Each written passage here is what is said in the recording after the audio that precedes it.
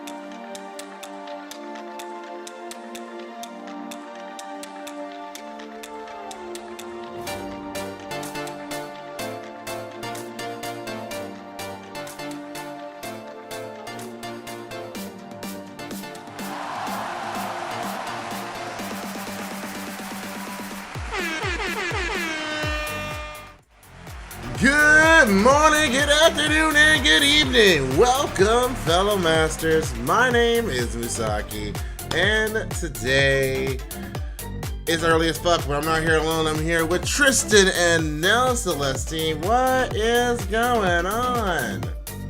Boop boop.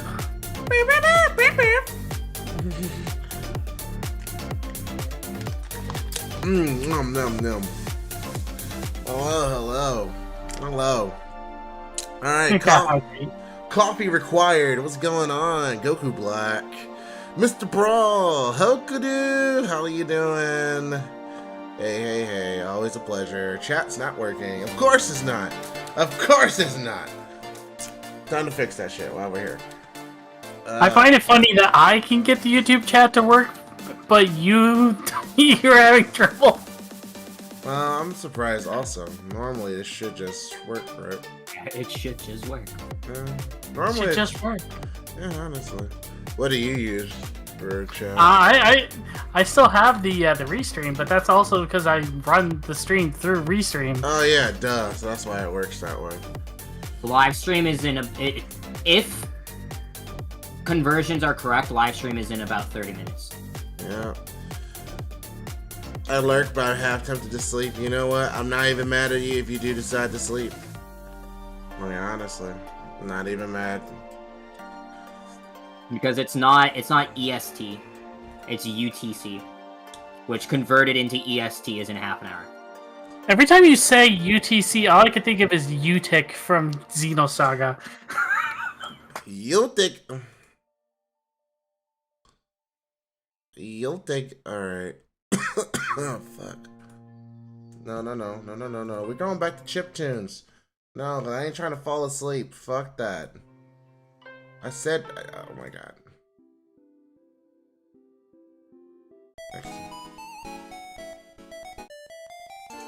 Give me this one. There we go. Alright, cool. If it's chiptunes, is it just like people playing music on a bag of Doritos now? You wish. This is more like music you would play on your stream. I mean, you're not wrong, considering I am basically the retro gamer of all of us. Exactly. So, yeah. Why is chat looks so weird.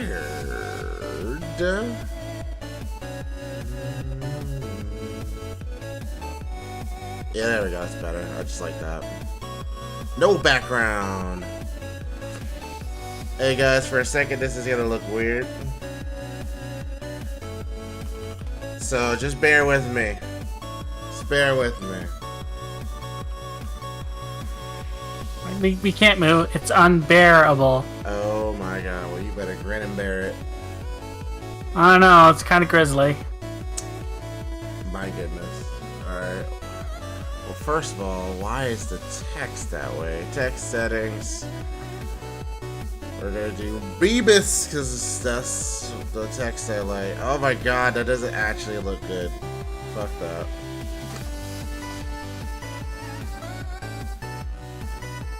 Abel? Okay, Abel looks a little better. Genshin stream is going to start in about 20 minutes, Coco. That looks questionable. I hate you, Doug, because I smirked at that. You're welcome. I love puns. Alright, so we'll make that white, right? Yeah, no, we'll do that. Let's see if we can...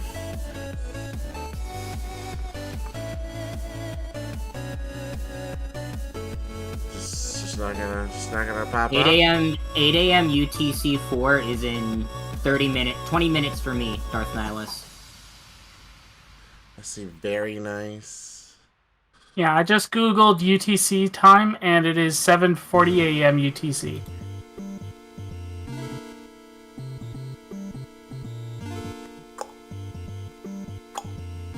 Next.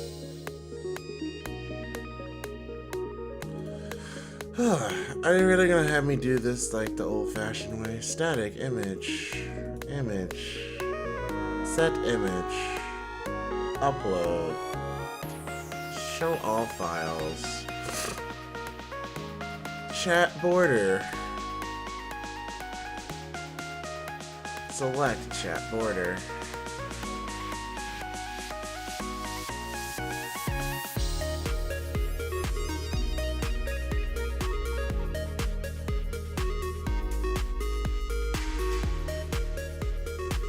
So they're saying it's like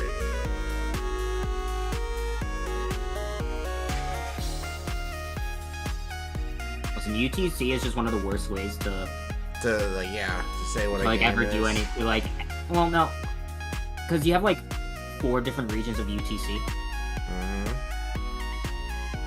and trying to accurately ever get any of those is ridiculous. Just say like one time zone and everybody can convert it that way. Trying to use UTC when there are 4 different variants of it is just ridiculous. So it's either happening in 20 minutes or it's happening in another 2 hours. Although there is also another variant where it's like another 8 hours or something, but yeah, let's hope it's not that one. Yeah, I also hope it's not that one. Well, in the meantime, you can check things out. Now, I know down here it says the weekly subscriber and bits and all that shit. That's going to be slowly transferred over to the YouTube slang. So, weekly member, which is set at 20, that's way more achievable, I think. Subscriber's going to be member, and then bits is going to be super chats. Yeah, we are essentially going to find out the hard way. It's either like happening right now or it's happening in like another 2, maybe 4 hours. I mean, happens in another 2 or 4 hours, then hey, we'll fucking do other shit, I guess. I don't know, we'll probably be fucking asleep. Like, alright, I'm out. Bye. But, like, according to fucking Genshin themselves, like, Genshin official, it is UTC 4 at 8. So, I guess we'll find out. Chat, are you okay?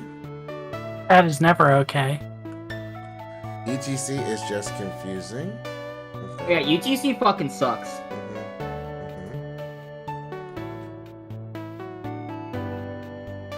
Space checking here, I see. Look, if it's not up in 20 minutes, we just watch the Tokyo Game Show. Yeah, no, I'm down with that. You want to know the worst part about UTC? That pisses me off the most? Its acronym isn't even UTC. It's Coordinated Universal Time Zone. Why is it called UTC? Because that's, yeah, that would be just Universal Time Zone, or Time Coordinates. Should it be UTZ is what you're saying? No, so Coordinated Universal Time Zone, right? Yeah. Why is Coordinated Universal Time Zone UTC? They didn't like cuts. Why is it doing that? Because they didn't like the idea of cuts. Seriously, if you acronym Coordinated Universal Time Zone, CUTZ, cuts. Guess that's true. Oh, hey, Highs, how you doing, buddy? Hey, what's up? Glad you made the transfer over to YouTube. I know you had a YouTube channel, but thanks. Yeah, that's kind of where I'm at, Nihilus, right? I know for UTC, but trying to figure out all the other, like, UTCs is dumb. There shouldn't be more than one UTC. It's universal time. There shouldn't be multiple universal times.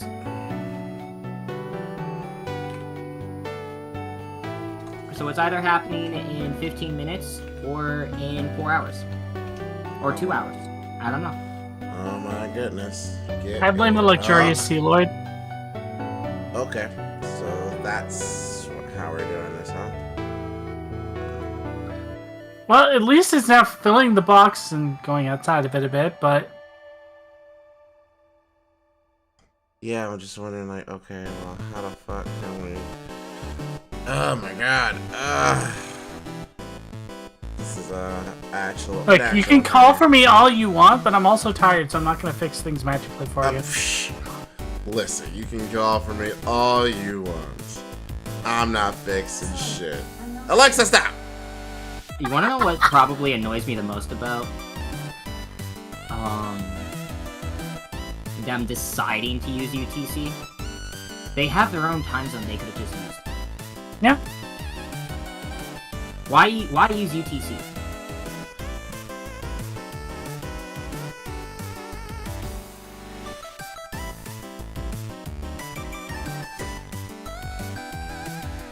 Because reasons. Because reasons. Granted, they might not have anything at Tokyo Game Show. So the Tokyo Game Show, do they have like their own thing? Tests. Why is it just not showing anything? Cuts! Sounds kind of cool, not gonna lie. My UTC's 4 says it's 3:44, so the 4 hours more can be true, but Tokyo Game Show is good as well. Yeah, that's your current, like, your UTC 4 says 3:44. I'm looking at it, it said, like, yo, for you, it's 8 a.m. is your 4 a.m. And it's like, oh, I see. Come on, fucking chat. Like I said, we have essentially 3 different times. It's either happening in 13 minutes, 2 hours, or 4 hours. Please, stop resetting By which point I hope all 81 people watching are willing and able to say that UTC sucks dick. Mm-hmm. I won't, because... And here's my thought on it. It doesn't deserve to. Fair. Oh my god. Use the time converter, we have 10 minutes. Alright, but Void. What if we don't? Chat's like, it happens when Moo gets professional help, aka when Nell stops being sleepy. Stream not start yet. I'm trying to get chat to work. Yeah, Hoku also says that they have IGN has their stream at 5 a.m., which is in 4 hours. I don't know. This is either happening or it's not, and if it doesn't happen, so we just weird. Man. Well, maybe IGN can't figure it out either because freaking UTC. I'm gonna do some digging while you do this. Yeah, I'm doing a little bit of double here. IGN. Yeah, this shit has it at 8 a.m. Like, the Tokyo Game Show official says 8 a.m. They fucking got the wrong time! Genshin Impact, what the fuck? For real, can we talk about that real quick? Can we? Fuck. Look, the chat's not even in the fucking right place. Give me a second. Because at least it's in, like, the right area, but... that's gonna bother me, so let me fix that first. Alright. I mean, you didn't need to send me a screenshot, Hoku. No, they're gonna full screen. My fucking irritation.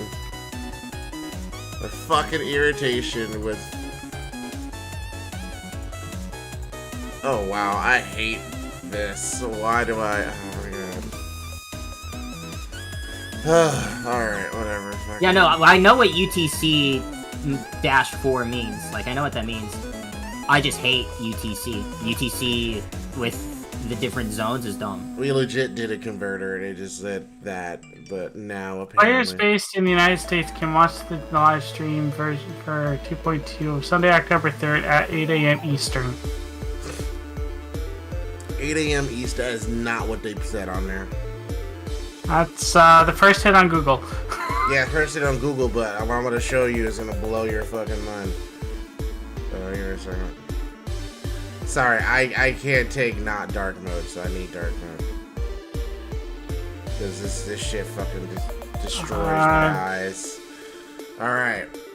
Fucking full screen. What's this? The internet? Okay, cool. Firefox. Look at that. So we have on Genshin Official. Genshin Impact Official. Want to keep my mind? Says this here. It's announcement time. The special program for Genshin Impact New Version will premiere on the official Twitch channel on 10/3/2021 at 8 UTC4.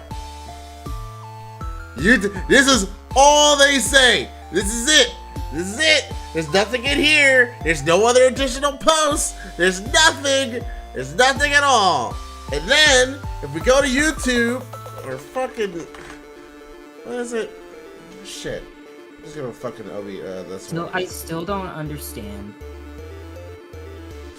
You're not in daylights right now. Fucking... I don't... UTC minus 4 current time zone is 3:52 a.m. And then we got this shit. Come on, show the thing. No, that always confuses me.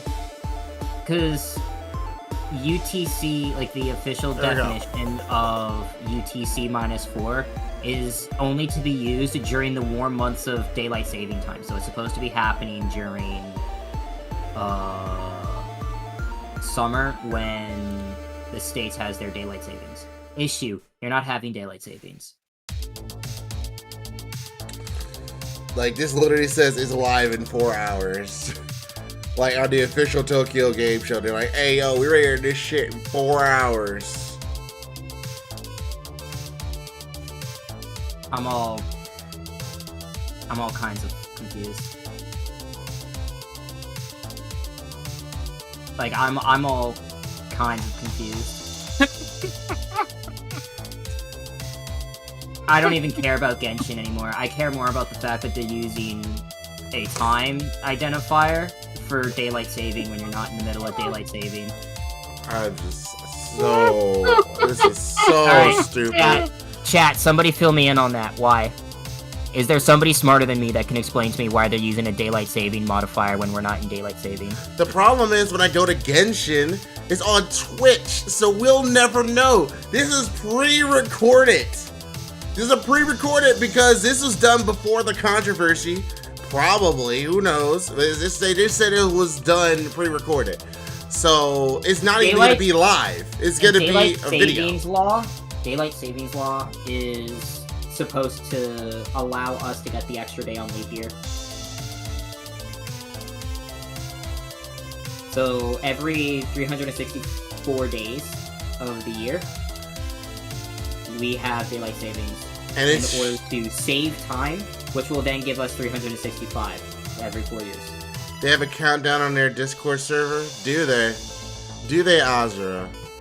Well, as you can see, for someone who is it's actually after 4 hours. So, Azura, as you can see, as I showed you from my evidence, this is Genshin official. Genshin with the verifier, 2.3 million, and this is what they show. This is what they have. Just 8 UTC4. That's what they got. Like, again, I don't care. Again, I don't care anymore. No, I believe you. I believe you. I'm not even saying you're wrong. I'm just saying this is fucking dumb. But it's whatever. It's fine. We'll make some content out of this shit. Fuck it. Why not? Like I said, I'm pretty sure Nell's like, I'm not fucking gonna be here. I'll stick around for a little bit until I'm pretty much ready to pass out. So Moo. What's up, if it is indeed in 4 hours, what do you want to do to pass the time? We got a lot of shit we can do. You know what we can do right now with Nell here? We can do the waifu tier list. What do you mean? You mean we already did the waifu tier list? No, that was the chat's waifu tier list.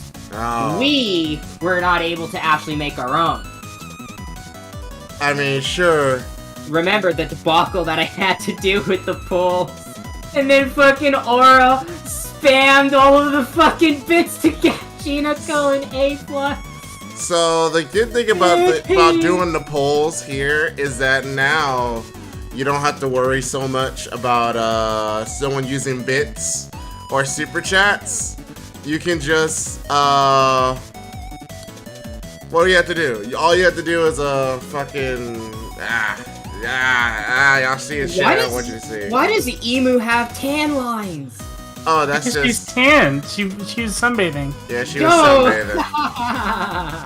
But wait, that's a different bikini. You don't swap bikinis like that, emu. What the fuck? What the fuck? Yeah. You stay loyal. But she's gotta show off her tan line, guys. I don't give a shit. Stay loyal.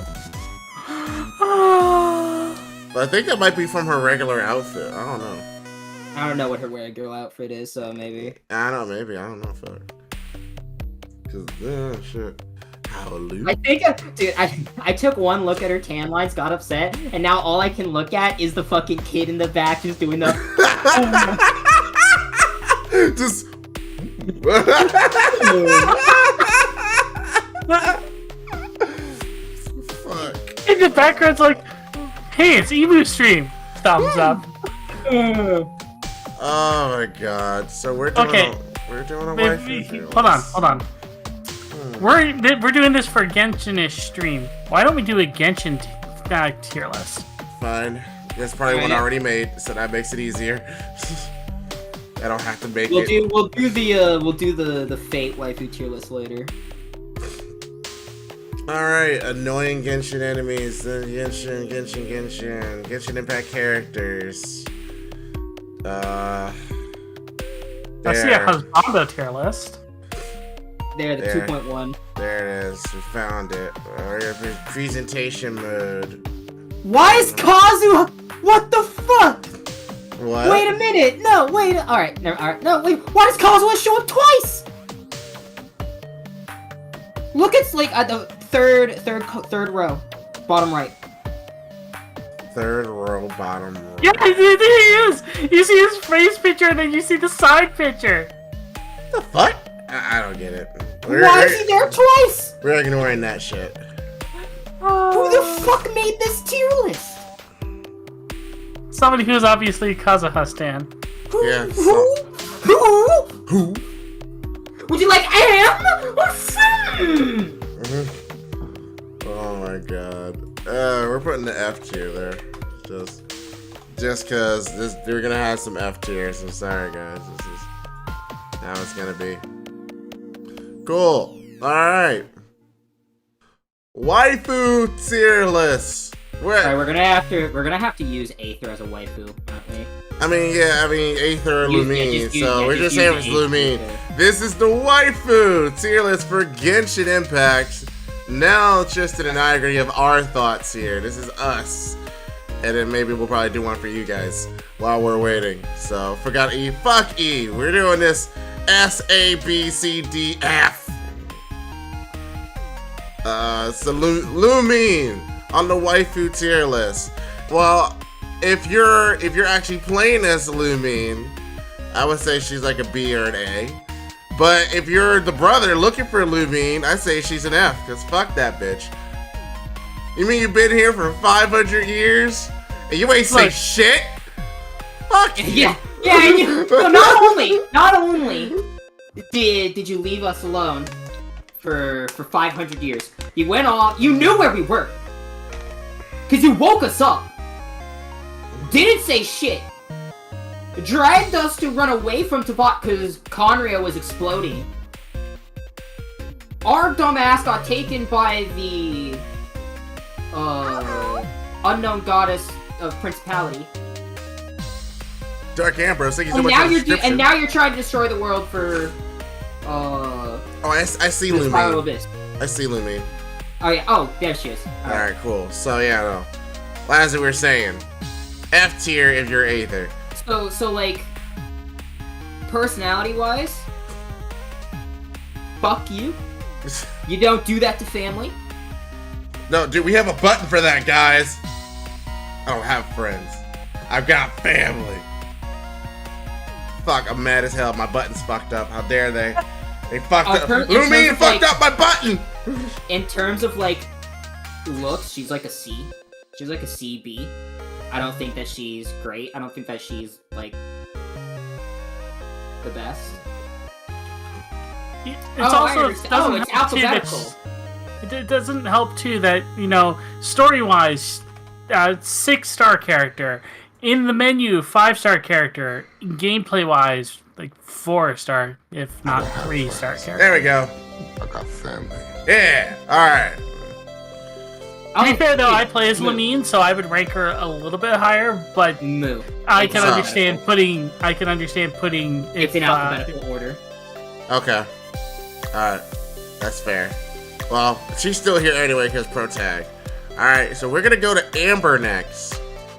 And then we'll do the guys after. Go, Baron Bunny! I'll put her in B. Yeah, she's like a solid She's B. a solid B. Yeah, B for Baron Bunny! You know? Alright, so are you going off of the game or all of Genshin media? Just my personal take on her. That she can't be affected by Genshin media. Because if you're talking about Nyancha... Oh my fucking god. Amber in the manga? Holy shit. Probably better, right? She is a solid A character. Interesting. I'll have to read that at some point. Yeah, for sure. Round a solid B. Like, you know, she's fine. Night, Hoka. Ayaka. So, I like Sora's movements, so I'm tempted to put her in A. Sorry, A. But No, for the she's BS that she S, does to you in the story, I'm gonna put B. Nah, she is. No. If with the BS that she pulls you through the story, put her down to at least a C. Nah. She's Bias. like, oh, you don't want to get involved in a war? Here, go talk to these people, now so that way you can be coerced into fighting a war for me. Of course. I am alright with putting her in A or S tier. Because Really? one, I love everything about her aesthetic. I love everything about her kit, and I love everything about her personality. Mm-hmm. When you look at who she is and the family that she's in and the commission that she's a part of, she's one of the 3 pillar commissions of Inazuma. Mm-hmm. You have to understand the position that she's in and what she's wanting to do for her people. Yeah, it sucks for you, the player, that she did that, but overall she was doing it for the people of Inazuma. And yes, she manipulated you, but by manipulating you, she got you to see how awful it was for this to happen. How awful it was to have your vision taken away, and what it does to a person. To the point that you're like, alright, no, I may not have wanted anything to do with this beforehand, but now, like, no, this is fucked up, I have to intervene. So you are 100% on board afterwards. So, at least to me, yeah, no, she 100% fucking manipulated us to get us on her side. But I completely understand why she did it. Tough situations call for tough choices. Plus, like, the situation in Inazuma is fucking tough. Yeah, it is. It is fucking tough. It is not an easy situation. I still don't think an A. I can settle for a B. I figure B is a nice balance. Because like I said, honestly, a part of me wants to say A. But I'm including that manipulation bit and how people can take that. I love the manipulation. Because it shows that she's not just a pretty face, right? How many people would look at Ayaka and be like, oh, she's so precious. Oh, she's a baby. Oh, she's so innocent. No, she has a depth to her that, like, yeah, no, she'll manipulate you to get you to see what she means. She'll manipulate you in order to get the best outcome. She's nice to a point, but, like, she's not going to let pleasantry stop her from getting the job done, essentially. So I can see that. I can see that.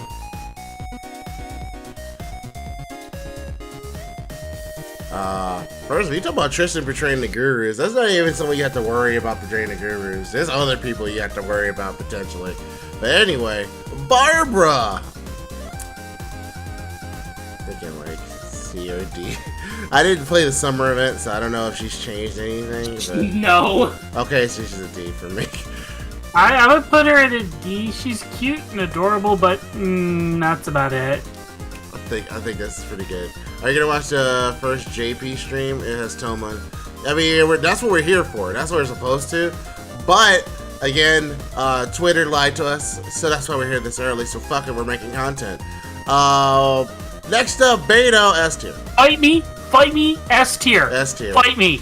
No, she's like straight up S tier. I'm like, so sad you still have Ayaka in B. I'm tragically sad. Look, I'm sorry, man. I'm just trying to, like, because there's three of us here.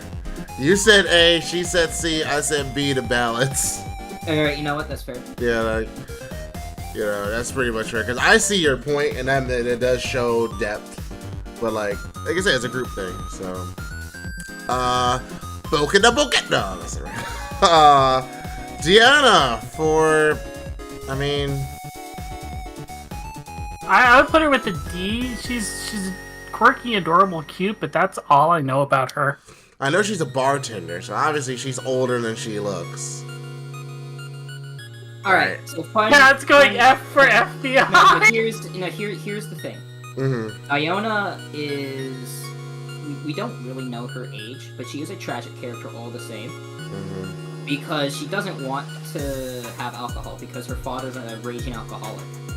Fuck. And so she hates alcohol. So she's trying to ruin the alcohol business in Mondstadt. Well, when she got her vision, she was able to make drinks, but she also got cursed by a fairy, so that whenever she creates a drink, it's delicious. Damn. So that's she can, fucked. So she can never make a drink that's not good. When she intentionally tries to make bad-tasting alcohol to stop her father from being an alcoholic. That's fucked up. Holy shit. God damn. God damn. Listen to gasp in here. Yeah, bet you didn't know that, did you? Holy shit. Now I'm gonna fucking level my Deona. God I've damn. only been playing for 3 weeks. I haven't seen that story yet. Fuck. Oh, you wouldn't know. They don't tell you. You have to go looking for that. What the fuck? What do you mean? I feel like I'm playing Destiny. Oh god. You gotta look for the lore. Jesus. Yeah, you gotta look for that shit. Fuck. Okay. Alright. But we know she's older. We already know that. I don't know what her fucking age is. Fuck. That makes it harder. I'm gonna fucking put it at C.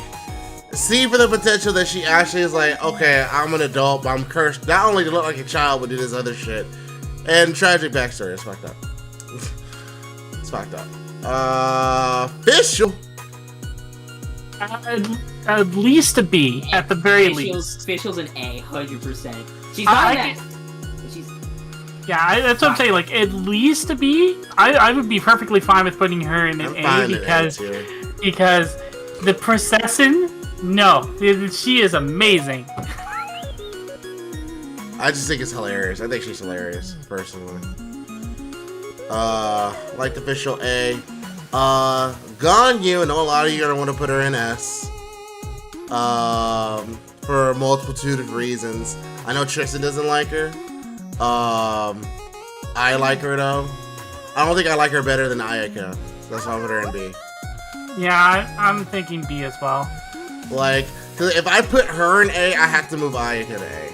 Like, in my opinion, I don't think it's right that they would both be like that, you know.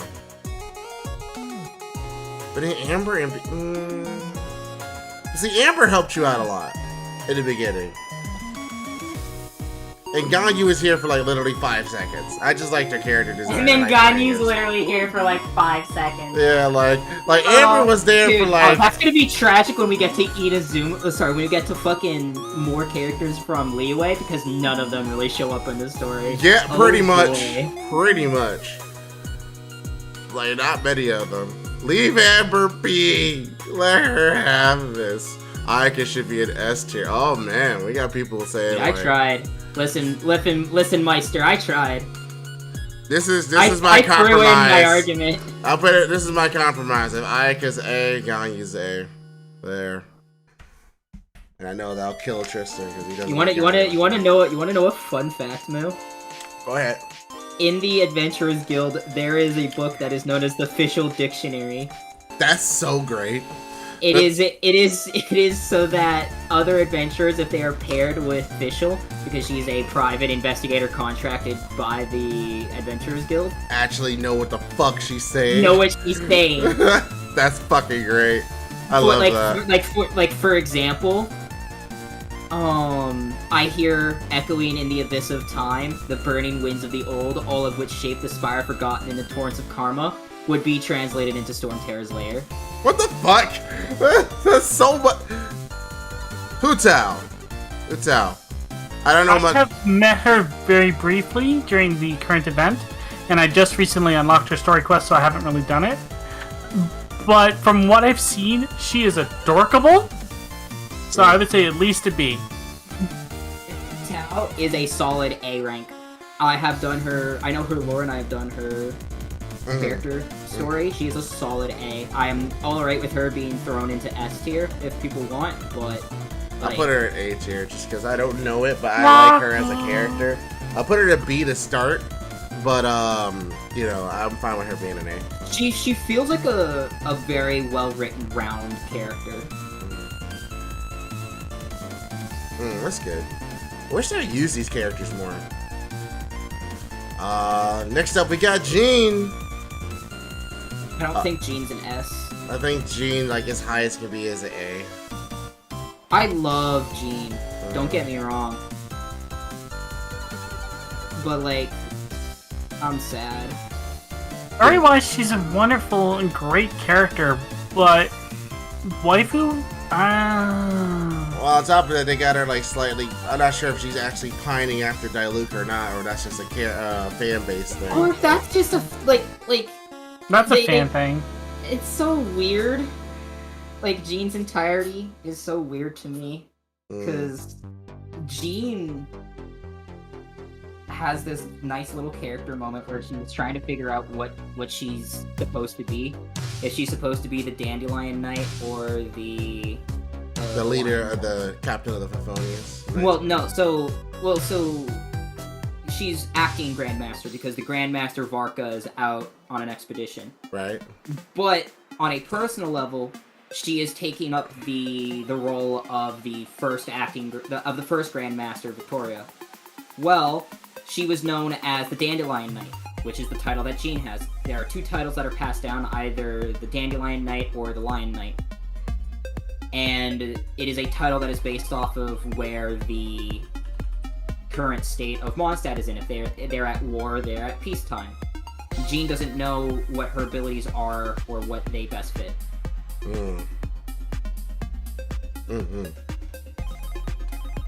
Interesting. Well, and so you have this like story quest with her where she tries to figure it out, and she comes to realize that she is best suited to be the Dandelion Knight. and so she takes up that mantle. Interesting. Okay. Still like A. I still like A for this. Yeah, I can see it. Like, is that Kaching? Kaching went for someone I really, really liked. I put her in a C for right now. We're just gonna move up or down. Kaching went for someone that I really, really liked because I liked the design and I liked it. And slowly but surely, like, I started not liking her as much. Have you done the current event storyline? I haven't done He has shit. not. Yeah, the current event, like, she's already, like, in my top 3 of all time waifus in this game. Interesting. Like, I love Kaching. This event solidified my love for Kaching. Alright. Holy fucking shit. I would put her in a so solid cute. B. Like, she is so adorable in this event.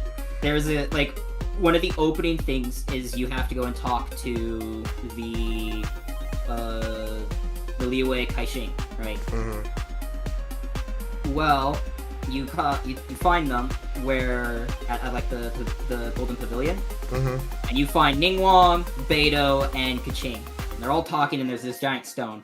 This talk goes back and forth, and Xiangling has entered a contest to see who's the best chef in Liyue. Yep. Because of the Moon Chase Festival. Yep. Well, she's asking for opinions on everyone's favorite food, and everyone's like offering their opinions. And then Xiangling's like, oh, well, seafood can be both exquisite but simple, but also require a bunch of skill. So for example, golden shrimp balls, it requires an incredible amount of skill to not only devein the shrimp, but also batter them in a way that doesn't overpower the flavor of the shrimp. And then Xiangling starts to like get quieter and quieter because it focuses on Kaching, where she's like, golden shrimp balls are my favorites! Good.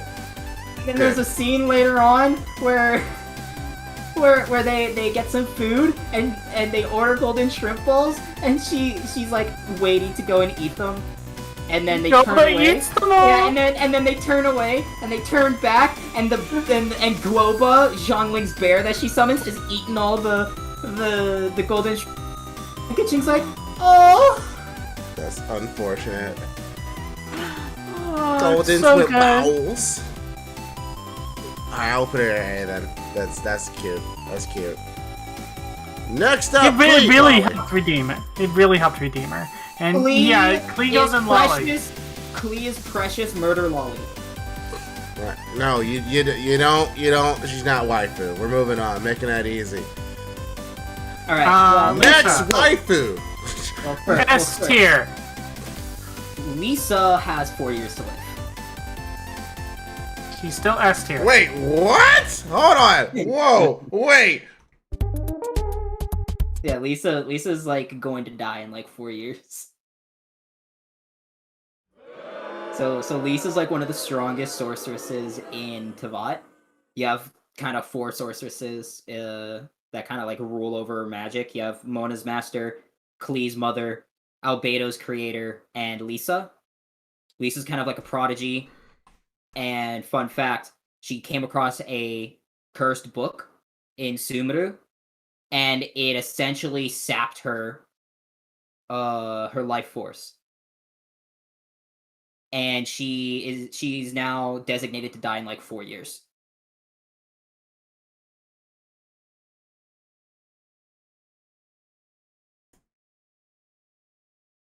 Fuck, man.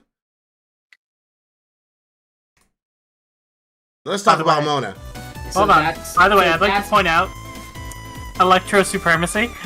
So that's why, hypothetically speaking, the current idea is that when we go to Sumeru, Lisa's gonna have a part of the story so that we can save her from the curse. Yes, please. Mona, she broke. Right now for B. Mona makes me confused. Also, What the fuck is her personality outside of astrology and I'm broke?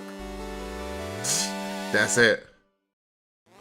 There's really nothing else. I've only seen that one story quest that you. That's all you give get. Keys. So yeah, I have a. That's all you get. Oh, cool. Design-wise, she's like a solid A tier for me. There's no way she competes with anyone else in like S tier for designs. S tier. Yeah, I feel like feel like the only reason why she's Izzy is because of her design, but otherwise she'd be here with Barbara. Otherwise, fuck it. Yeah, No. I put her in C because design-wise she's fantastic, but that's all she's got going for her. I don't know. I'm all right with putting her in B. Mainly because, like, she did get a story B for quest. bottom? No, mainly because she did get a story quest. That's about it. Yeah, but it did actually help her. I don't give a shit. She got something. Yeah, but Listen, I know there if it was didn't help, though, it doesn't matter. Wait, no, to all the people in the chat, yes, there was an event at the very beginning of Genshin where we first met Scaramoche, where Mona saves us. However, none of us started Genshin Impact at the start. We all came in super late, so we're not taking it into account. We're only taking it I started, but I stopped, like, almost immediately. But I went in hard. I went in hard in the paint. I went to 35. And after that, I stopped. Well, actually, no, I went to 32. Then stopped. And then everyone else caught up to me, surpassed me. Tristan started a month after me. And now he's like 50, whatever. I'm almost 56. There you go. I'll be 56 in like 3 days. I've only been playing for 3 weeks, and I technically am 46. If you ignore the event, I mean, sure, whatever. I don't add much weight to that, guys. Events add character development. They do, but I'm saying Issue is none of you have seen the event. Yeah, I've not. The only context I have for Mona is that one story quest. Right, because she has a story quest, but the very first Genshin event that happened, Mona was a part of, but none of you have seen that, so you don't have that context, and so it doesn't matter. And so we go into Ningguang. S tier. I agree. S tier. Geo Mom. We have a thing here. What's up? You need to move her so she's next to Beta because they're married. No. No. Lisa's there on purpose to block it. Triple crown button. Yes, there we go. Same law, triple crown. Let's go. All right, for Noelle, I gotta go A. I can't go. All right. So Moo. I can't go lower than A. What's up? Ningguang got her vision because she was trying to auction off a vision that was deactivated, and Zhongli respected her hustle so much he activated it for her. and she was like, I mean, cool, but you fucked up my auction! Hey, thank you for activating the vision, but now what? Noelle is also really sad because her vision gives her doubts. Really? It gives her doubts because she's a Knight of Favonius in training, right? And she got her vision, but it's a Geo vision. It's not an Animo vision. Oh, I see. So she wanted an Animo vision, kind of be like Jean. And so the fact that she has a Geo vision causes her some amounts of doubt that she can live up to the Knights of Favonius, considering most of the Knights of Favonius who are there happen to have Animo visions. Especially considering that the Grand Master of the Knights of Favonius, Varka, has an Animo vision and wields a greatsword with one hand. Ah, so she wants to be like her idols, but she's Geo. I know she has a story. I don't think they cover that though. Like, do you think they'll ever confront that later? I don't know, maybe. I know that there's a 2-part story quest, but it requires 2 keys each, so I haven't gotten to that one yet. All I know is... go ahead. But I love her. She is adorable. I love having her around. And from what I've seen, she is the freaking All Might of this game. Yeah, I mean, the one thing I have to say to Noelle is like, I mean, did you look at Kaya? Did you look at Diluc, who was actually considered to be in there? Kaya's fucked up. Kaya and Diluc, when we get to the husbandos, oh my god, I'm about to blow some people's minds. I think we talked about this before, so that'd be nice. Alright, Chi-Chi. Here, moving Lolly. on. Sucrose. Sucrose is a fox. So she's a bee automatically. At the start, it can go up or down. When she got her vision, Mm. she tried to experiment on it. So she's an experimentalist. Got it. She's an alchemist, and she was like, "All right, well, I have this thing. What can I do with it?" Chi-Chi is a zombie child. No, I don't care. She's technically centuries old. She is a zombie child. No. Anyway, continue. I think she's a solid B. I'm fine with her being there. Yeah, I can agree. B seems fine. Okay, cool. Chongling. So. Wait, hold on. We have to go by the new China laws. Venti! That's how I was about No. to say that. All right. Well, that's the thing. Are they going to actually make Venti a full-on dude, or are they gonna give him a vagina? Which way they're gonna put him? Well, how are they going to do this? Well, either way, I would say B tier at least. Listen, look. We have a simple way to solve this. Just call it Venti. There, look. There we go. Astolfo. There, we'll just do that. You know what? I can approve. Alright, you know what? Fair. Look, there we go. I'll even make it green. I'll change F just so he can have green. Alright. Now then. Zhongli. Rain, this is a husbando waifu tier list. This isn't an actual, like, character gameplay tier list. Oh, yeah. No, we aren't doing characters, like, in terms of, like, gameplay and stuff. Because if this would be a whole fucking different story. This would be a lot different. Yeah, no, 100%. Husbandos will be next.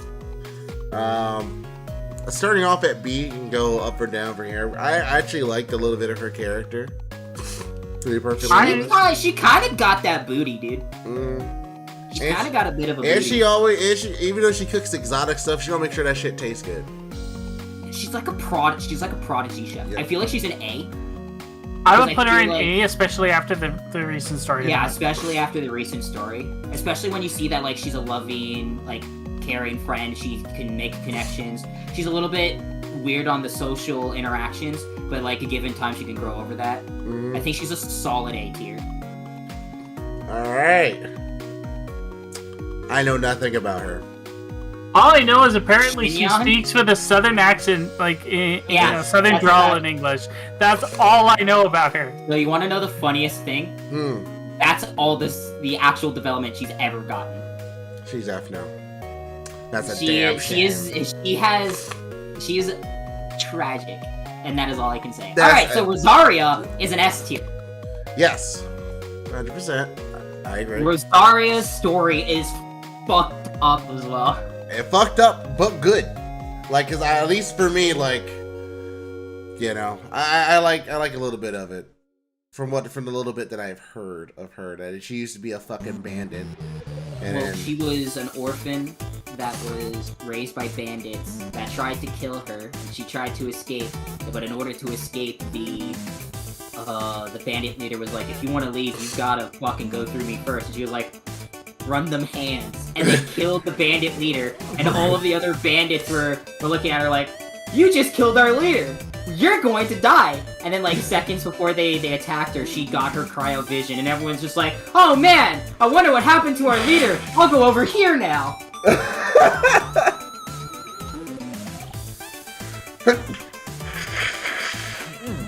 And We're streaming and learn she's a bit also- more about this during the Albert story. Yeah, and you learn a little bit about that. She's also, like, fiercely protective of her home, which she's made of Mondstadt, and she's kind of a tsundere for making sure that Barbara's okay. yep, I did see that. That's good. Protecting Barbara. So Barbara's a damsel. Great. Okay. Eula. Also, I know she's nothing here. about her character, but her design is definitely high tier. She's S tier for story alone, but her design and like character puts her over. Like just the fact that like, all right, she's born into this nice noble family. Cool. Turns out noble family actually has a dark ass history of slavery and was actually ousted. She's like, fuck. Okay. Well, fuck that. I'm gonna fucking like change the view of my family. I'm gonna become a knight, represent my family well. And now look at that shit. Look at her. Fucking great. I love her. I mean, it's not even just that. Like, her family actually used to be, like, rather prestigious and, like, well-loved by the people. Like, there's a weapon series called the Royal Armaments. It's like, you have the Royal Longsword, the Royal Claymore, the Royal Bow. They're actually in the shop right now, for Star Glitter. Oh, nice. And, the Lawrence family created those. But then they like, got the reputation they have now because eventually they did, you know, fall to slavery. And that's what they're known for now. Well, like we said, Eula is not defined by her ancestors' actions and who her family is now.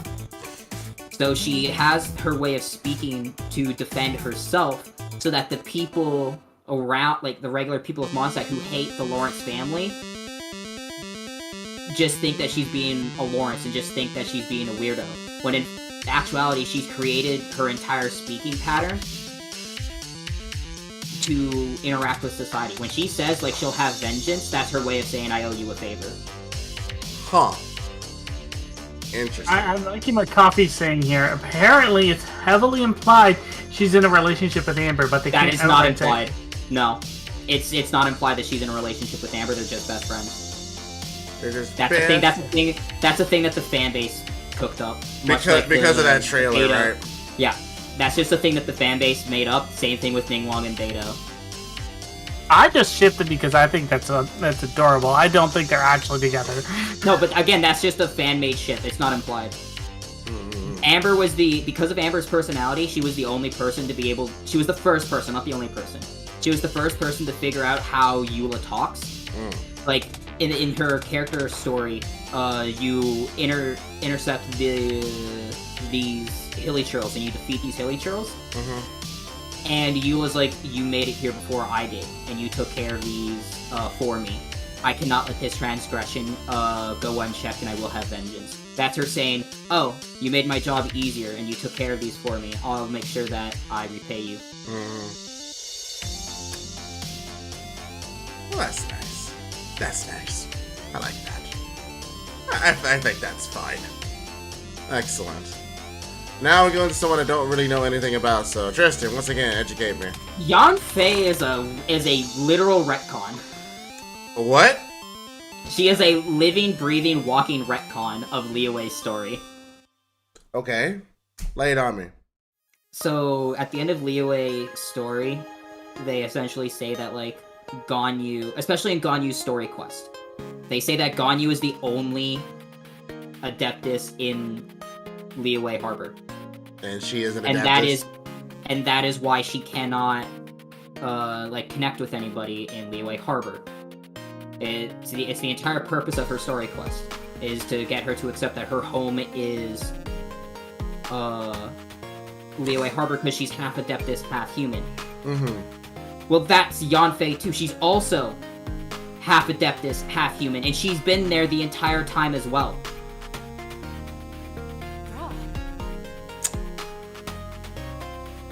Okay. She's also essentially Phoenix, right? So, like, excuse me, but no, you aren't the only Adeptus in Liyue Harbor. Yanfei is right there. So they just added her. They essentially forgot, I guess. I don't know. It's weird. Bad storytelling, bad. I'll put her in B then. Based off of design. You can't really blame her for that. You have to blame the writers of the other story. That's Especially true. considering she just comes out and says it, like, immediately. Especially considering that Yanfei also says, like, I'm like 1,000 years old. See, that just seems like to me like poor writing, but because I don't know anything much about her, but I like her design, I'll put her in B. I would say B is good. She's essentially the Phoenix, right, of the game. Alright, cool. Next we have Yoimiya. Yoimiya. B to start. Up or down from there. I just know she runs a fireworks shop for her family, and that she had a cute moment with Klee, and that's all I know. I don't know how I feel about Yoimiya. I think her. she's a solid this B. adorable animation in the character screen where she takes these like sparklers, she like runs around in a circle. I'm like, I mean, it just appeals to my monkey brain. I'm like, but other than that, I don't really. She's incredibly energetic to the point where she's always on the move, always on the go. But when her fireworks actually go off, she actually quiets down, sits down, and watches them. And you can tell at that point that she's actually soaking in her work, which is adorable in and of itself. But given everything else, I would say she's probably a solid B. I wouldn't quite put her into an A, but very, very close. The entirety of the Rin fan base would put her in S tier just because she's voiced by Rin. Oh, wow, really? That's interesting. Good to know. I'll put her close to Amber in that case. All right, Sayu. I love Sayu. I love Sayu so much.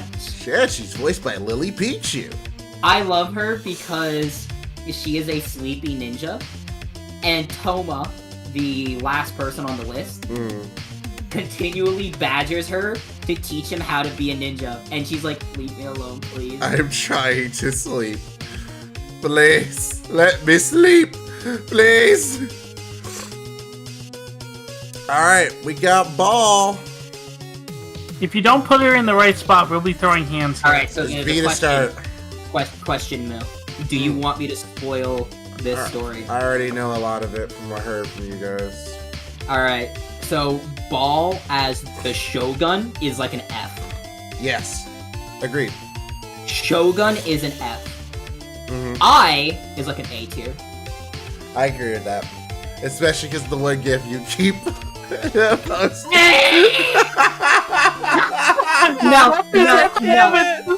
No, I'm sending it to you. Is that the one I'm thinking of? Please tell me it's the one I'm thinking of. It fucking. Where's the? I keep sending it. I wish there was a way we could send it in YouTube chat. God damn it! It's gotta be like a link. Yes. Okay, that was what I was thinking of, but at the same time, it wasn't. I was thinking of the one from that Kikoma video. Oh, Moo. There's another.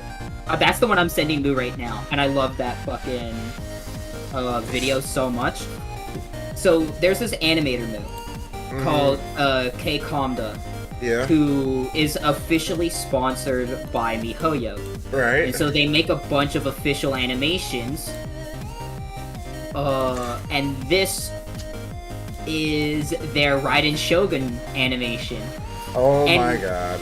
I love it so much. Not because of but because of Yai. Give me a second, I will put it up on screen. Yeah, you better watch that on stream. I'm watching Yes. I'm watching it on stream. Oh god, I love that video so much. Alright. And for the record, Boo, this is canonical. Yeah, this is canon. Because it's sponsored, so it's canon. Look, I just wanted to put the fucking thing in the thing. I didn't want to do all this. Just give me the fucking link. You fucking bastard.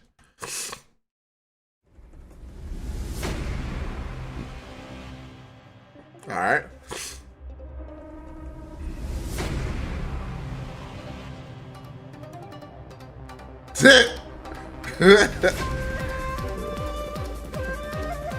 Oh my god. God damn it. Like, she feeds me, she gives me drink, she give me good book. She's like, yes, I control the Raiden Shogun.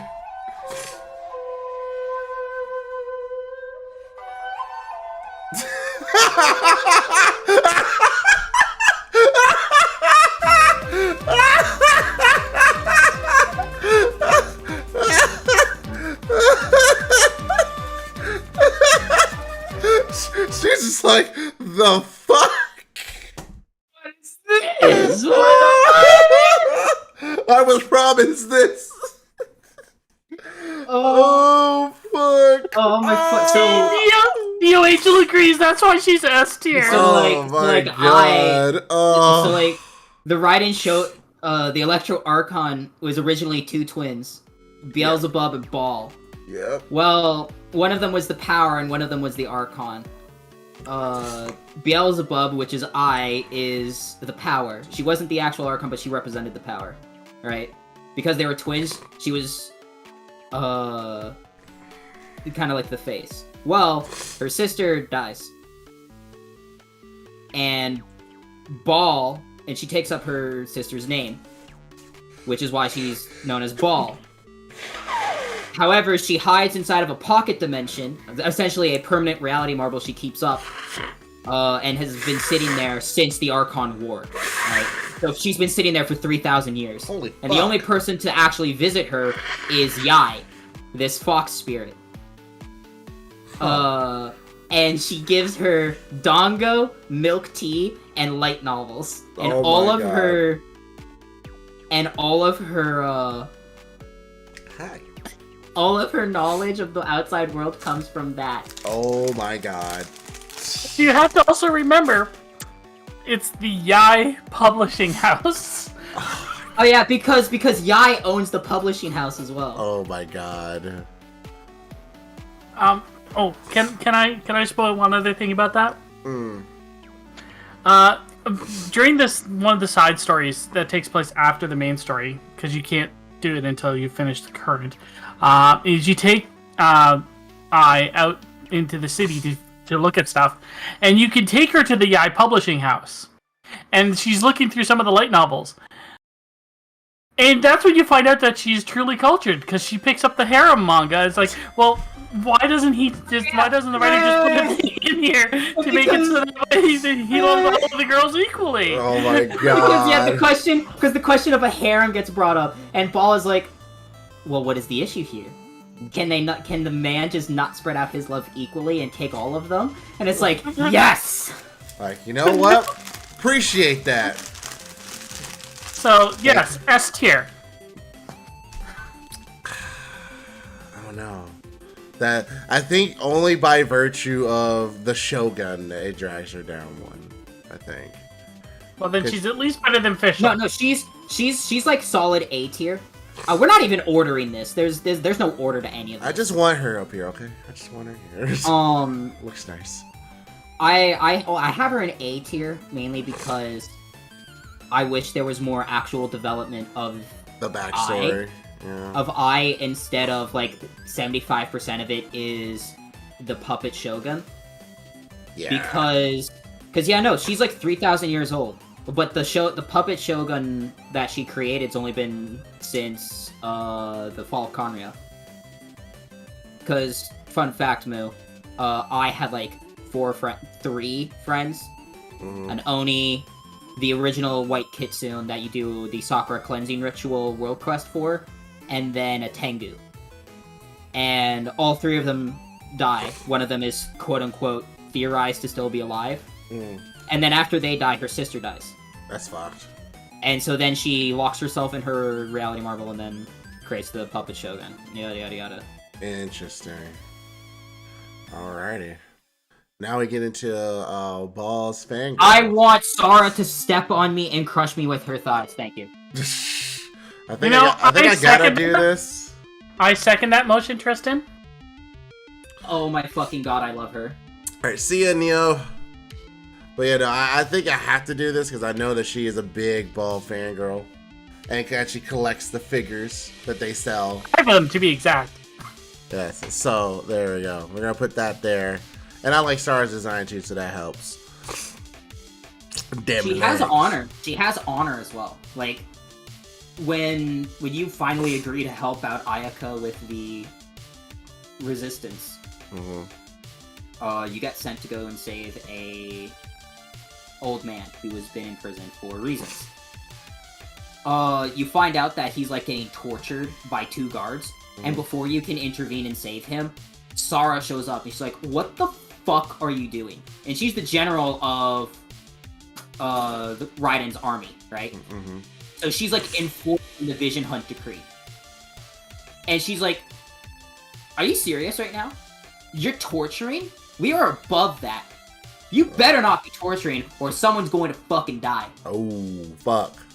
And they're like, no, we're not doing that at all!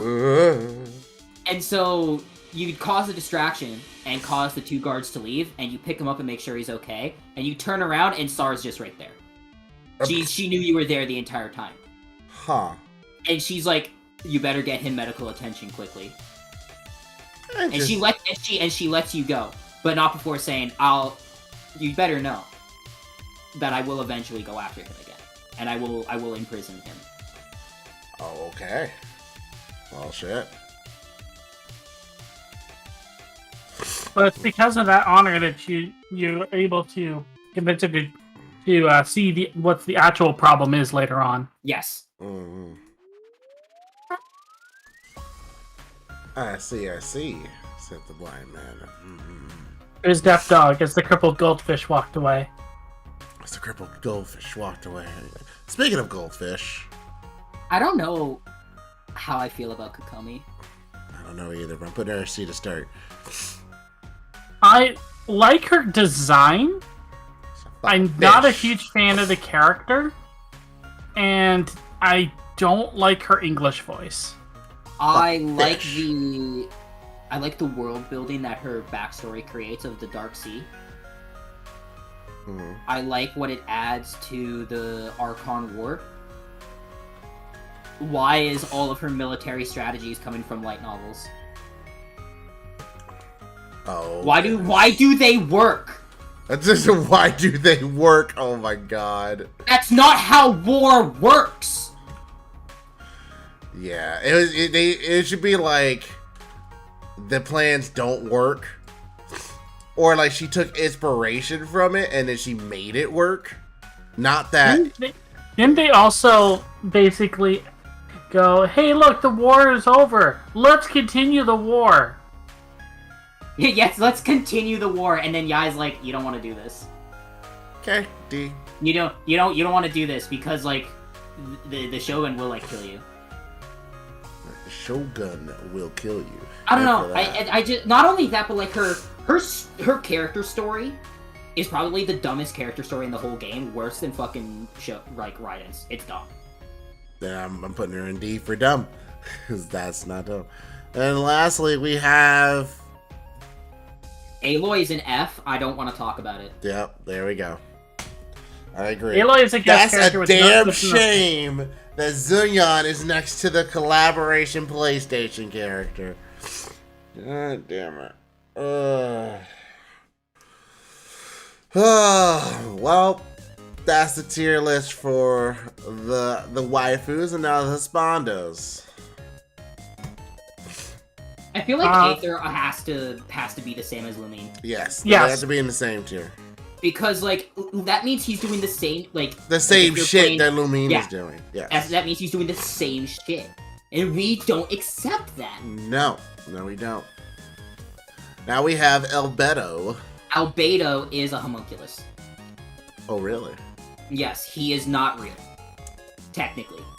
So going back to like those 4 like strongest sorceresses that I talked about, right? Mm-hmm.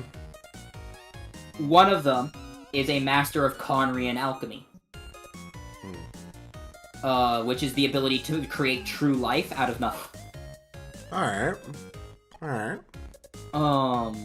So like, they could pick up a rock and turn it into a living, breathing bird.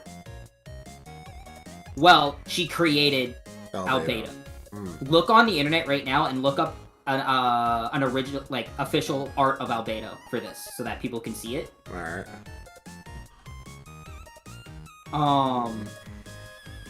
Albedo, you can tell that he is a construct of Conrian alchemy, because on his collarbone is the Conrian star. Can you even see that? Fuck. This is not what I wanted. Fuck all this bullshit. Don't you want to watch an ad for Genshin? No. motherfucker. Okay. Piece of shit. Might not be the best picture to say that, but you talk about this thing here? No. Well, yes, yeah. What your mouse is hovering, yeah. Yeah, but that. there's a better picture. You might want to grab it for me then. Ba. Oh wait, no, right here. This has it. Right there. Yeah. Yep. So that's to signify that he is a construct of Conria. Well, fun fact, he also doesn't breathe because he's a homunculus. Fair. So throughout the entire idea of Dragonspine, when you meet him and talk to him, everybody else is breathing and having the frost clouds. He's not. He doesn't, because he doesn't breathe. Actually, neither does the Raiden either. Yeah, and neither does Raiden because she's a puppet. She's not real. Interesting. Oh. This and that. And so Albedo is kind of ruled by his curiosity of experimentation because he doesn't really have a firm understanding of human emotion. Mm-hmm. So Albedo's creator is like going on in this self-serving journey essentially, and throws him to Klee's mother, who is a world-hopping, nigh omnipotent sorceress, and she essentially adopts him, which is why Klee calls him Big Brother. Got it. Interesting. He however does have like a soft spot for not only Klee but also Mondstadt, which is why he talks about his alchemy possibly destroying the entirety of Mondstadt, and that if that happens, he hopes that we will stop him. Huh. Gotta put him in C tier. Aww. Wait. What, you want him in B tier? I think he's like a B or an A. I don't know enough about him, but I can see a B. What's this tier list for? Hey, Ari. First of all, been a while. Nice to see you. Second, Twitter fucking lied to us about the stream. So we're just doing a Husbandu waifu tier list, not based off of gameplay, but character, how they're shown in the game, and media surrounding them. I'll put him in B for now. Next is Sucrose. So Sucrose can get that on. Anyway, Boken no Boken! Bennett is a B tier for Bennett. Yeah, okay, good. I'm glad. He's B for Bennett. B for Bennett. I like it. It's also B for bad luck. Damn shame. Chong. Dude, he is tragic. He was on death's door when he got his vision. Damn. He was about to fucking die in Dragonspine or like some other mountain, and the reason why his burst is the way it is in a fit of desperation when he got his vision, he slammed his fist into the ground and warmed himself up. Wow. That's good shit. Boken no Boken! Sorry. Chong Yun is also a B, because he's also tragic. Not because of his fucking vision, but Chong Yun is an exorcist. Yep. And so he's meant to excise demons and foul spirits from places. And he does his job extremely well because he has so much yang energy inside of him that the purity of it drives away all demons or foul spirits because they don't want to be in contact with him. So he just has to show up and they're gone. And he hates that because he spent his entire life, like, learning these techniques to bring honor to his family name. And what exorcist can call themselves an exorcist if they've never had to actually excise anything? Give me a second. Because I can't hear you. I know chat can hear you. I can't. So give me a second. Tragic.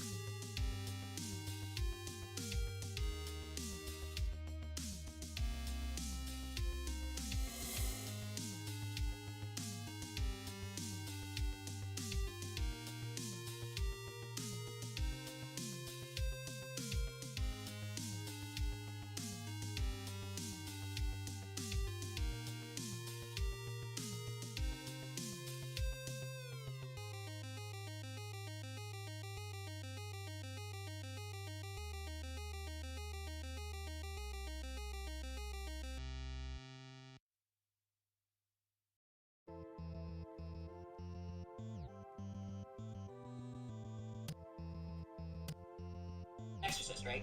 Right. And he's meant to excise demons and foul spirits from places. Well, because of his pure yang energy, he just excises demons and foul spirits from just walking into the area because they want nothing to do with that amount of pure energy he has. Huh. And he hates that because he's trying to live up to his family name. And so he's learned all of these exorcist techniques that he can't fucking use. And so he's like, what's the point? How can I call myself an exorcist if I've never had to actually excise anything? Wow. That fucking sucks. We're back, by the way. Diluc is an S tier. Alright, so let's talk about our boy Diluc. Diluc is S tier. What happened between Kaya and Diluc? Diluc. Alright, so yeah, Diluc. Kaya's also S tier. You put them together. Okay, good. Well, tell me. Tell me the story. The story kind of has to start with Kaya. So Kaya is a Conrian. He's like a full true blood Conrian. If you look at his eye has the star. Okay. And so his birth father wanted to use him as a sleeper agent and dropped him at the Dawn Winery so that he would be adopted and could be used to gather information about Mondstadt to then destroy Mondstadt. Wow. And so for years he was raised by Diluc's father and grew up brothers with Diluc. Mm-hmm. Until one day an issue happened where they were fighting. I can't remember if it was a Ruin Guard or Abyss Mages.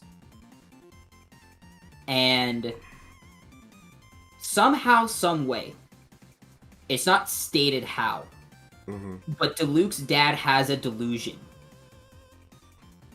Which, so far, we only know comes from Shinejinaya and the Saritsa. And he uses this delusion to kill the enemy, but it kills him. Oh, shit. He's on death's door, and he is, like, in such agonizing pain. Diluc is, like, hovering over him. And Diluc has to, like, kill his dad. Wow. He has to, like, kill his dad, mercy kill him.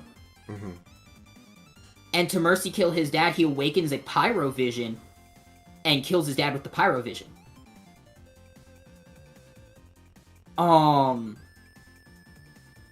And Kaya comes late to this and sees, like, their father dead, and he has this, like, mental struggle with himself. And he's like, fuck.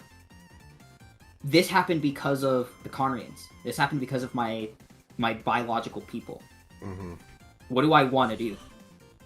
Who do I have more loyalty to? My birth father, who sees me as a tool, gave me up and wants to use me as a weapon, and doesn't love me.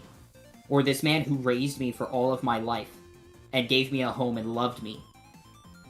And about a couple days later, in the pouring rain, he comes up to Diluc's home, and he comes clean about everything. And he went there expecting to die. Because Diluc goes ballistic. In his awful mental state, he gets hyper emotional and attacks Kaya with his pyrovision, and the two of them are going back and forth, back and forth, back and forth, and eventually the emotional turmoil and struggle that's going inside the both of them gives Kaya his cryo vision, and the two of them essentially, like, are at a stalemate, and they come to terms, and now they have all this history together, right? And so now Kaya spends all of his life trying to figure out more information about Karnria to defeat Karnria. And there's still a little bit of tension between Diluc and Kaya, but they've essentially buried the hatchet. I see. That explains a lot. Isn't Kaya also related to somebody via eye patch? That's a joke, supposedly. I know. I wanted to bring it up. We have Razor. Razor's a good boy. V for Razor good is a boy. fucking shithead that avoided me for fucking 6 months. You can see the gotcha bitterness. Oh man. Put him in B. Alright, child. Child, you can burn in a fire. Child is an A tier. As much as we don't like it, huh? Child is A. Cause like I don't like him, but damn, can I respect him? Mm. He is A, alright, and he's a asshole. Like, Child's like the strongest human. He just is. There's nothing like genetically better or like different in him than any other human. He's just trained himself to such a degree that he's the strongest human in Teyvat. He climbed through the spiral abyss as well. He fought an abyss lector. He has a delusion. He has a vision. He's the 11th harbinger. But he's also like a family man. He is a good big brother, but he is his little brother has him wrapped around his pinky. Damn. Like, it is in his story quest, you find his little brother, and his little brother's like, yeah, my older brother runs a toy factory. He said so himself, and he's here on business for the toy factory. Ah. And you come to deliver him, and Child's like, what are you doing here? Oh man, yeah, I'm on a business meeting for the toy factory. What is he doing here? That's very adorable. And you eventually like find out more about Child and why like he has a narwhal as one of his attacks, and it's because Tour, his little brother, wanted to see what a Leviathan was, right? And so Child went out into the sea and fished a gigantic narwhal barehanded and brought it home. God damn. Alright. Just for his brother, because his brother wanted to see it. Man, that deserves... I don't have friends. And so then I got family. you take him into... And so then you take him into a factory. And this factory was also made by one of the other Harbingers. And this person was experimenting on ruin guards. And Child's like, yeah, no, little brother, this is one of our factories where we make our Mr. Cyclopses. Because that's what he told his little brother the ruin guards were, Mr. Cyclopses. Oh my god. And so the child, like the little brother's just skipping through it and like having fun, whatever the fuck. And Child's like, you have to help me. Please, God. Please. Please. Shin, thank you so much for the subscription. And so near the end of it, you come to find, like, earlier on, you come to find out that the delusion and the vision that he has, when he uses the Foul Legacy transformation, it takes such a heavy toll on him that he can't use it back to back. Well, accidentally, Tour, his little brother, activates the factory, and multiple ruin guards come to life, and Child's like, hey, Tour, you want to, like, play hide and go seek? You be the seeker. He's like, oh, okay. And he turns around and starts counting, and Child, like, whips around and activates the Foul Legacy transformation to beat all of the asses of the ruin guards, just so that they won't attack anyone. Alright. And he cripples himself to do it, but he's like, oh shit, oh shit, oh shit, oh shit, oh shit, oh shit, oh shit, oh shit. I don't know. I'm just like, I can respect the family man. Fuck you. Sorry, I gotta put him in S tier. Zal! He is very Useless! handsome. I hated Zhao before. Lament! Sorry, continue. Go. I used to hate him. What happened then? He grew on me. When he gets first introduced, he's a fucking prick. Yeah? Useless! Sorry. He is a fucking prick. And they don't really do anything to, like, show you more of his personality. And then you find out he's a Soon. Yeah. And then you find out that, like, he's lonely. but he pushes people away because of the bad chakra and karma he has in his body. Says he's yeah. And then you find out that he has like a soft spot for you, and he only accepts almond tofu from the place that he stays at. But we make him a salad, and he eats it, and he doesn't complain about it. He's like, "Make me more." That's and so he's essentially like, "Friend, please don't go." But on the outside, he's like, "I will tolerate your existence." Great, I like that. A tier. That's good. Yeah, he's basically a cat. Okay, I can see that. All right, we got Mr. Sword Genius himself. He's a hilarious character. He is very funny. I love his story so much. He created a book, a fantasy book, and entered it in and like wanted to enter a competition just for funsies, but couldn't because it was overseas. Well, fun fact, I can't remember who it was. I think it was one of his friends, and they entered his book in the competition, and he won. And his book is the #1 best-selling book in Inazuma. Well, then. You go to the Yai Publishing House in Inazuma, and they talk about him. They talk about his book and how they want him to write a sequel, and that they're waiting for him to get in contact with them because his royalties are piling up, and they have no idea how they're going to send it to him across the ocean. Oh my god. And so Albedo, however, is also connected to Shingshu because he like drew the cover art for Shingshu's book, and so he also gets royalties as well. That's hilarious. So you're just like, okay, what do I do with this money?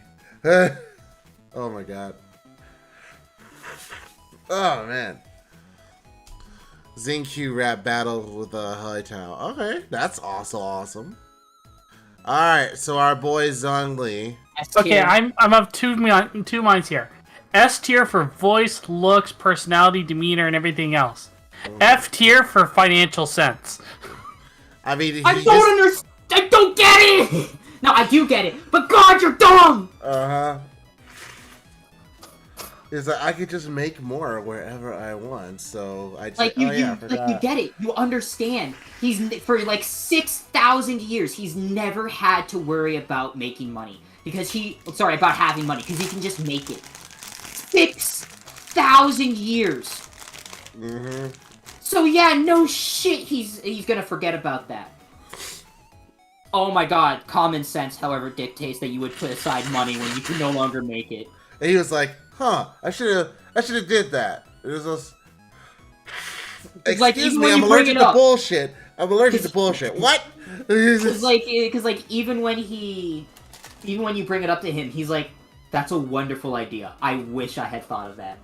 Yeah, I remember looking at him like, Zhongli, what the fuck, man? Okay, going back to I for a minute. When you're taking her around town, she's like, do people still use Mora for currency? And Paimon's like, please don't tell me that you don't have any Mora too. I mean, fun fact, she does have Mora. She doesn't have to spend it though because she's the fucking Shogun, so and everyone would just give it to her. She's like, of course I have money, but anytime I want anything, I just tell the Tenryou Commission and they bring it to me. I mean, yeah. Exactly. That's fair. Alright, so now we got Kazuha! I don't know if I want him in S tier. I want him in A tier for sure, though. Yeah, I'm also... He is definitely an A tier. I would not put him in an S. Right? I feel like he's kind of overhyped. That's just me. Like, I have him. But I feel like character-wise, he's kind of overhyped. I don't know. Maybe that's just like... Oh, I know what that second picture is for. It's because... It's the friend. No, well, no, I don't think so. I think it's to rep... Is it? It doesn't look like his friend. It's showing... I can't see it now. I can't see it now because the star's in the way, but I think it's showing off the second vision. Yeah, it's showing off his friend's vision when he activates it. Oh, okay. I don't know, but his friend doesn't exist, so we're not using it. I don't know. I feel like it's an alright idea to like go on a journey to try to find the person who can activate your friend's vision. But like, aside from that, what's your actual motivation in life? What's your drive? What's your purpose? What do you want to do? Like, he doesn't have a lot going for him. He's kind of just a pretty boy. To me, I just felt like they just wanted to make a cool samurai boy. Right? And then give him like a cool backstory, but you don't get to see him as a character. You just see him as the trope, the character archetype. Yeah, and even then, when he shows up in the actual Inazuma storyline, he shows up with Beto for like a fight, and then just vanishes back into the background, and then doesn't show up until you go fight the Raiden herself. He does a cool thing, and then it's back to the background. Yeah, like I said, he's only there for the samurai trope. That's about it. Toma! Toma's a fucking treasure. I like him in A to start. He is adorkable. Mm-hmm. Absolutely adorkable.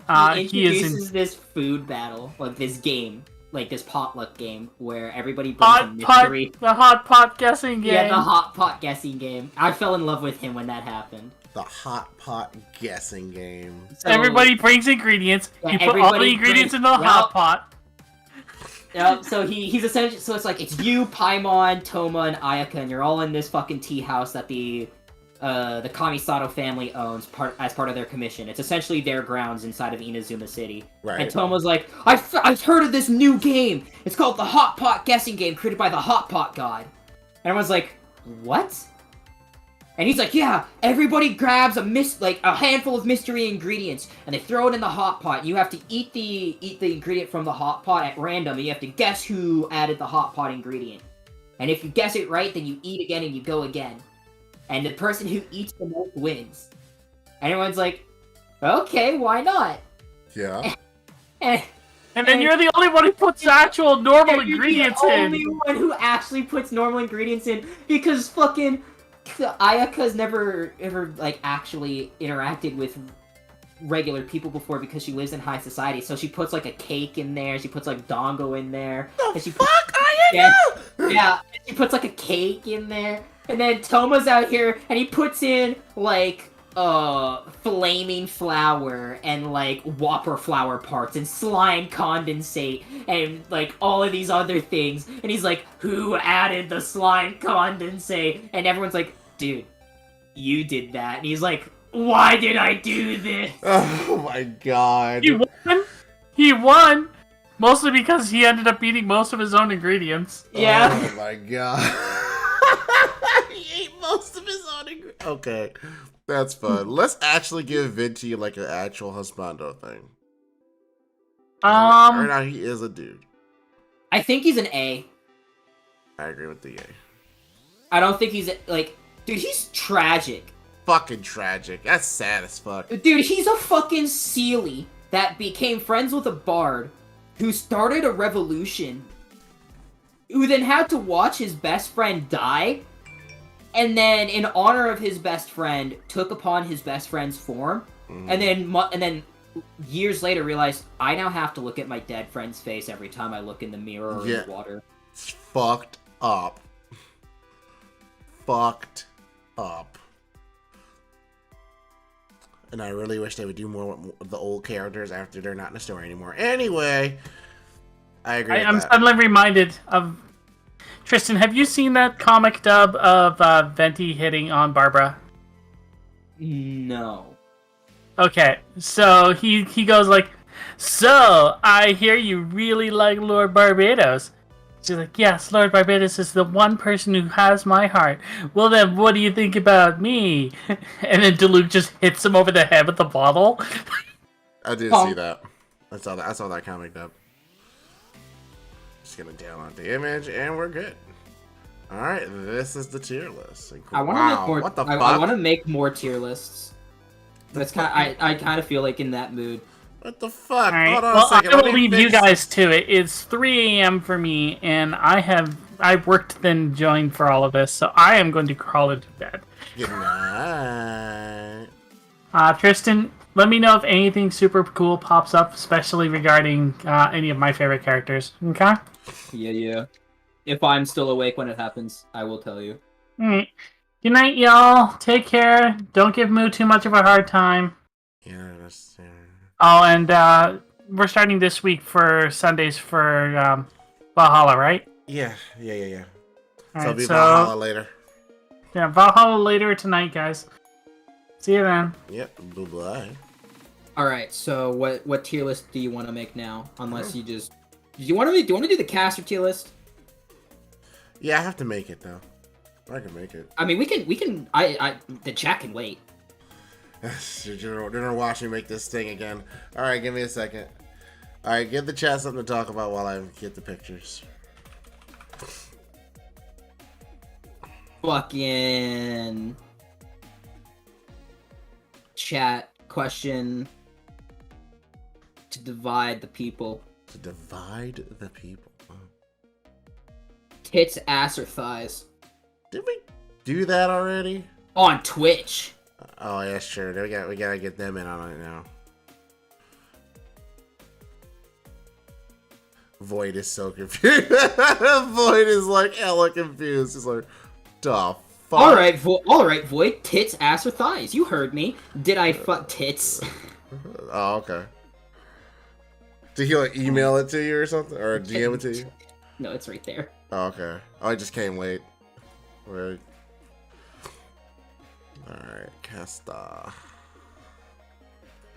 Save image as. What the fuck? Come on. The fuck? Oh yeah, I know why it's doing that. All three. Alright. So some people are just they like to appreciate all three of them. They like to appreciate the body. Tristan, Shootin' Doji, caster or assassin? They're the same person, so Shootin'. Yeah, I'm about to say, like, wait a minute.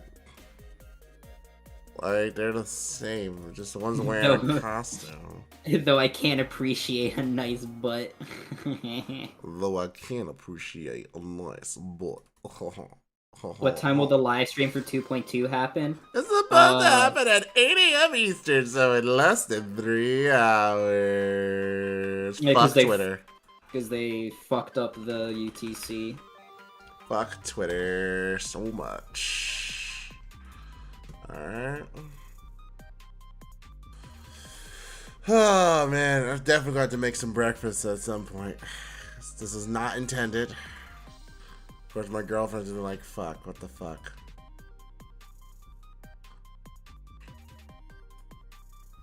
I thought you were gonna stream for a bit and then come to bed. No. What's my favorite food? Spaghetti. Spaghetti! Who touched my spaghetti? Just gonna delete that. I love spaghetti.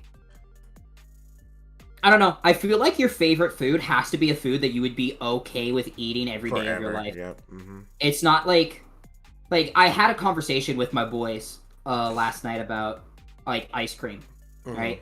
Right. And because like Tim was like, "Yo, boyos, what's your favorite ice cream?" And I'm like, "It's either gonna be like plain chocolate or vanilla." And Tim's like, "Yeah, no, I think I'm like a vanilla kind of guy."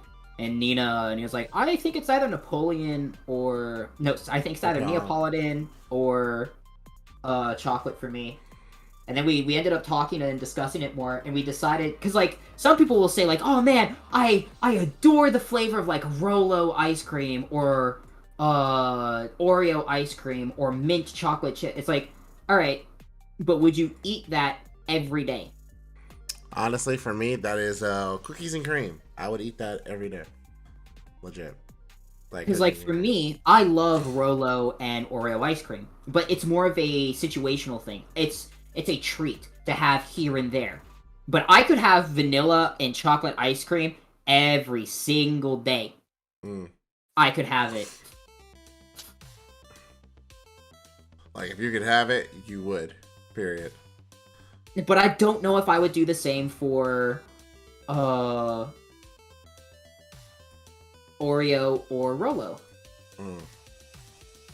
So you just call it Oreo. You don't even call it cookies and cream. Interesting. Oh, because it's Oreo up here. It's advertised as Oreo. Interesting. Yeah, because like we just say cookies and cream because sometimes it just is not made with Oreos. Like ours is like literally Oreo just ice cream. Straight up Oreo. Interesting. Okay. That's a fun fact to know. I didn't know that. Yeah, because we have a difference between cookies and cream and Oreo, and then we have cookie dough ice cream. Oh yeah, cookie dough is Israel's favorite. If it's like an ice cream, but she's a gelato type of person. And then we got talking about gelatos and sherbets and Mhm. frozen yogurt. Yeah, because those are all different, and frozen custard. Yeah, and It's different. frozen custard. All right, coffee ice cream I could never get behind, but Yeah. coffee crisps. Ooh, Oh my coffee crisps are God. good. When Oh my Nell brought God. that, ooh, Yeah, because they don't sell that in the States, do No, That's a they don't. Canadian I thing. never had one until I saw her at Anime NYC. And I was like, bro, these coffee crisps was the best candy you brought. Because this is really good. Oh my fucking god, coffee crisps are so good. Oh. They have a dark chocolate version, that's my favorite. Ooh, man, I would love to try that next time. Holy Oh my shit. fucking god. Fuck, man.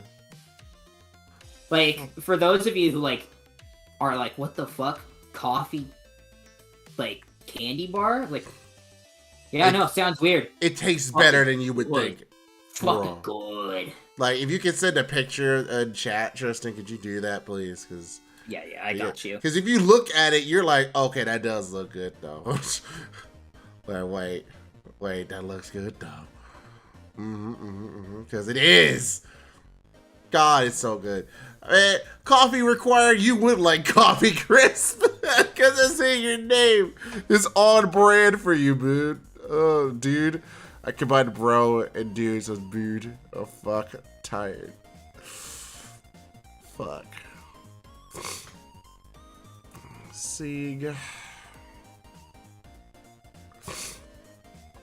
People are not gonna like this tier list. Some people are not gonna like it, and by some people I mean we're probably gonna get a lot of people to not like us. Oh, they already don't like us after some of our opinions, so Man, I hate the word limit. Because I can't send a link. What? There's a word limit? What the fuck? Yeah, there's a 200 word limit. The link is longer than 200 characters? Yeah, it's like all of these links are like 254 or 270 or like Wow. whatever. Well, that's fucked. Yes, thank you. I love using your website. I'm also tired as fuck, so don't ever do that again. Thank you.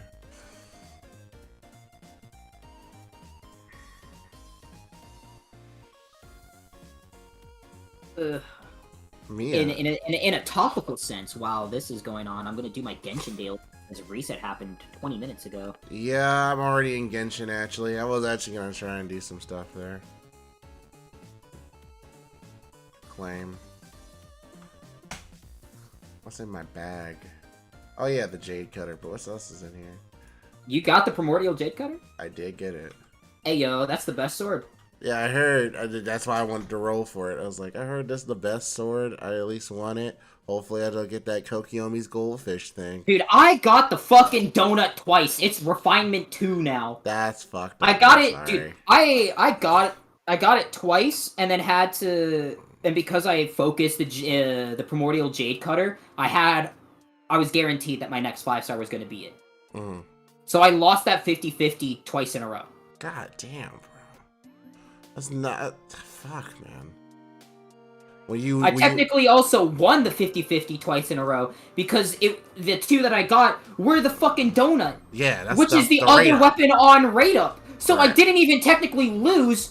I just lost the win. Damn shame. Like, Damn. what? That's a fucked up sentence. It is. Your luck, man. Hey, Brandon, what's going on, my dude? Alright, yep, but Miss Crane, don't forget her. Oh, dude, that also means that I can go and fucking farm out all of my enemies again. The Yeah. donut's fucking bad, dude. Donut's not good. The donut's like one of the worst catalysts in the game. Agreed. Look at Castoria. Did I skip over by accident? Catalyst, Castoria, they both start with a K. Yes. Catalyst, Castoria. Wow. Okay, to Katrina. Oh They my both god. start with a K. Oh my god. I think that's all of them. That's all of them. Alright, so we go here. Make your own template. I'll fucking log in with my Twitter. Snatch defeat from the jaws of victory. Damn. I'm using the donut with Kokiyomi, but then again, it was designed for... I mean, yeah. Exactly, it was designed for her. Like, as just a regular weapon, it fucking sucks. FGO caster, class, servant. Alright, so unlike Genshin, we don't have a game, so we gotta video games. Yeah, that's so weird. FGO has been around for like 6 years, and it's one of the most popular fucking gacha games ever. How in the fuck does it not have its own template? Upload. Staff of Homa should be getting a rerun with Hu Tao next patch. Ooh. Oh, yeah. That's what you were saying. That's what... you did mention that. Yeah. I do not like this little tune that's on, so I skipped And then Child will be on Raid Up as well, and Child will have Toma on the banner. So you win if you roll that banner, then. Essentially, because Child is like an incredibly like good Hydro DPS that applies Hydro so fast he reverse vaporizes. God damn, that's hilarious. So I thought you didn't like the bastard. I don't! But you That's respect why the he's still level 1! But you respect the bastard. Listen, just because I respect you doesn't mean I like you. Fair enough. Fair enough. That's nice. Yakshimas. Again, I can respect a family man. Alright, so I think I got them all.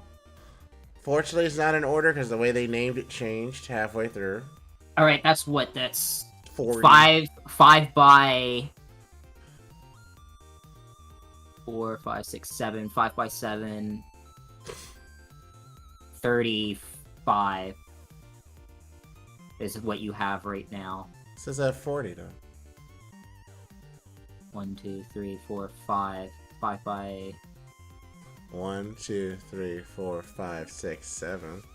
I think I'm fucking crazy. It is late too.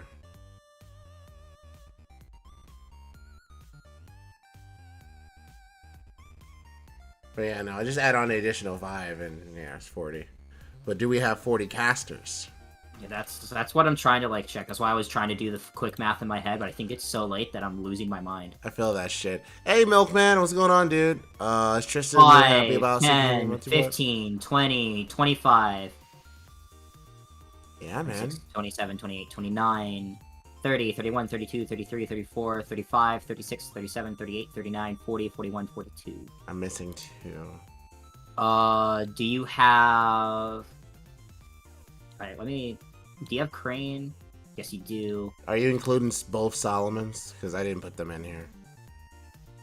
Because for whatever reason, the family has Solomon in there twice. Or sorry, Goisha and Solomon. Alright, so I did not include the Goetia Solomon, but I included the other Solomon. Okay. So yeah, I didn't include him. So you're missing... Who are you... Oh, fuck. I'm trying to like rapidly go back and forth to see who you're missing. I have Asclepius. Do you have Medea? I have both of them. Yeah. Medea and Medea Lily. Do you have Gildade? Yes. Do you have Han? Yes. Do you have William Shakespeare? I do. Where's he at? But I saved the picture. Did I actually skip over Shakespeare by accident? I think I did, because I don't see him in here. Nope, he's there. I see him. Never mind. Alright, do you have Mephistopheles? Yes. Do you have Mozart? Yeah, I thought I did. I thought I said yes, I do. Alright, do you have Waver? Yes. Do you have Kucaster? Yes. Do you have Elizabeth Bathory Halloween? Yes. Do you have Tamamo no Mai? I do. Do you have Medea Lily? You already said you do. Yep. Do you have Nursery Rhyme? The book? I have the book. Do you have Paracelsus? I do have Hohenheim. Do you have Babbage? Charles Babbage? I have him. Alright. Do you have Helena Blavatsky? I do have Helena. Do you have Thomas Edison? I do have the big cat boy. Do you have Geronimo? I do have Geronimo, who shamefully needs more stuff. Do you have Irisville? I just feel the mama. I do, and I have her. Do you daughter, have Sanzang? too. Do I? I thought I saw her. Yes, I do. Do you have Nitocris? Yes. Do you have Da Vinci? Yes. Do you have Marie Antoinette Castor? That might be the one I'm forgetting. Let me see. Marie. That is the one. That's the one I'm forgetting. Alright, then that would be our Oh. 41 that we need, because the other two would be the Solomons. I forgot because of how kind of fucking useless she is. Disappear! Useless! No, you cannot get them again today. It resets every day for the new commissions. Useless! Sorry. Can't help it. It's really fun. Really fun to say. Alright. And open. Alright, yeah. There it is. 41. So that should be it then. Add the site URL for the shits. Here. Take your URL. Take it.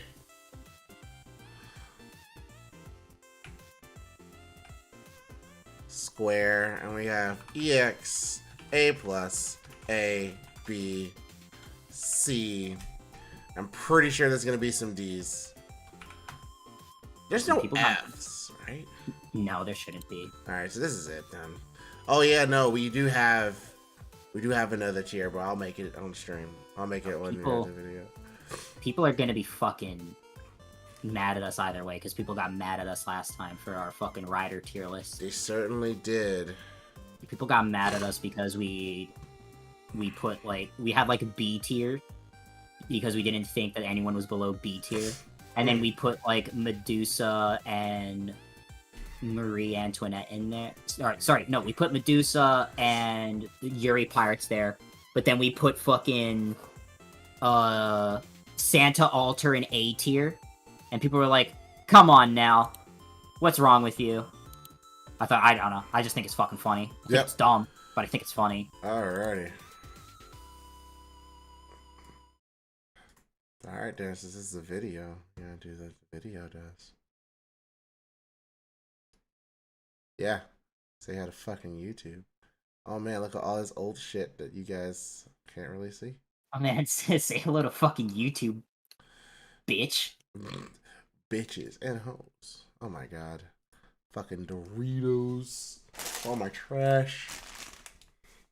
There we go. You guys know I'm a dad. You already know how it is.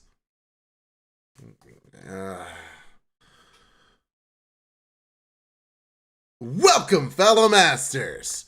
My name is Misaki, and today we're going to be going over the caster tier list that you guys have been waiting for 5 months. Let's jam.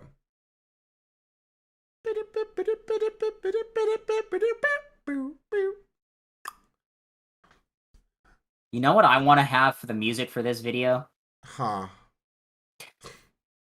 I'm gonna get it. I don't want to spoil it by saying the name. Okay, fair. Fair.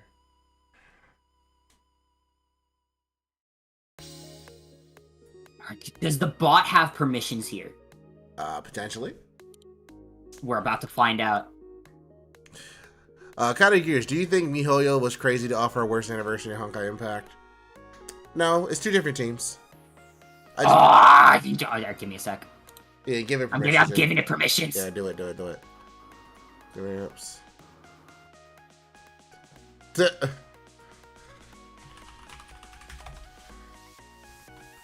I have no idea.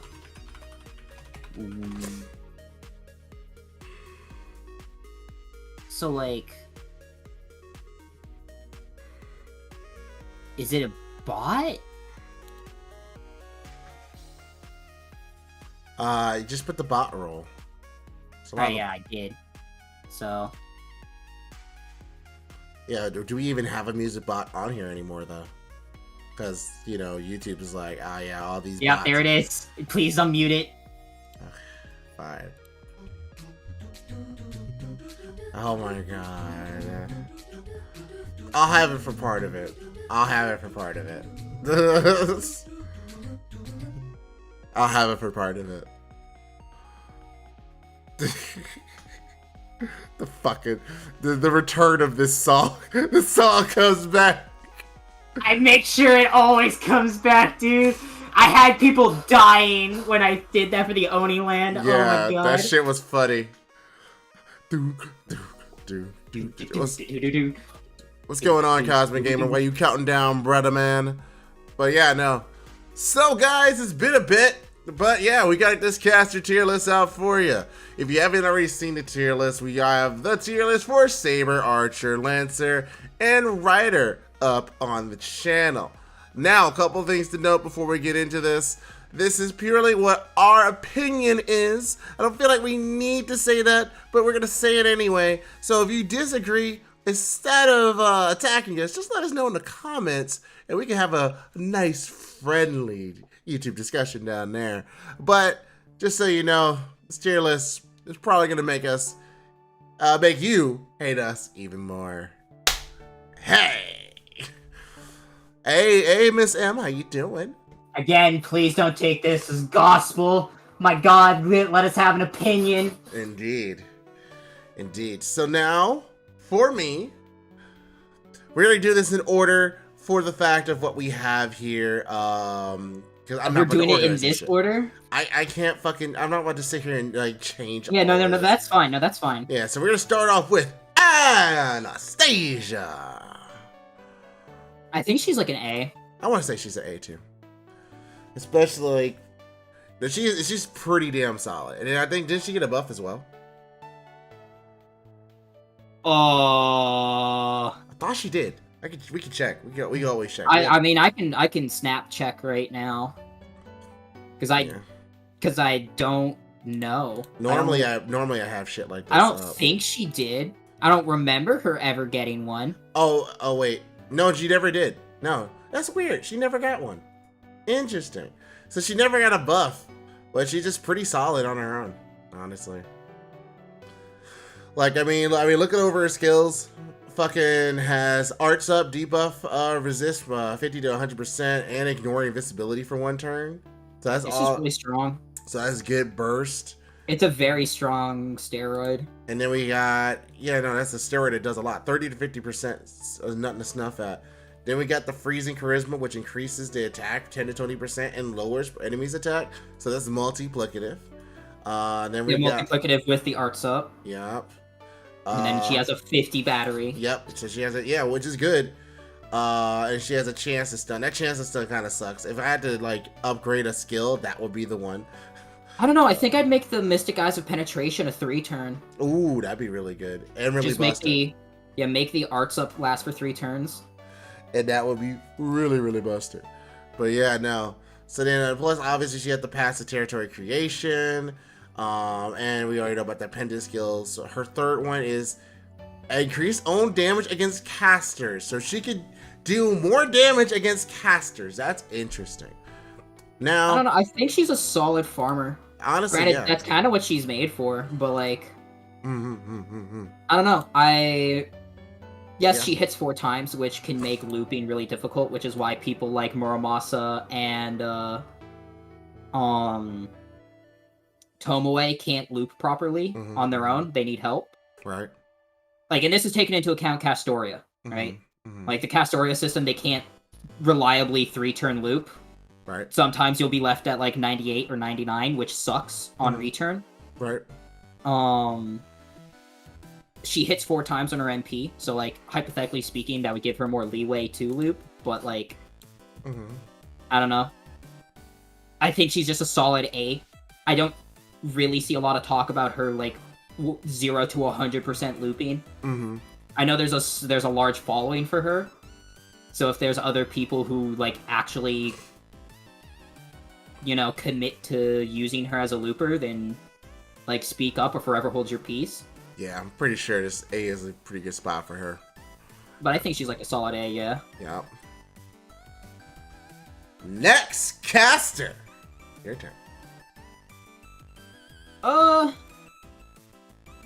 don't know if I want Avis Braun in A, but that's kind of where I'm hovering with him. I'm hovering him with A as well.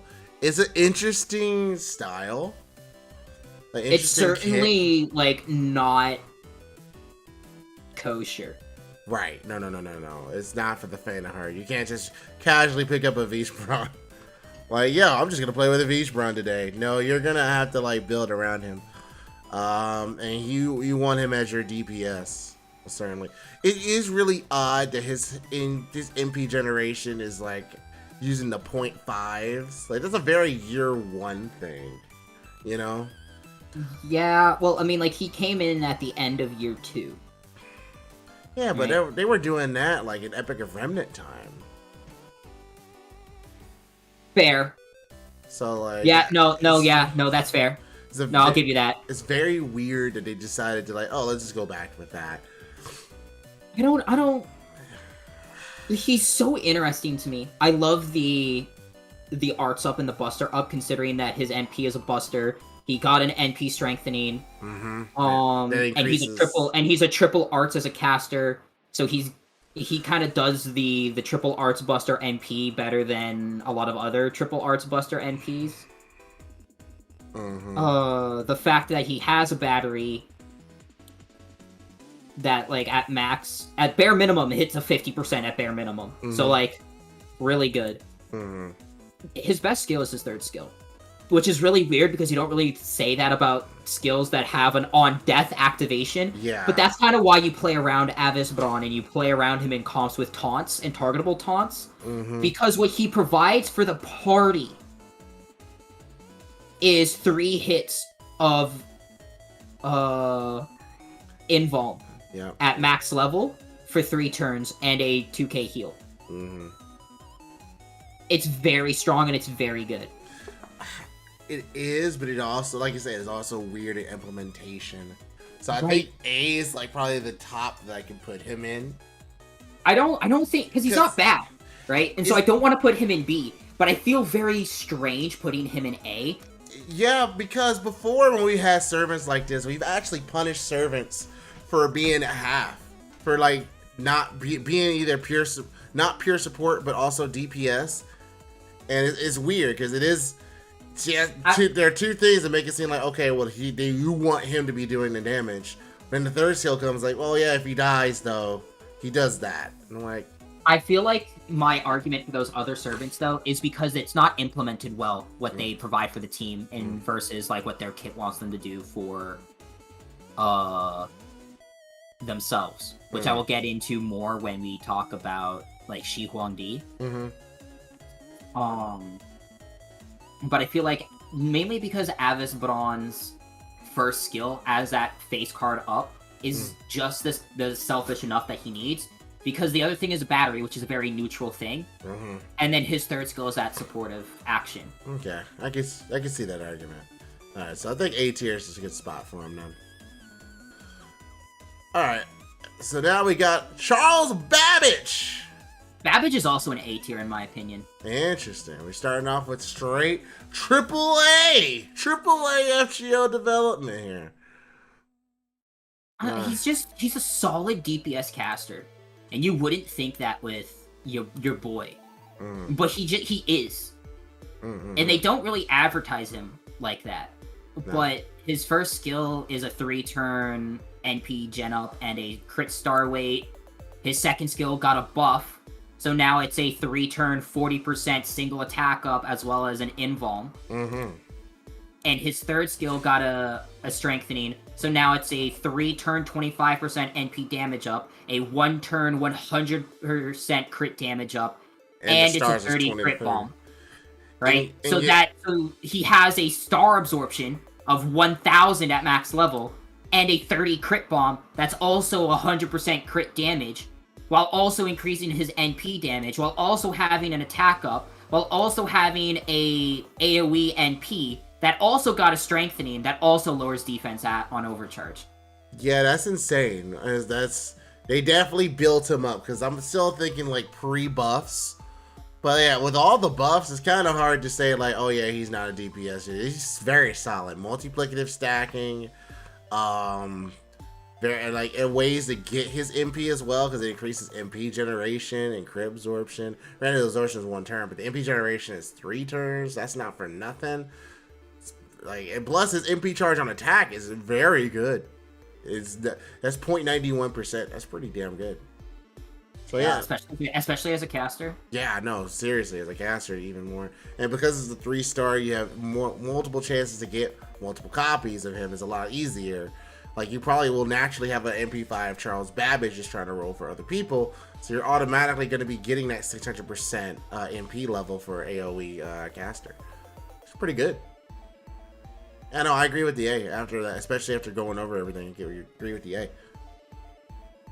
Next up, we got Scheherazade. I want to put her in A. She's an A. I hate this.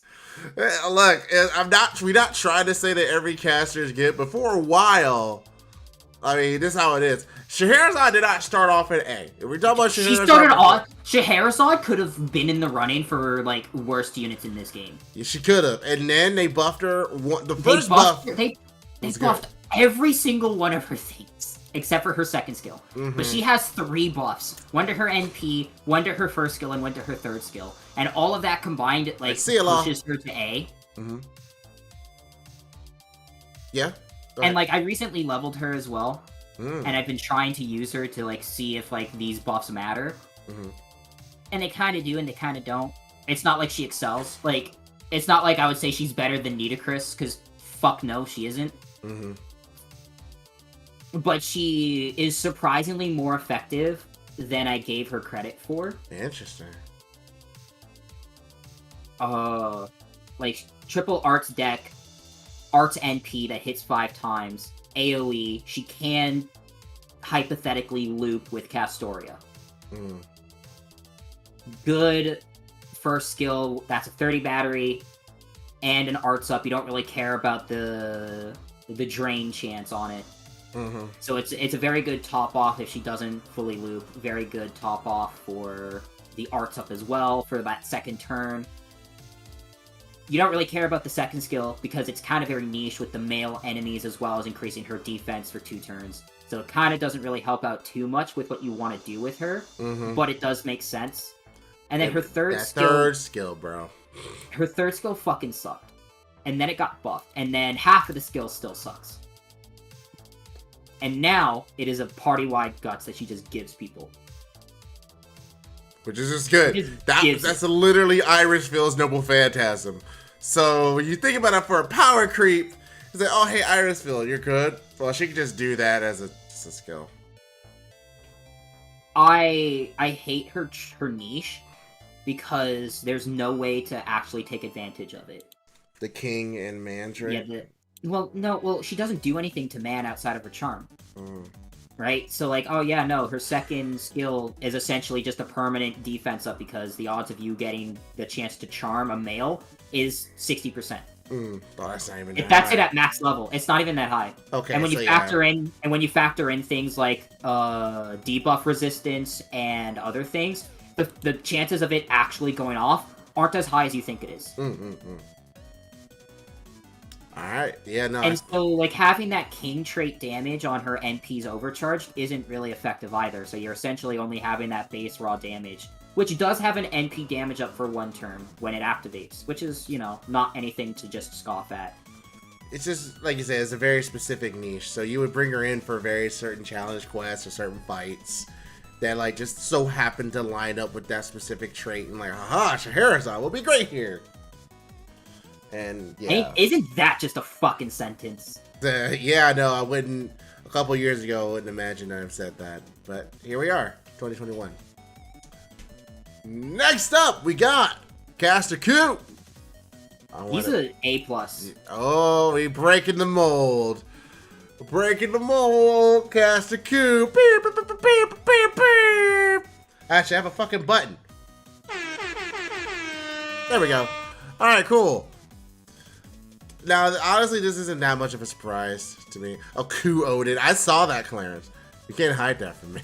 We don't know yet. He might be. We don't know yet. We don't know. But yeah, no. I think honestly, what the sucky part is the story lock shit. I wish he wasn't story locked. If he was, granted, it's nice that they give you one copy for free off rip when just playing the game. Like, here you go, take him. Sick. Even like base caster Q, his kit's not bad. Like, if you don't take into account, he would have been an A tier just off the rip, but like his buffs make it so that his first skill is also a 30% battery, which is very good, I think. And he now has a 30% 3-turn attack up, and now he has a guts. Yep, a guts on top of the evasion. So now, and that's also a debuff cleanse. That also has an on guts activation effect. Right, but you do die after. It has a chance to sacrifice self after 1 turn. That's 500% chance. That's pretty. So it'll proc his own guts. That's well, because of that, he charges his own MP gauge by 80%. Just flat. That, like, when his guts is activated, that's what happens. So the skill itself just synergizes with itself, where he kills himself. On top of that, Wicker Man, the Noble Phantasm, gets buffed too. Yeah, his Noble Phantasm gets buffed. So like, increases more damage, and like it has a buster up for 20% for 3 turns afterward. So now he's just like a very solid, like, you can either have him as a crit DPS or a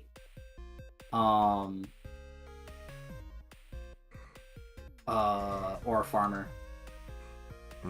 Honestly, I think I could see a fight for EX, but that story lock is a big for me, because the reason why I don't like story lock is you have to roll into this and you never know what you're gonna get. It's different for a limited servant where it's like, okay, they have a rate up, they are there, I can get them. Versus story lock, which is like literal lottery. I don't know what I'm getting out of here, but it could be good, it could be bad. And that's unfortunate. So I think A+ is a good spot for him. Next up, Da Vinci. Yeah, part of me really wants to put her in B, like, for gameplay here. I don't think she's a B. I think she's an A, because I don't think she's particularly bad. She's just power crept the shit out of. Yeah, that's kind of, she's a limited servant though. They got power crept, and like, she's also a year 1 anniversary servant. She is, but like, I don't know. I'm torn here. I don't know. Well, she has Natural Born Genius EX, right? So a 1 turn 30% NP damage up. She has Mona Lisa A+, which is a 3-turn arts up. And she has Pioneer of the Stars, right? 50 battery, Invuln Pierce for 3 turns, Star Bomb for like 10. Doesn't really matter. I don't think her skills are bad. And the fact that it all essentially just makes her NP hit harder, which also ignores defense, which also has an NP damage on her overcharge of 30 to 70%. Yeah, no, she'll clear waves, but she's not looping, which is also really sad, because she only hits once. Yeah. And another thing too is, like, on paper that sounds great. In practicality though, unless you're giving her some help, like, unless those they can't be high level mobs, they can't be high HP mobs, she's not gonna clear it. Like, she either needs like more MP levels or like additional help, or the enemies need to be weak. Like, It definitely seems like you could attempt to loop, but again, I that don't- one-time hit kind of sucks. I don't know. Like, do you want to specify that, like, if she's being power crept so hard that she can't compete, that she's in B? That's Because I don't think she's bad. No, and that's fine. But like, I'm fine with having her in B if that's the reason you want to give. like this mainly like is because it's a fine servant. It's a fine servant. And I think did she ever get buffed again? No, she only has her Mona Lisa, which is her second skill, which used to be Golden Body. It got buffed to Mona Lisa, and then she got an MP strengthening. She got an MP strengthening, huh? It's just a shame. Like it honestly is just a shame. Like I don't know. I could put her in A for the legacy, because she was like the first. But Year one would that be honest about the unit? I can't. Let's see. I can recommend everyone in A. Like you can roll for these. Would you recommend I Da wouldn't. Vinci? I wouldn't. Then put her in B. Yeah, I Easy. wouldn't. Absolutely. Like I love Da Vinci as a character, which is why this hurts me. But I can't recommend her. Shit. Next up, Edison. This is so weird. I don't know where I want to put him. I'm putting him in a B to start while we actually read him over. Well, like, Because even if we read him over, his skill his whole idea function as a servant is weird. Weird as fuck. Like, okay, first off, first skill was just a normal increase of defense, which is weird numbers, and they changed those numbers. But also, I don't know. I think he's a weird support.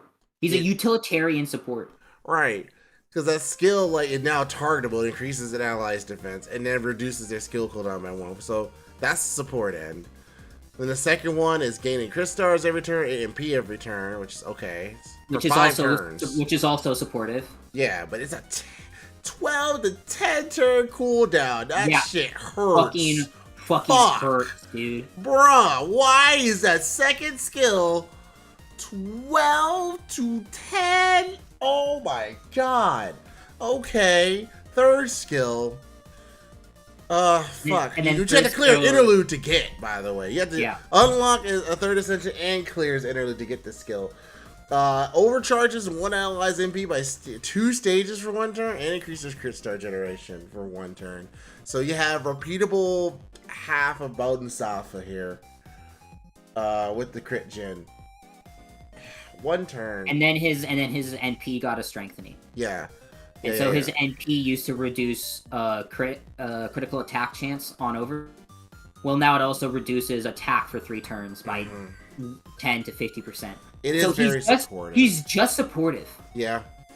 But it's not supportive in the way that like everybody else kind of likes, where like they buff and they buff and they buff. No, he's a utilitarian support. He gives you crit stars. He debuffs the enemy. He lowers your skill cooldowns and he overcharges your MP. He is a very esoteric support. And I think so I don't think he belongs in C tier, but I don't know if I want to put him in A tier. I think because in A tier, because it's like this is not a servant you would offhand recommend. You're like, okay, like in certain strategies, Edison's amazing. Like especially because of all the buffs and attention that they give it to him in key areas, right? It's not very friendly. It's not very like player friendly. You have to build a comp with him in mind, in order to succeed. Which for me, an A servant is like, they're in general are good. Genshin stream has not happened yet, Devin. It'll happen in about 2 hours. Oh my god, thank god, 2 hours. But yeah, no. We have fun. I think B is where we want to go. I think B is fine. B is fine. Like, especially as he's a story lock servant, so I think that will solidify him in B. If he wasn't story locked, maybe you could argue for A, but I think B is where we want him. Next up, Caster Liz. I'm fighting everything in my heart not to put her in D. But she is a welfare. And now FGOJP is like, hey, you can get all the welfares again. at least for Halloween, because we have a new Halloween. When event did we happening. when did we get Berserker Liz? I do not know, and I don't know if that's real, because technically I don't think that's real. It shouldn't be real because we don't have. Yeah, because it doesn't exist. That doesn't exist. Someone's thinking that she's gonna be a berserker, and they decided to make that for fun. I think. Right. I know which picture you're talking about. Right. All right. All right. I'm glad I'm not crazy. No, you're not. I was sitting here like, that's not real. We don't have a berserker Liz. I would know that because freaking Creed Keeper's the biggest Elizabeth fan, so yeah, she would have told me. I don't know. I think that Caster Liz is a very like, I'm the first welfare ever Yep. kind of vibe. Yep. Like, the fact that not only does she generate more crit stars a turn than Edison's skill, on a lower cooldown, mind you. That's insane. What the fuck? Yeah, And Edison came out after her. It's a 6-turn cooldown. At max level. Goddamn. Lasts for 3 turns. Generates 12 crit stars. What the fuck? I don't know. But like the rest of her kit as like a caster as well is very one-off-ish. It's like, okay, I mean, I guess you're a caster though. You don't really have any star weight, so who are you generating these stars to? Is very early game design, like, cause they still were trying to figure out how their fucking game worked, like. And maybe they'll I don't think they'll buff her now. They should, especially if they're letting other people get her and get like a pen skills and all this other stuff. Like they should definitely buff her. But you know, I don't think C is a bad tier for her. I don't think. Because I mean, there are definitely better options. Yeah, Casterless was trying to be DPS and /stall. I mean. Yeah, but I don't think they knew enough about their own game to like make that happen. I don't know if she's good enough to like be a higher tier based off of that though, you know? Because like I know that people used her as like a wave clear farmer because she was an AoE caster, but like she has no battery. Yes, she ignores defense, but like. I don't know. Yeah. You know? Like, third skill is a guts, it's also a star bomb. Second skill is a fucking 10-turn burn. That's also a 1-turn buster up. The 300 damage is almost negligible because of the 5-turn cooldown. So you're only at max gonna have 600 damage going off at a time, which is irrelevant. It's pretty bad. The more we keep talking about it. Well, I think she's still C tier. I don't think she's D. Because the Innocent Monster EX is like a fabulous skill. And the fact that she does have a 45% 1-turn buster up as a buster NP is fine. And she has a 1.6 NP charge rate with a triple arts deck. Fair. So, alright, I think C then is a good spot then, what we're doing. Yeah, like, I think she's fine in C tier. I don't see a point in using her over other characters. Correct. Yeah, it's to an extent of Da Vinci almost, but you know, she is the first welfare. She got power crept, early design. Like, if you had a choice to use her as another 4-star, I don't want to put this next man on the list. I know. So let's go ahead and go to Geronimo and put him in D. Do we need to? Chat, do we actually need to say anything? We should need to explain why Geronimo is in D. I will say this. The light works. Geronimo is literally the most laziest designed servant you have ever made. For a servant that actually looks really cool, like it actually has a good storyline that you put as one of the characters in your story chapter, you have done this man dirty. You literally have done him dirty. What the fuck? Why would I use Geronimo over any other 3-star caster that you have made? I'll use Gilles de Rais over Geronimo.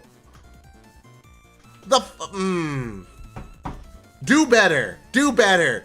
fucking buff Geronimo, please. No, rework Geronimo.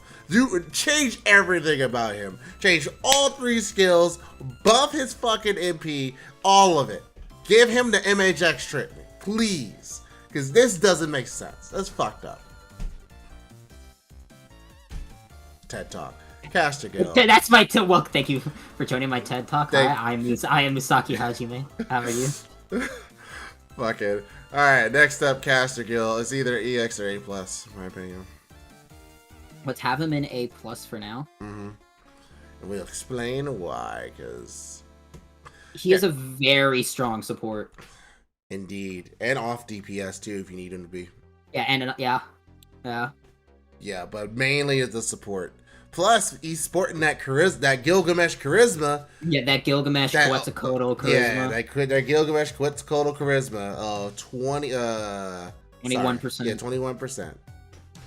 He has a 50 to 100% star gen party wide that lasts for 3 turns, 21% charisma, and a 30% arts up that's also a debuff success rate up for 3 turns. All of this is party wide. So he's giving everybody funny story. He actually does more for arts than Tamamo and Castoria do for like pure arts. Tamamo and Castoria give 50% arts. Castoria has a 20% charisma. Well, fun fact, that 20% charisma makes the arts up multiplicatively scaled to like 53%.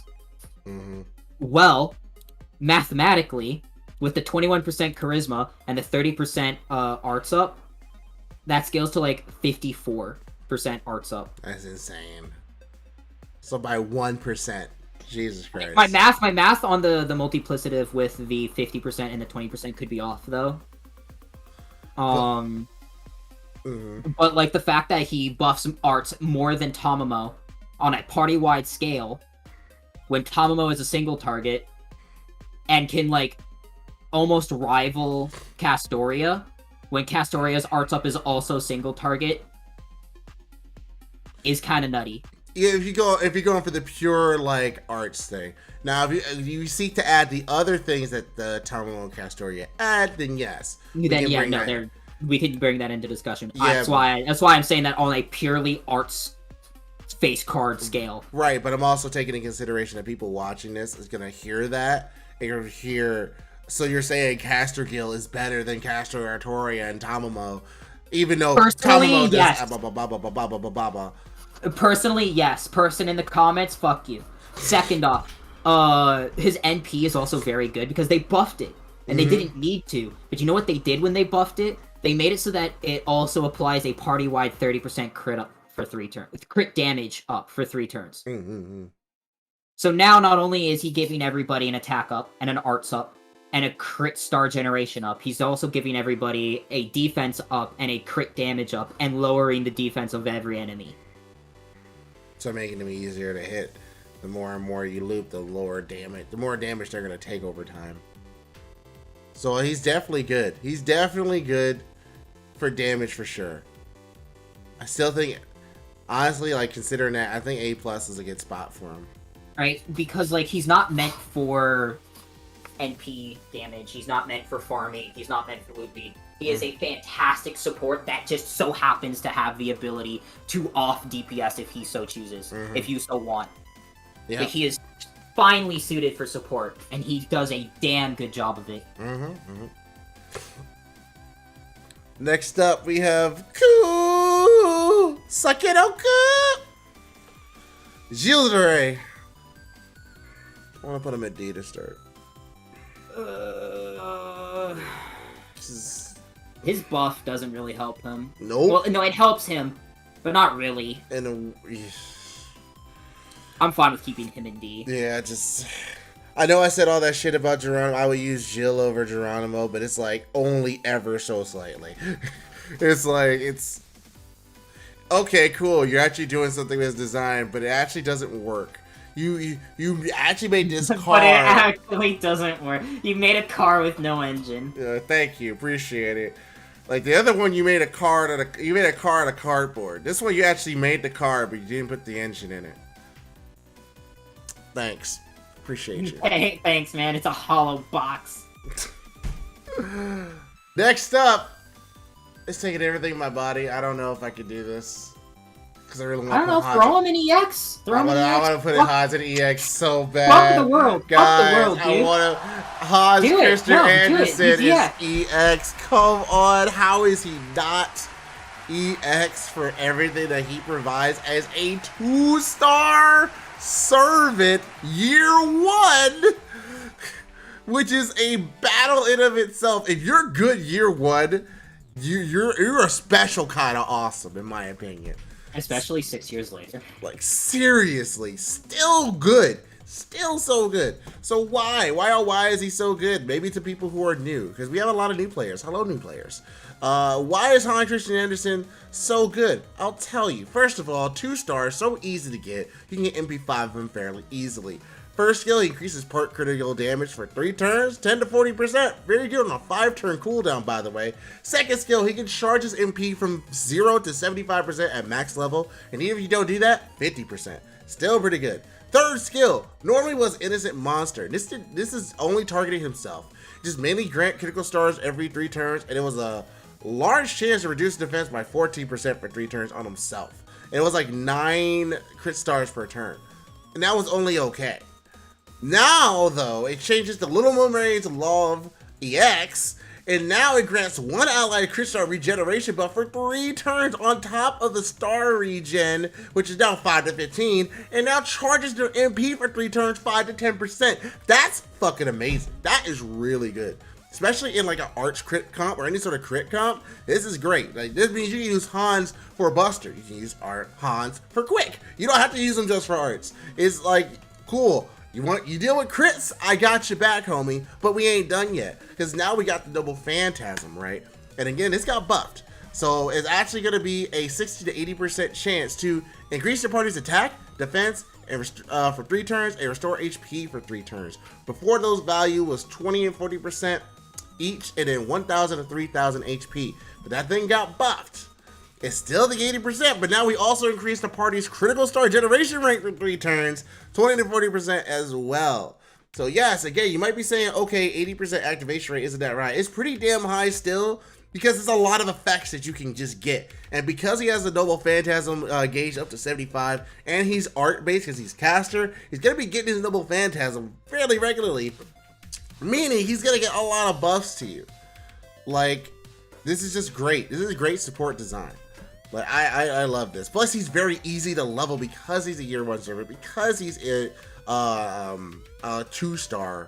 It's like so easy, so free. This is the freest servant that you can level, and it is the reason why. So free. So easy, so free. But like, it's also one of the reasons why I grailed him twice. Like, I fucking grailed this man to 80, because it's like, no, sorry, 4 times, I think. You gotta do 4 grails for that. Regardless, I got him to 80 because I fucking love his man, and I used him in a lot of my strategies. Fucking good. Sorry, I took over for that, but I love Hans. God damn it. You didn't take over. You just took your turn, dude. Alright, cool. Next up, we got Helena. Let's say. I think she's good. I think she's a solid A+. Yeah, okay, cool. So we think an A+ there, cool. Awesome. This is the 4-star waiver. If you start this game off and you're lucky enough to get Helena, you're in a good position. Because not only does her buff give you, it's a rainbow buff, so that means it gives buffs to Buster, Quick, and Arch to the entire team. She also has a skill that gives 20% battery to the entire team. The second skill, I believe, is a crit buff, if I recall correctly. Her second skill is a 5-turn crit star regen that regens 5 crit stars. A 50% chance to increase her own damage by 50%. No, 60 to 80% chance to increase her own MP damage by 50% for 1 turn. And then it got buffed to also be a 20 to 30% battery. It's not bad on top, combined with the first skill. Otherwise, her second skill would have been,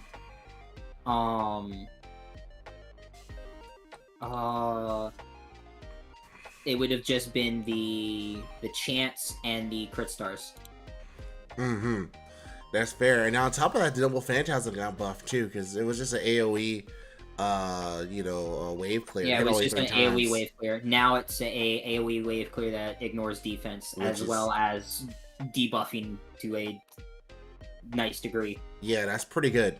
Like, the ignoring defense and debuffing on top of that, defense chance. Granted, it's 50-50, so it's a literal coin flip, but it's good. She's great. And then she gets a costume later, so in some strategies, having a costume actually affects things. Again, year 1 servant too, so very easy to level. Very good. I'd say a very good A+, especially the way we've been dealing with A+ units. Like, easy. By the way, that rainbow buff is 3 turns. 20% on all your cards for 3 turns. It is a 7-turn cooldown, but that's still pretty damn good. Next up, we got Cersei. It's between B and A for me. I think Cersei's an A. I don't think she's B, because she's not bad. She has a niche. She has a niche that also, like, she kind of needs help right now. Like, as one of the few units that has high speed divine words, she has a battery that goes over 100%, which is very nice, insane. meaning that she can in one turn just give herself her NP. Her second skill is almost dead, which is very weird, because there's almost no reason for her to have the poison debuff. Right. Because it doesn't do anything with the rest of her kit. It's not like her NP requires her to have the poison for the debuff to go off. But, like, it's just there. It's nice that it lasts for 3 turns, and it's 500 to 1,000 damage based off of level, but you mainly use it for the 3-turn 20% defense down. Her third skill, though, is, like, really, really solid. With the star generation, party-wide star generation up 50% for 3 turns, and a party-wide cleanse on a skill. So it's not like one of those things where it's like, oh man, just cleanse 1 debuff. No, she just... everything. If your debuff... and all of your debuffs gone. Which is very good. Very good. Like, we tend to value servers that can just clear debuffs. That's why Ivan was up a little higher, because he just, alright, cool, debuffs, bye. There you go. And then her NP got a buff. Beforehand, I would have actually been alright with putting her in a B, but the buff to her NP is kind of why I'm alright with having her in A. What's the buff? Beforehand, it would just do regular buster damage, lower crit chance on overcharge, and work, and, like, turn males into pigs, right? Well, now, it does all of that, but the scaling is higher, and it also removes offensive buffs. That's good. That's very good. So, like, NP damage ups, NP damage up boosts, sure hits, invulners, ignore defense, crit damage up, special damage up, face cards, attack ups, ignore class disadvantage. Those are good buffs to get rid of. Holy shit. Like, she removes offensive debuffs on her single target buster NP. So, like, and because she has a 100% battery, let's say you're doing a challenge quest or you're doing a boss fight where they just immediately buff themselves to high hell turn 1. Turn 1, you can also just remove all of them. Oh, God. Trash. Hey, Gramps. So, like, just based off of that and the utility of what she can do as a single target against, you know, her niche of a single target, it is very nice to just immediately remove any offensive buffs and then play the game out. Yep. But she needs a lot more help, and I don't think she's better than that. She's good. She's a good piece to a team comp, a stall comp for sure, especially a boss slaying position. Next up, Gaster Sheba. I think she's a solid A, and I am alright with hearing an argument for A+, but she hasn't gotten a buff, and so you kind of have to take her skills as they are. Face value, yeah. It's a shame though, because for a while she was like really, really good in terms of offensive fucking casters, and she still is good. So being an A doesn't mean you're bad, guys. It means you're good. But yeah, no, tell us why she needs some help. First skill is a charisma, but it's a low charisma, so it doesn't even do 18%. Oh, It does fuck. 17. It does 17.8 at max level because it's B-. That's pretty low. She has a Invuln Pierce on her second skill. That's also a 100% crit damage up. Mm-hmm. And her third skill is a party-wide 20% Arcs and Buster up for 3 turns, as well as a 10 crit star bomb. So she's very supportive in the sense that, like, multiplicatively, she's applying all of these buffs. She's scaling them up as well. Mm-hmm. But then she's also, like, you can also have those be rather selfish because she's giving them to herself. Right. Hence why it's alright for her to have the crit damage up in the Invuln Pierce, because she's also single target. Yeah. But her single target also doesn't, like, pull any punches because it debuffs. A defense down, an attack down, and a heal percentage rate down. So if you have a boss that has the ability to heal, well, this overcharge will reduce the amount of healing that they can get.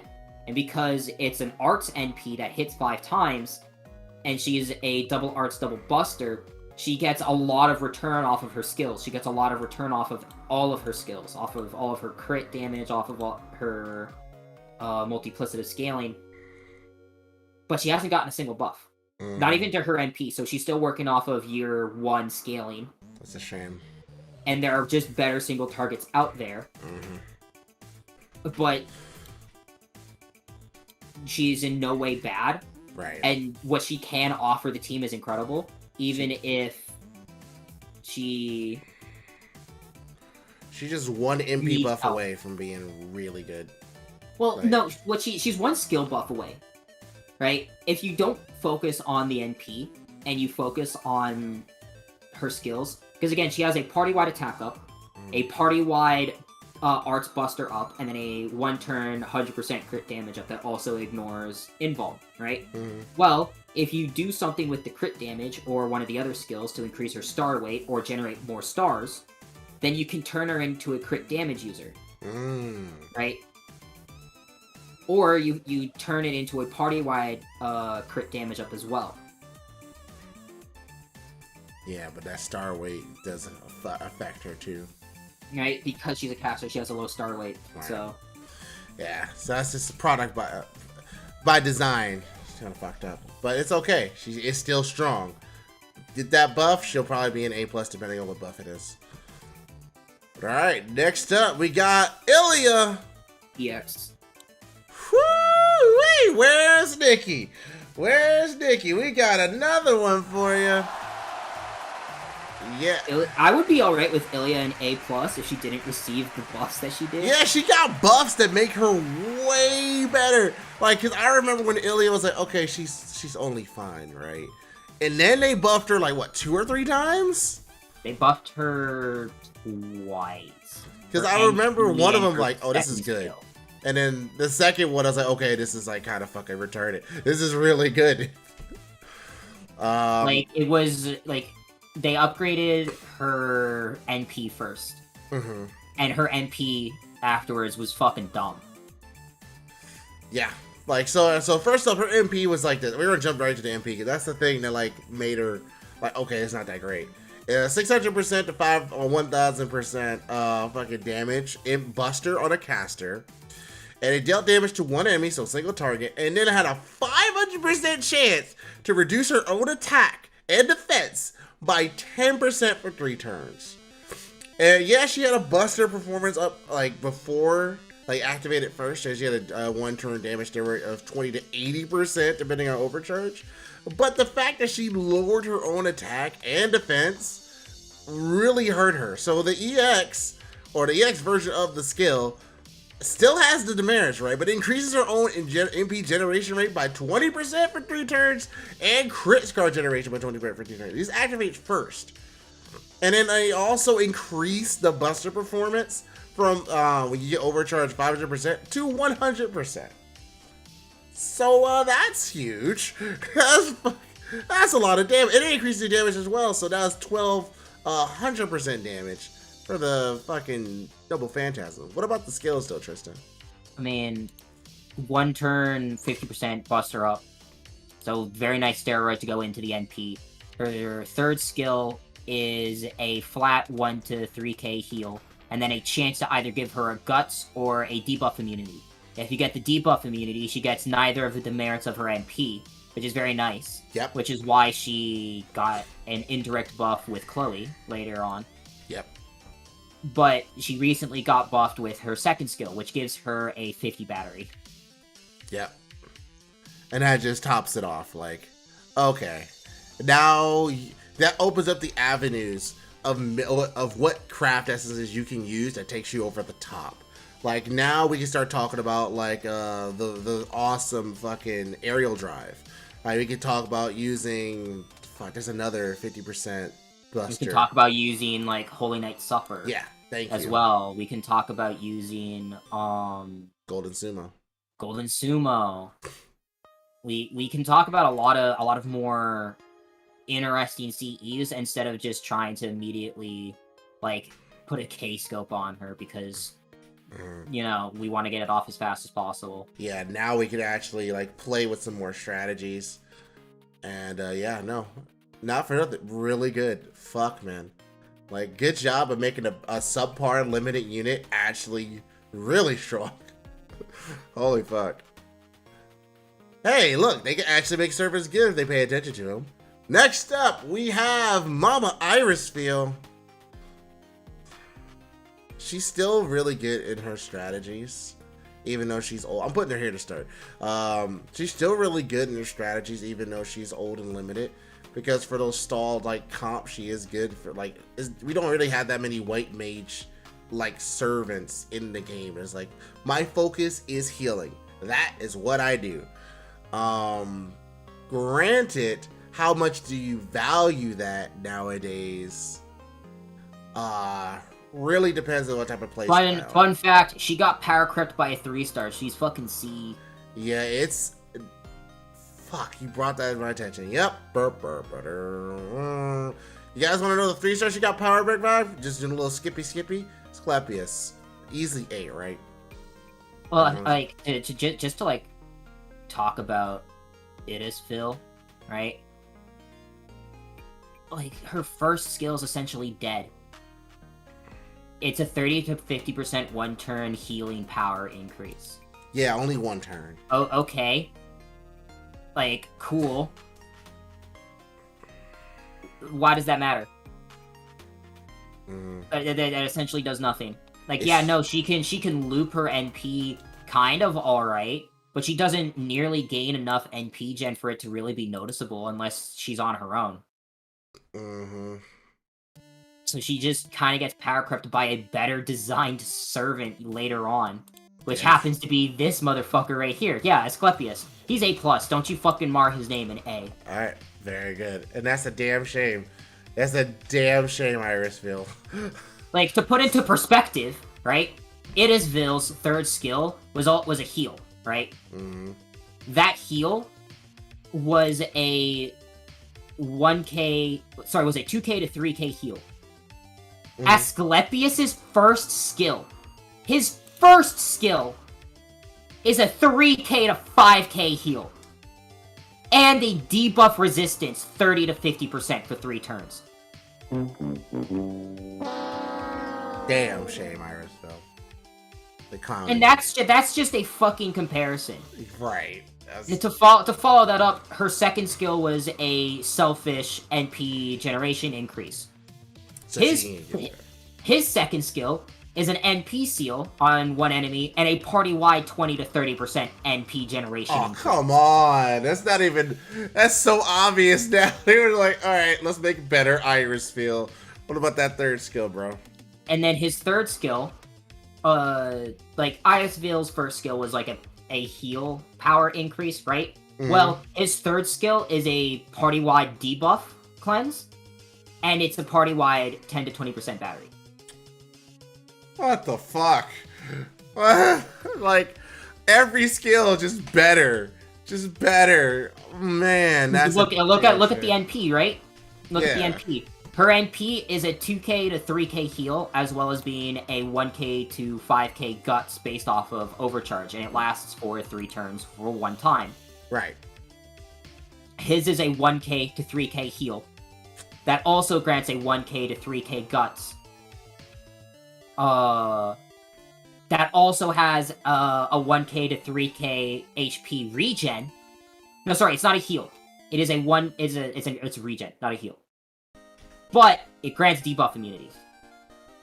Like, on top of that, like, jeez, just that little bit more. Again, it's like, oh yeah, I do what you do, but better. But better. Like, that's literally that. I'm you, but better. Not only that, he has the exact same deck as Idisville, but has a higher NP charge rate. That is such a damn shame. Like, that's kind of they done Irisville dirty. Fuck. Yeah, no, they literally gave the exact same kit almost, but to a 3-star and does her job better. Fuck. Yeah, no, there's no way she's being anywhere higher than a C.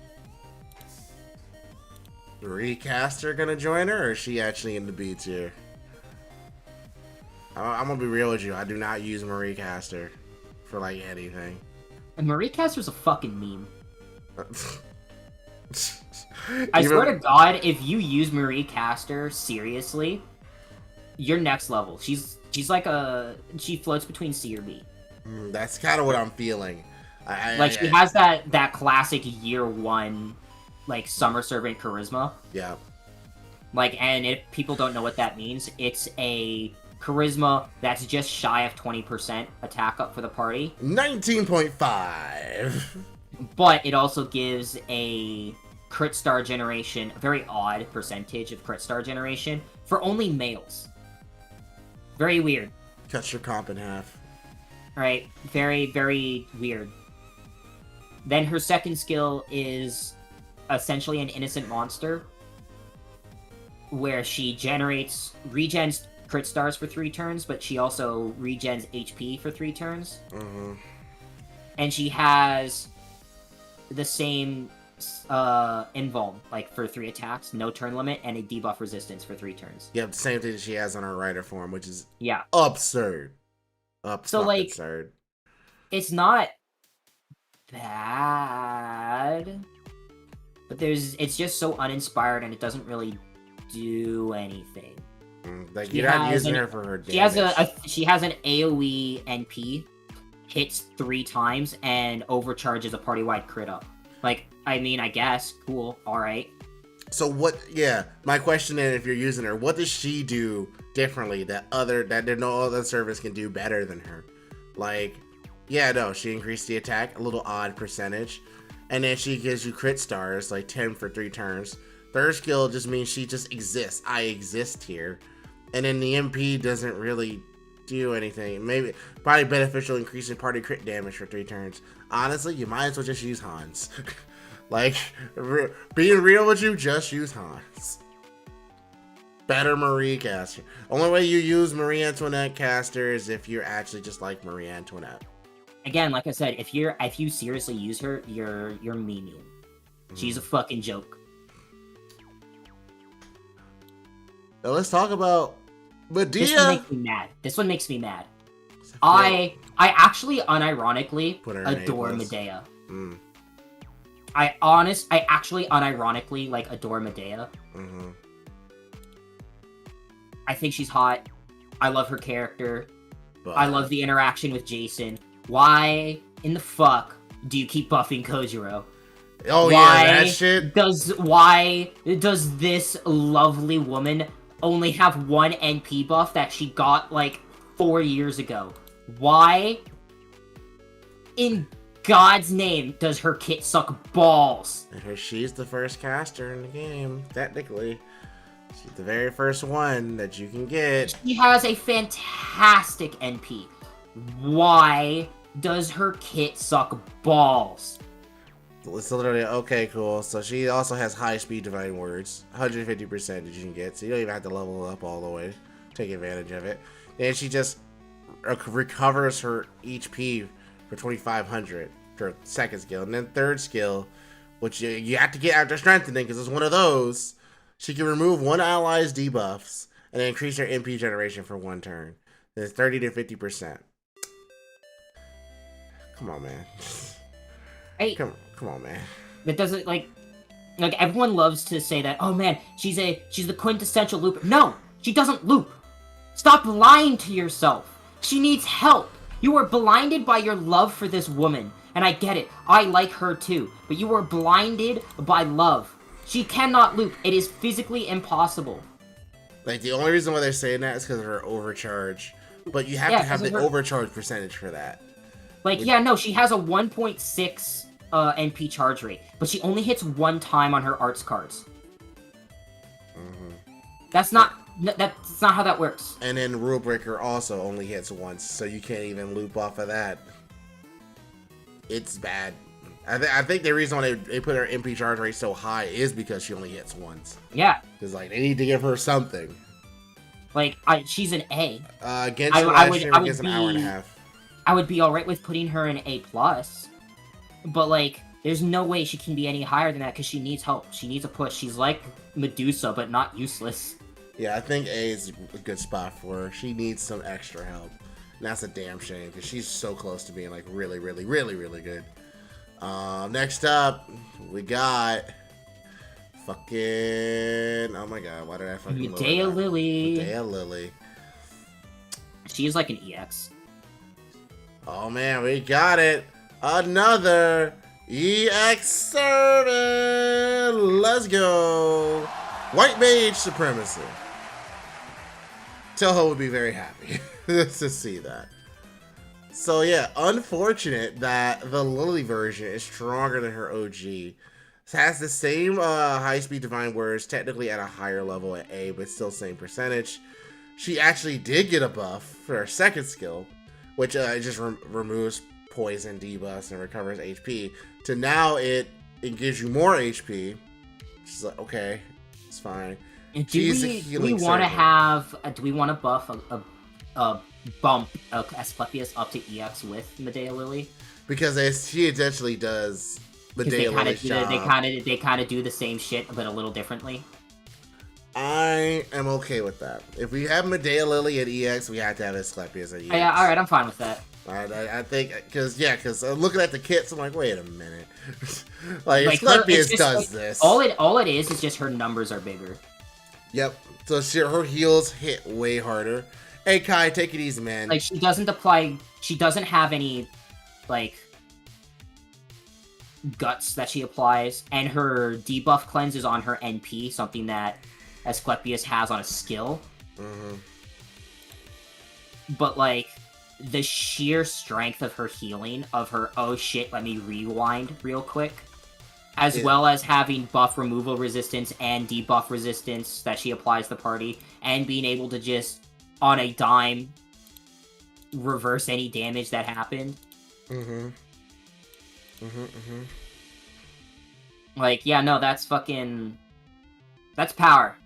Yep. You may not think that that's power, but when you start to actually use her, and if you use her properly, that's power. She has some of the worst Ascension arts I've ever seen in this video game. They are the worst shit ever. Not very good. Not really much changes about her. Like, even if you look at her sprite from, like, Ascension to Ascension, can you tell me what the difference between Ascension 1 and 2 is? Looking at it, real talk, 1, 2. Like, it is so minor. It is literally the design on her dress. And not even the whole dress, just the top, the mid portion of the dress. That's a damn shame. Like, there's more change between 1 and 3. Actually, 1 and 3 seems like it would be like 1 and 2. Right? It's fucking dumb. I don't understand. It's whatever. It's bad. It's really bad. Oh, man. So, we gotta talk about sexualizing Devin. I give a shit about giving respect to this fucking powerhouse of a white mage. Seriously, she fucking respect the white mage. God damn it, white mage supremacy. So now we gotta talk about Mephisto. He's like a fucking what, a C? I want to say a C. For real, like All right, what's keeping him not being a D? The fact that his second and third skills actually do something. Okay, that's fair. That's fair. He actually works. This car actually works. It's not a good car, but this car is the discontinued Volkswagen. Oh my god. It's not in production anymore because there are better models out there, but it works. But it is there. I think we need to hurry up and get to the contention stuff. But before we do that, I had to put on some music personally for me because we honestly about to be going to court here very soon. I'm picking a different version. Okay, so guys, Merlin, it's your boy. It's the Buster Caster Support, the Premier, the A+, the A+. No hyperbole, no meme. I'm serious. Merlin's A+. Here's why. We all know what Merlin does. I don't need to go through his skills. We already know what he does. Here's the thing, though. The current landscape of the game, or at least what it was before, it's still kind of to a point now. He is not someone that you bring to every single Buster encounter. You cannot do that with him. You cannot do that with Merlin. You bring him for very specific strategies. He excels in those strategies. He excels so well in those strategies that he has earned his spot as one of the best servers in the game. On top of that, he literally changed the game. The game changed around him. And if we were talking about Merlin from 2 or 3 years ago, I would say yes, EX, 100%. The problem is the game has changed like 2 more times after that. And the current landscape, he doesn't thrive as well in every situation. DW actually gotten very good at making enemy compositions and boss compositions to where you can't just bring a Merlin to fuck everything up. Because they tried that in 4 months. It only took 3 to 4 months for them to release a new system saying, fuck, we fucked up. Merlin's doing too much damage. We need to change this. Because otherwise, double Merlin anything is going to destroy all of our bosses. So yeah, they did that and they continue to change that. So because of the current landscape, until Merlin gets a buff, he's A+. He's a really strong A+. He's gonna be on the border of EX because he is that damn good. But give this man a buff. Tristan, back me up here. Merlin's not meant to farm. I think that's where a lot of people are gonna like immediately think that we're coming from. No, that's not his purpose, and that never was. He was never meant to buff for farming. He was always meant to buff single target and stall to a degree because of his MP. But that doesn't mean that he can't be better, and that doesn't mean that the current landscape can't afford a Merlin buff. I would, for me personally, I would like either his second skill to get a buff, or I would like his hero creation to increase the turn count on his crit damage up and give it a star weight. He's meant to single target buff. He's meant to buff single target. He's not meant to buff farming. And to a degree, he's not meant for stall either. People just use him for that because of his MP, but his skills don't facilitate that. One could argue the invul, but continue. One could, but it's a 7-turn cooldown for a 1-turn invul. Yeah, that's fucking long. That's a long time. Right? And it's not like he in his own kit has a way to lower skill cooldowns, right? That's something that Tamamo can do. That's why inadvertently other kits can turn him into a stall. But the major point of contention that I see with people with my idea of increasing his crit damage turn is, oh, it's a universal 100% crit damage up. That would just break the game. Who gives a shit? We have so much buff stacking for 100% crit damage up and crit damage in general. Does it matter in the current landscape? We have boss fights nowadays that can take upwards of like 60 turns for a regular person. We have people who are complaining about Olympus because they can't just use Shi Huang Di to solo every fight. Scotty implements a 100% 3-turn quick crit damage up. You have a problem with neutral damage, a neutral damage crit damage up? Just, is it so difficult to make it a buster up? A buster crit damage up for 3 turns? No, it's not. But that would also solidify him as a buster-oriented support. Because again, you're not using him or that skill to buff anything other than buster in the first place. So why does it fucking matter? People say, oh, well, you can use it for the max HP. And I'm like, yeah, but that's not the primary use of the skill. That's the whipped cream on top of the sundae. You mainly go for the sundae for the ice cream. You don't go for the sundae for the fucking cherry on top. Oh, yeah, no, the fucking 3k max HP is what was killing 1 million HP bosses in year 1. Oh, yeah, Jolter was doing upwards of 6 million damage because her HP was increased by 6k. Shut the fuck up. A+ until he gets a buff. Then it'll probably be EX. But he needs that buff to be that to compete. Because as this year has shown, they've released 2 servants that literally compete for his spot or do what people want him to do. Granted, I feel like, at least with one of them, he works well with. The other one is completely anti him. So it's like, yeah. Sorry, guys. A+, you're going to hate us? Comment down below. Let us know how you feel. Exactly. Alright. Next up.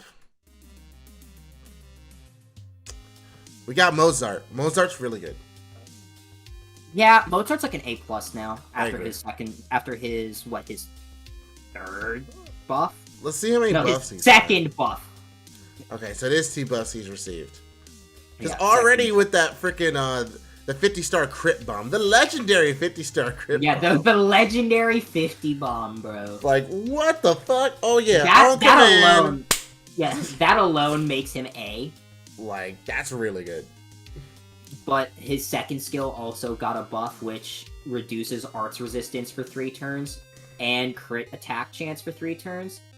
Mm-hmm. And his 1st skill is an arts performance up, party-wide for 44%. So, like... That's good. It works. It works very well with itself. Yeah, and yes, he has an MP, but honestly, it's like... You're not even really using his NP, you're using his- his skills. He is A+ based off the merit of his skills, honestly. He is a very nice plug suit buffer. Just throw him in there. Boom. Hey, I got some awesome buffs for a second. Don't use Mozart like on his own. Use him just like as an additional. He is an enabler. Yeah. He is a fantastic enabler. Oh, but we gotta talk about EX! EX! EX! the best AoE caster. My opinion. Fucking Umu caster. Emma! Look at Nero. Look at this mug piece of shit. I'm not even gonna front with you. When I first played this game, FGOJP and Umu Caster came out, I was like, okay, she's cool, she's not that good. When I got her, and I got her MP2 or MP3, even an MP1, what she does is insane. She literally does everything that you want her to do. Why is almost every Nero, just fucking good? Like, even No, you all can even Neros argue, are good. No, all even Neros are argue good. Nero Saber because literally what they bring to the Can't table die. is insane. Yeah, Nero can't die. Nero Bride literally gives you everything that you want. Nero Caster, she says, okay, look, so I want to bring this to the table.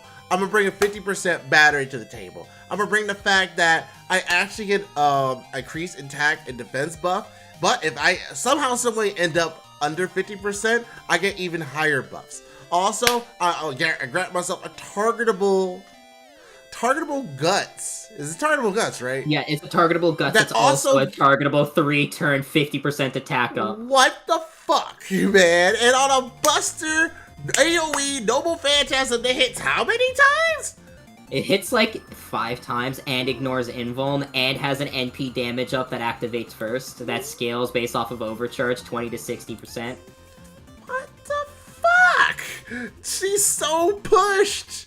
And plus, on top of that, she's a double arch, double buster base servant. Her arch cards hit 6 times. 6 times, and her extra hit 6 times.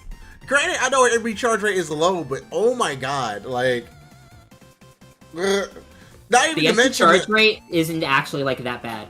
Yeah, especially considering the arts cards hit 6 times. It like, to put it into perspective, Tamamo and Abby have sub 30. Like Tamamo has like a 30, like a .34, and Abby has like a .28. And Nero will generate more MP than them.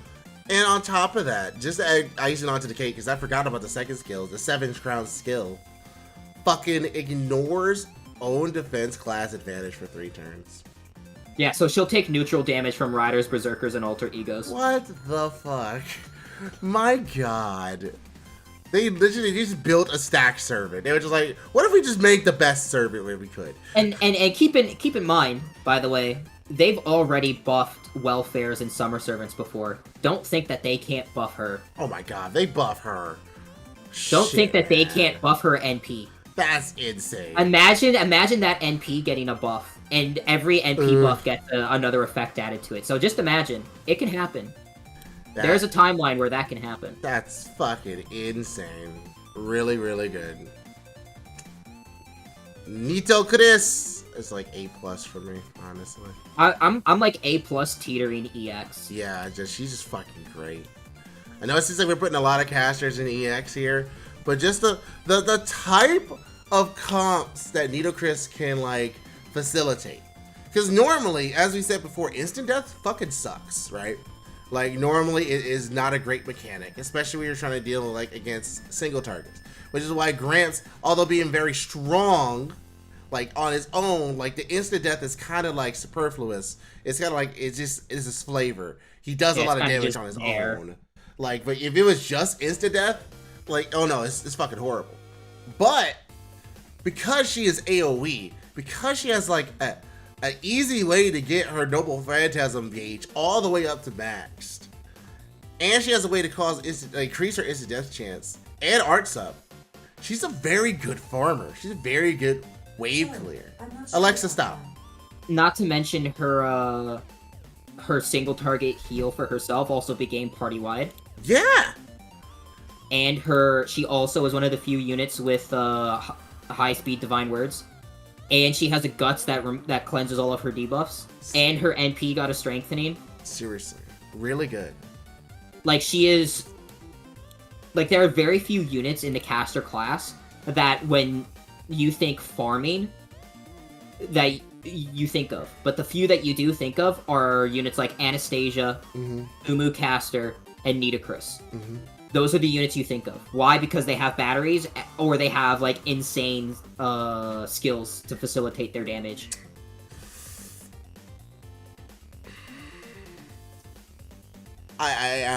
Part of me wants to put her in EX really badly, because it's like... That's what I said, dude. She's A+ teetering on EX. I don't care if she's EX. She's one of my favorite waifus of all time.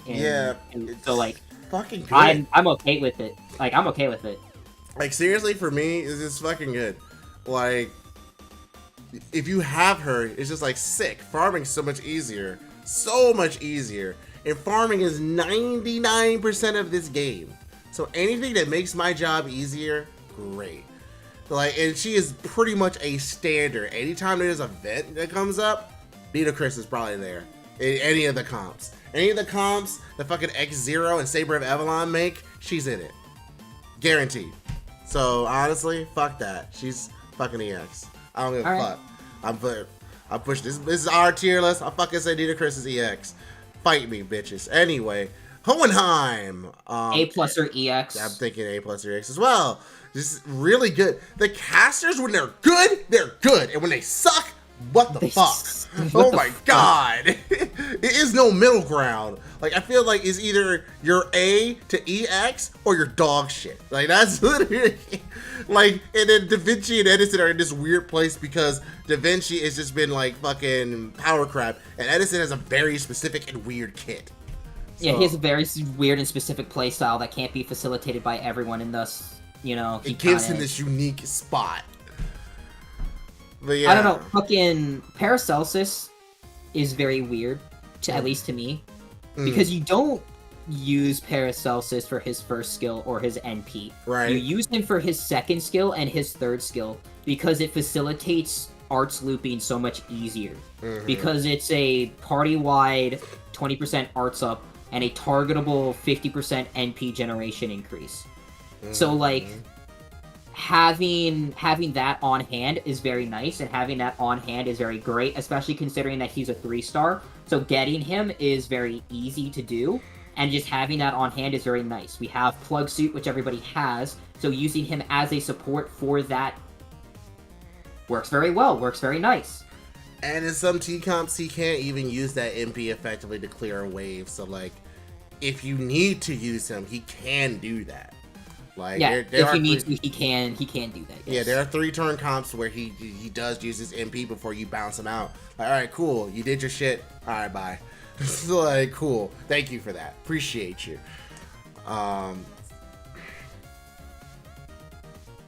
He's really good. Fuck. So, like, I think A+ is where I want to keep him. I like him in A+. I think, but I don't think he's quintessential. I don't think he's broken like people in EX are. Yeah, like everyone in EX is like the top of the top, and they're like the best healers, the best AOE damage, the best single target damage, like the best all our crit support. I feel like A+ is good because the company he's around it with is good. All right, so in my opinion, Paracelsus has the Tomomo effect, where he gets augmented and becomes better when he's paired with Castoria. Oh, 100%. Fuck yeah. Like, you know, we'll get to her when she comes up, and it's coming soon. But, yeah. Nursery Rhyme is an A. I can see that. I was actually thinking that while I was looking at Nursery Rhyme as an A. It's very, very specific, and again, she does suffer for some year 1 stuff, but they did buff her. They did indeed. They buffed her NP. So, like, now her NP no longer tickles. Yeah, no, it actually does some stuff. You ain't about to get a paper cut from this book. You about to get fucked up. Alright. So, like, thankfully, it still has the lower end defense as well.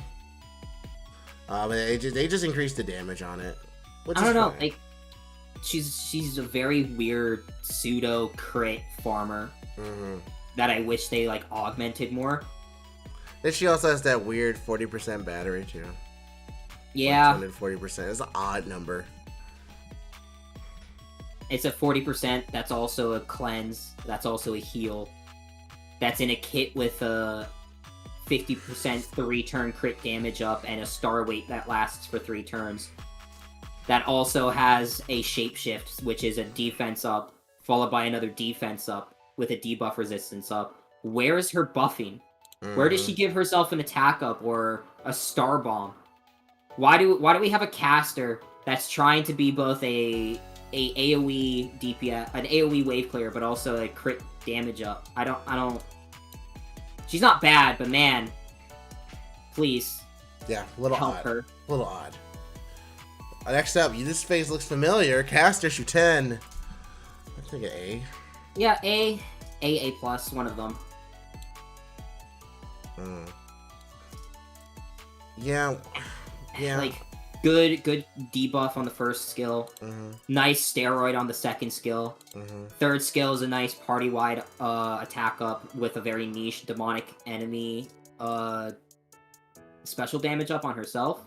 And then, you know, welfare that, like, NA just got, so, like, most people will have her NP5 as well. So, like, just off of that merit, very nice. I don't know. Like, Caster Shuten's not a bad unit. Like, she's very solid. Triple arts with a buster NP, but she has a nice attack up that scales multiplicatively with the arts ups and the buster up. I don't know. I there's not really much to write home about. Right. It's just good stuff. Just good design. I'd say I put her say, in. yeah, okay. And all right, Clarence, you have a good night. And Ahmed, Clairvoyance X will come out soon. I had to work in. So Friday I had a family event, and then yesterday I had to work. So that was a little bit. So like 10-1, I was busy. 10-2, I was busy. 9:30, I was busy. So like all the days I had time to actually edit something, my day was completely booked. So apologize for that. But don't worry, it'll come out. Now Miyu.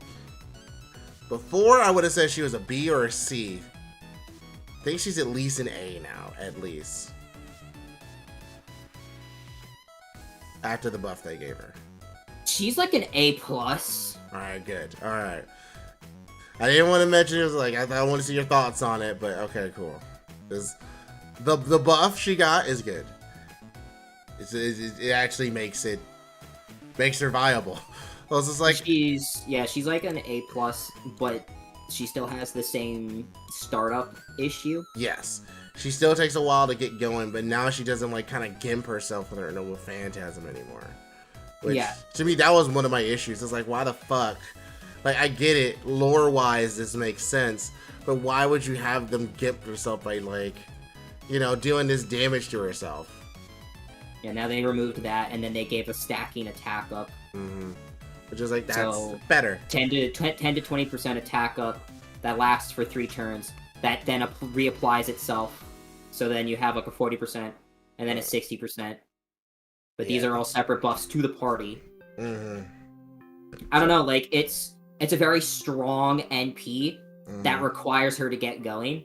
So I'm not putting her in EX because she's not just like immediately great, because her own kit is also very weird. But once she gets going. But once she gets going, she's very nice to have, and she's very good.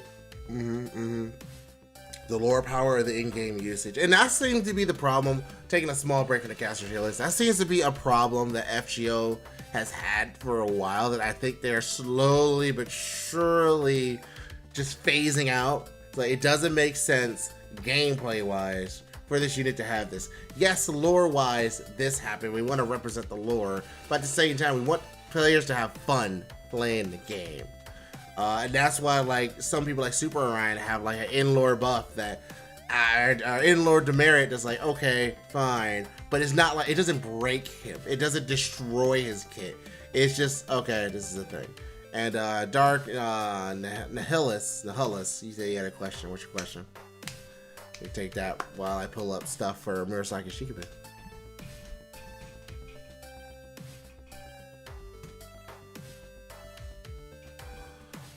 Whew, man. I'm trying my best to hang in there. We only got one more hour. One more hour. Murasaki Shikebe. Looking at her. Reducing the defense by 20 to 30% isn't bad. Niche against demonic. It's a party-wide. Yeah, it's party-wide niche against demonic. And a party-wide defense down. And chance to seal, which becomes 80%, so it's not the best. 20-30% battery with increasing the MP damage for 3 turns. That's good. Hey, that's good actually. 10 to 20%. And then we have it reduces the damage taken for 3 attacks or 3 turns. Oh no, I hate that. Grants the party debuff immunity for 1 time. Well, it's because it's a damage cut. Yeah. Right, it's not like a flat defense. It's not the defense up. It's a damage cut. Those have always been for attacks. They did that even as early on as Mashu. Okay. Right. Welcome back, Coffee. And yeah, you know what? That's not bad. Increases party buff removal resist by. It's very defensive and supportive, which I like. Yeah, she's so far like a very nice supportive caster that just so happens to have an NP damage up, and then they give her a damaging NP. And I think that like cuts into her. And I'm like, okay, but why? Yeah, like there's nothing only thing that provided like, okay, she wants to do damage is like, you know, the MP battery and then the demonic thing, but otherwise, right, so, like, I wouldn't have done that. Cause like I get it, like the defense down scales with the NP damage up. I don't like that she has a lot of this like defensive, offensive mixing support kit that then is like, all right, now do damage. I'm like, okay, why? Oh, by the way, I know what Dark Knight is this lore power or in-game? This is based off in-game, not lore. It's based on in-game. Dude, if this was lore wise, this would be. I would have a different. heart attack. Yeah, some of the things that these people can do lore-wise is dumb. So, yeah. If this was lore wise, Q-Caster would be an EX. Yeah, fucking Hans can rewrite reality. Yeah, if this was lore wise, Hans Christian Andersen and Nursery Rhyme would be in a separate category of their own called God. Yep. Damn right. Because their NPs are literally omniscient and omnipotent. You can't literally fight that. Nope. It rewrites reality. Yeah, not really much to fight there. Not causality. Reality. It changes reality. Yuppers, that's how I be. But let's talk about Changong! Alright. Question. Answer. Are we putting him in EX or A+? I am okay. I am very solid on the A+. I feel like he is overhyped for the EX, though. Great. I think I'm good with him being an A+. He's good for a lot of strategies. He gets better. He needs the help, honestly. But he is good. He is very good. He's A+ good. Like, nobody really uses him for his third skill. Nope. Like, I know some people do. I'm not trying to say that there's none of you who do it. But, like, let's be real here. You don't really use him for his second or his third skill. Mm-hmm. You use him for his first skill, for the easy targetable taunt, so that you can, like, solo or whatever the fuck. Mm-hmm. And you use him for his NP. Because it is an AoE NP that does single target damage, especially on overcharge. That's right. Lord of the Yeet. Lord of the Yeet. Yes. Lord of the Yeet, A+. Good company to be around. Hell yeah, good company to be around. Look at all the people with A+. He is also very, very nice to have for things like inadvertent plug suiting, where because he sacrifices a unit to use his MP, he can swap in a unit, which is very nice to have. I don't think he's EX, at least for me. Other people can have a different opinion and value that more than I do. But I do not think that he is anywhere below A+. Yeah, A+ is his minimum. Yeah, that's the floor for him. So I say that's a good compliment, especially as like the only one of two stars in that range. That's pretty good. And the other one's a 1-star. So now, Caster Artoria. EX. Let's be real. Easy EX. Everybody knew it. Everybody knows it. Easy EX. Not even. No hyperbole. Easy EX. Like, Castoria hit the scene and she immediately made waves. I even made a video, a little controversial at the time, but like was she the new face of Arts? And to a point she is, but Arts is weird in that Arts, it doesn't really have like replacements. It's just, they're all this one team and they just add to the team. So yes, this may be the new star player, but she definitely not just the only face. You still have Nero Bride, you still have Tamamo, you still have Cassie, all these people who are just in Arts that make it work. But no, seriously, what she brings to the table is fucking amazing. You can't, it's very extremely hard to die with Caster Artoria, at least in a farming scenario. Outside of that, when her defenses run down, maybe a little bit harder to keep, but at least in farming is absolutely no brainer, 100% easy. There's sometimes you don't even need double Castoria, just one in a Tamamo, you're like good, or one in a Nero Bride and you're good. It's actually insane. Like, and plus, like Scotty, she has fucking enabled a lot of servants. She's enabled servants that didn't really have much of a chance or that were kind of good but not great to like all-star status. Take someone like Berserker Musashi, who was just pretty much on the cusp of being great, and made them even better. Made them like a 3-turn looper. And then we take Ishtar, who's already just straight up powerful. Space Ishtar, just straight up powerful.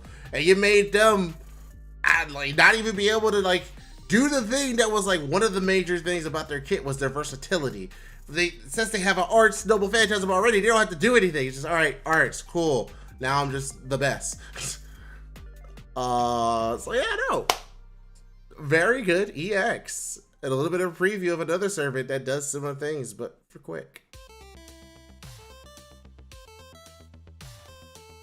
Miss Crane. I think she's an A+. Very unique strategy that she offers. Like, I genuinely think that she's an A+ unit, but I don't think she can be anything more. Yeah, I consider her niche. And I don't think that, like, she's an A.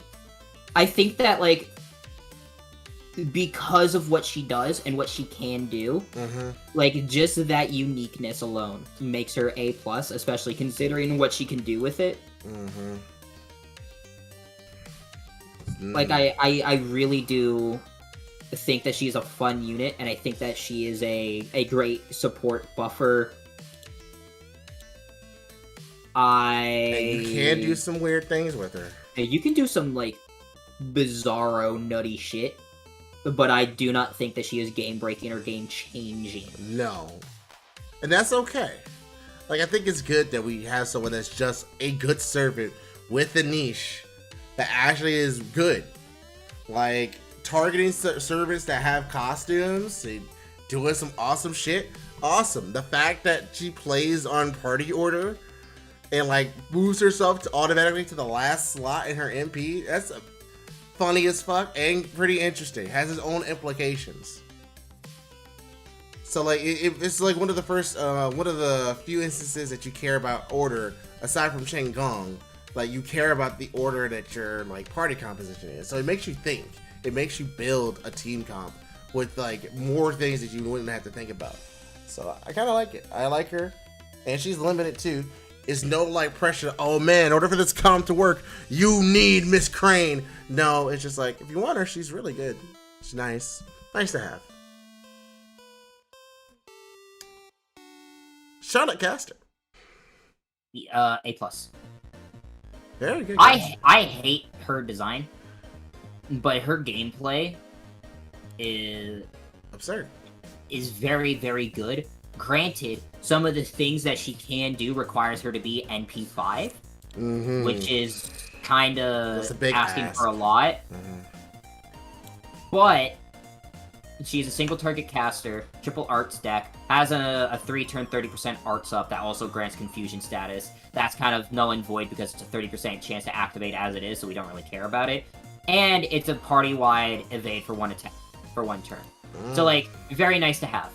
It's just kind of a nice thing on top of, like, the main thing, which is the arts up. Second skill, 50% to 100% skill seal. And a party-wide 20% for 3-turn NP damage up, while also being a 5 to 10 crit star regen for 3 turns. Very nice. Third skill, targetable 30% battery, while also charging her own battery by 30%. Very nice. Very nice. Not the best type of battery, but still great, still fantastic. The nutty bullshit part is her NP. Single target that grants 20 crit stars afterwards, but the overcharge does extra damage to enemies that's been skill sealed. 150% to 200% extra special damage that gets applied. Which, if you remember, her second skill does. It skill seals. Which is why you have to max that to 10. You have to max that to 10. That is... Yeah, no, you have to do it. Because... the extra damage is absurd. Because at, like, NP5, Charlotte Corday can outdamage San Zhang and Ilya. For God's sake. That's insane. A 4-star can outdamage a 5-star. But again, it requires, like, high NP numbers. And it absolutely requires you to have to use a lore to 10 a skill. But it's still there, and it still has to be mentioned, and it's still something to mention. Right. Indeed.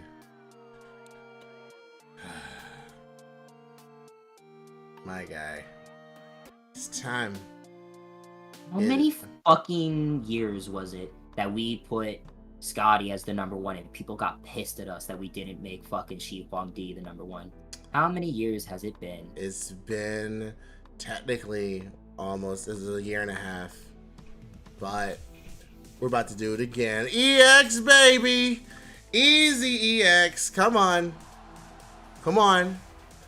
Castoria's in an EX, so Scotty has to be an EX. Literally, because she changed the game when she entered. She changed how waves of enemies were dealt out. She literally did that, and she enabled other servants as well. Like, she enabled Valkyrie, Lancelot, all these servants that were on the side, all like on the cusp of being good. Raid Rider Alter, fucking MHX Alter, like all these servants so close to being good. Make them better. All these units that had high scalings on their NPs, who had kits that were good, but because they were of the nature of quick, they just kind of lagged behind. All of a sudden comes this fucking unit that has a targetable 50% battery, a party-wide defense down 20 to 30%, and a targetable 50% quick up, and a 50 to 100% crit quick damage up. For 3 turns. That's fucking ridiculous. Insane. And the cherry on the top is the fact that her NP is a further crit damage up 30 to 50% based off of NP level, and a damage cut for 3 turns. Flat 500 to 1500 based off of overcharge. Most people don't think that about the Noble Phantasm because they don't really see it come into play. It's just a nice thing to have. It's not game breaking, it's not game changing, but it's super nice to have on top of like all of the other things that she adds. What a lot of people don't know though is that the defense down is incredibly important, because defense down is scaled multiplicatively with the quick up in the same way that an attack up is. But because it's 30%, it scales higher. So that quick up is getting more out of that defense down than a regular attack up. And because quick NPs have the highest scaling, you are doing ludicrous amounts of damage and allowing and facilitating the looping that quick has been doing for 2 to 3 years. And because it was so rampant, it forced DW to start gimping NP gain rates and hit counts on NPs and fucking with waves. You no longer just see 3 waves of 3 enemies. Now you see like 2 waves or 3 waves, but you see 2-1-3 or 3-2-1 or 3-1-2 or 2-1-3. You can't loop the same way that you used to be able to because of Scotty. Mm-hmm.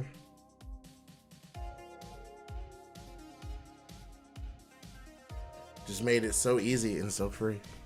So good. Honestly, EX tiers is really stacked. A lot of these servers did not start here, but they got here over time. But like honestly, this is stacked.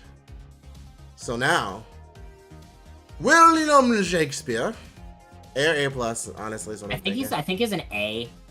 He's a good plug suit target, but outside of that, a lot of the demerits here for him that his shits last 1 turn. Yeah, you have the targetable 20% double MP gauge. You have the the Buster up. But then you have this weird skill for himself in the middle of it, and then he has an AoE damaging MP. Just you use him for his 2 skills, and then you like, all right, go, get out, you're gone, I'm good, thank you, appreciate you. It's not like his NP is bad. It's like a nice thing to have on top, and you can, like, if you don't have a good farming unit in the beginning of the game, you can facilitate Shakespeare for that. But like, once your account gets developed, you kind of stop using him. Mm-hmm. He is a very, very nice starting off unit that just peters out later on in the game. Yeah, it's just because other people are judging him. Some people are like, well, why do we have him in A? I was like, well, what he does is very good, especially for new players. Like, and that's kind of what I'm thinking about. And because he's only a 2-star, it's very easy to get him. So you're not breaking the bank on a limited servant. You just rolling friend points. You might naturally get him anyway. So, and again, because tier 1 servant, very easy to level. A, good. Let's talk about Sieg. I don't want to like him.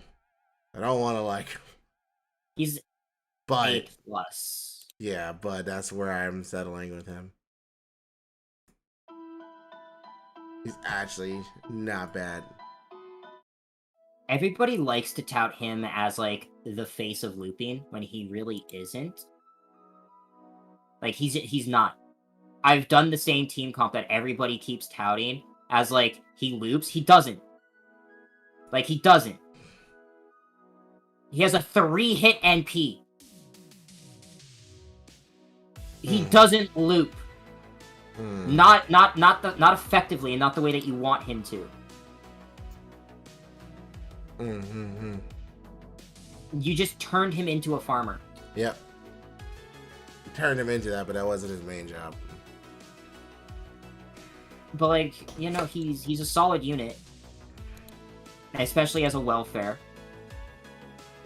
Especially given the fact that he has independent action, EX, he has homunculus C+, so like he already has a passive arts up, he has a passive crit damage up.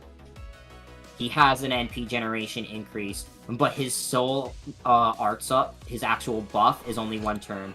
And he only has a 30% battery on top of that. So really, if you're trying to use him for looping, all he really has going for him is that 30% NP generation increase. He has no NP damage up, he has no attack up, and the arts up that he does have is very minimal.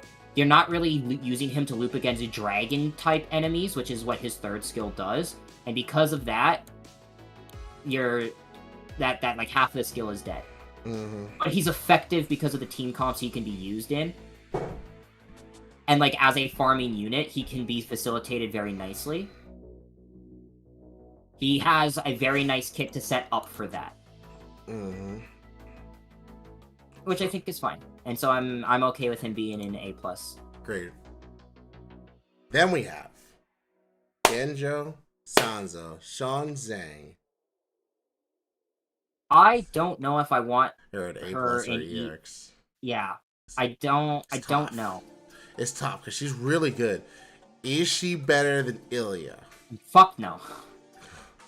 Then I think this is good.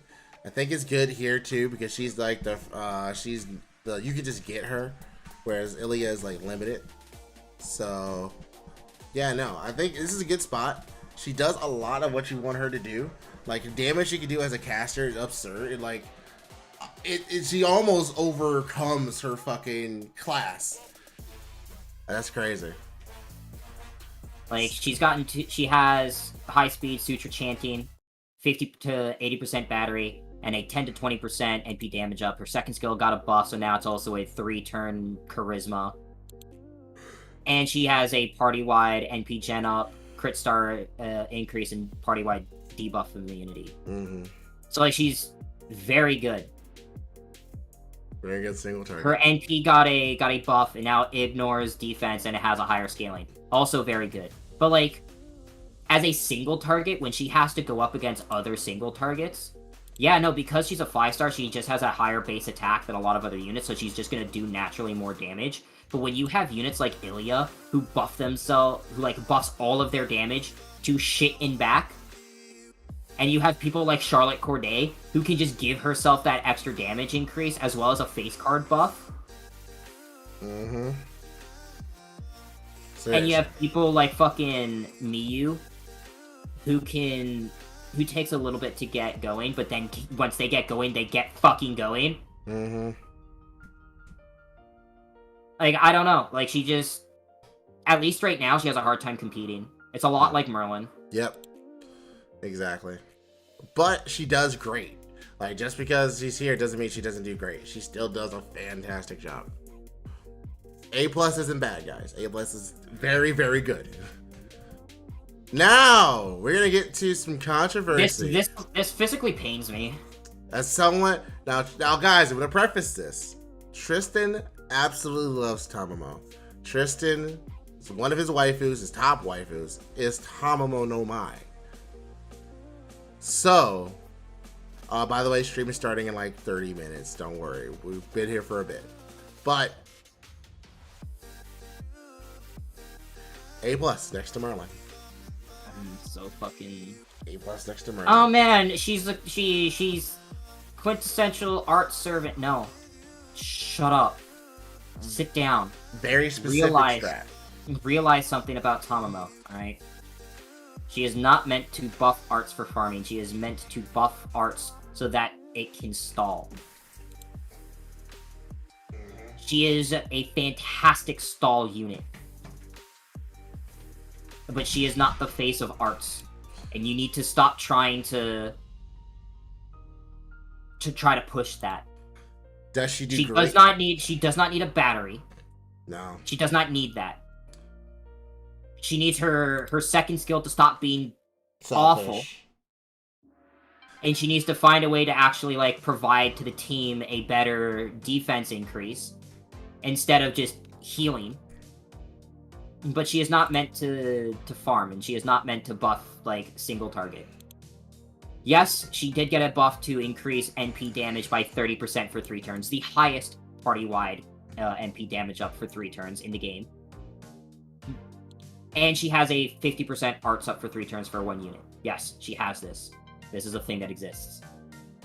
But it is not meant, and does not provide for arts what is necessary for them to loop, and is not meant to do that. Right. All that being equal does not mean she is a bad servant. She is a great servant. The fact that her MP lowers the cooldowns of all skills is actually pretty damn important and key to especially considering she gets a quarter of her NP back off of overcharge. Is very nice. So she's one of the few people where you want her MP to be last in the chain. If you have an MP chain going, you want hers to be last. She gets the most benefit from having a higher overcharge. So it's pretty good. Like, she's still a good servant. And in conjunction with Castoria, with Waver, with Neurobrite, she's great. The thing about Tama is, indirectly, the biggest buff she received is Castoria. Mm-hmm. Castoria was able to tailor more to her needs. Castoria did not replace Tamamo.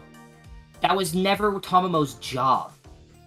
What Castoria did was augment Tamamo. Mm-hmm. Tamamo and Castoria now work perfectly together. Mm-hmm. But on her own, Tamamo is not on the level of Castoria and does not provide to the level of Castoria. Right. But together, they are great. Mm-hmm. And now, guys, sorry. Now, guys, focus on me. Thank you. We talk about the last one. The last one. And for you guys who are very fans of Clairvoyance EX, open your ear holes. Because Waver, El Malloy II, Lord Zhuge Liang himself, stands above literally every caster on this list. He is his own tier. He is simply the best. Here's why. He's God. Like, literally, he can do anything you want him to do. He can fit into any strategy that you want him to be in. And what makes this even better is that he is a year 1 servant. He is one of the first 5 stars you can get in this game. And like, he's so good that when he had him way back in JP, we were like, okay, he's not that great because he doesn't do damage, right? Not realizing this man by himself gives 50% Noble Phantasm to one person and 20% to everyone while increasing their attack, while increasing their defense, while also increasing critical attack, while also giving for further damage, like damage reduction. And then for the Noble Phantasm, doing so much shit is insane. Applying Curse, draining, stunning, like lowering defense. What the fuck? It does so much. Literally does everything. So yes, on paper, understandable. Castoria does a better job when it comes to arch servants. Really does. But what makes Waver so good is that it doesn't fucking matter what team he's on. Fuck, Buster uses him more than anything else because they didn't have a unit supported for them for farming. So they just use Waver because he just does everything. It's like, he's so good. He fits with Scotty. He fits with Castoria. He fits with Merlin. He fits with any support in the game. You cannot tell me that you don't need a Waver. I know people are going to be like, look guys, I don't want to be on the meta pick, so I'm not going to pick Waver. You fucking idiot. When the 5-star free unit comes out next year, oh, if you didn't know that, you guys, yes, you will have a chance to get a 5-star for the permanent pool. And guess who's on it? Waver. Zhuge Liang is an option that you can get. So, barring any waifu or Respondo reasons, if you want an easier time to play this game, Waver is a must-have. Seriously, you need Waver. He helps you so much in this game that it's insane. There is no way in any possible realm that someone can come up to me or Tristan and be like, hey, Zhuge Liang, I think he's like an A+.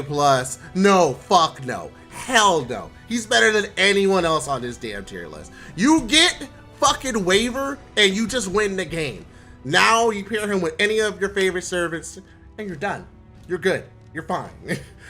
Like, single target strategies, he got that. Challenges, he got that. Farming, he got that. Story content, he got that. He literally does everything. He can go everywhere. It's insane. Sorry, I'm really excited because There's at least in my head, I have like 2 categories for buffing. I have utility and all around buffing, and then I have face card buffing. And Waver, Reigns, and Nero Bride are the top 3 for utilitarian all around buffing, and then the top 3 for face card buffing are Tomovich, Castoria, and Scotty. Mm-hmm. And then you have, like, everybody else, right? Mm-hmm. But even with those 2 categories that I split in my head, Waver is the single best unit in this game, and nobody can convince me otherwise. Mm-hmm. Waver is legitimately the single best unit in this game. Mm-hmm. So good. Reigns also gives a 50% battery. Yep. That's literally... But Waver is just better. It is the reason why Reigns and Waver stand atop next to each other. Like, yeah, you can say Waver is better than Reigns. Okay, sure, of course. But honestly, why not both? Literally, why not both?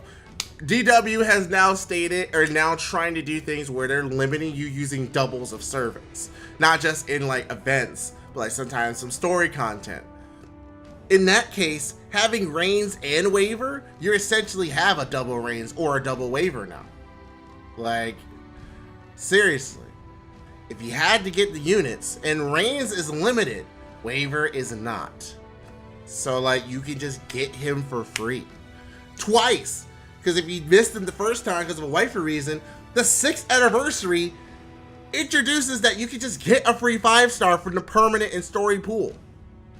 You have no excuse not to have a Waver now. You have none. 0. Absolutely 0. So if you don't get him now, 2 years from now, you can get a Waver. If you somehow do not roll one. Like, seriously. Bar none. This is the caster tier list. I would love to see your opinion in the comments down below. I'm sure you'll have a lot to say. And hey, I read every comment, so I'm here for it. Let us know your tier list. Let us know what you would pick, because I'm going to actually have this tier list in the comment and description of the video. Make your own. Show me what you got. Show me what you on there. And hey, if you liked the video, give it a like. If you didn't like it, give it a dislike. It's fine. Subscribe if you want to see the next one, because the next one we have Assassin. And there's a certain Tomomo Tail that's gunning for that EX spot. He's gunning for my heart as well. But will she get it? You'll just have to wait and find out. My name is Misaki from the County Gurus, and I'm sitting here with Tristan, and we are logging out. Bye, YouTube. and cut. Oh, yeah. So, guys, so chat. Reigns isn't worse because she's a rider.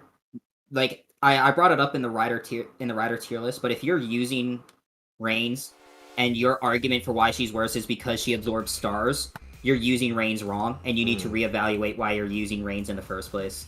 She doesn't facilitate for crit in any way, and if you're relying on crit stars and you're bringing Reigns and you already have an issue with that, you're doing yourself dirty and you're facilitating an issue that you yourself are creating. Crit comps in their entirety already have ways to generate enough crit stars for the DPS to get it, or the DPS themselves have a star weight on top of it. It's such a non-issue for her to be absorbing stars as a support for what she does that trying to bring it up as a demerit for her is just ridiculous.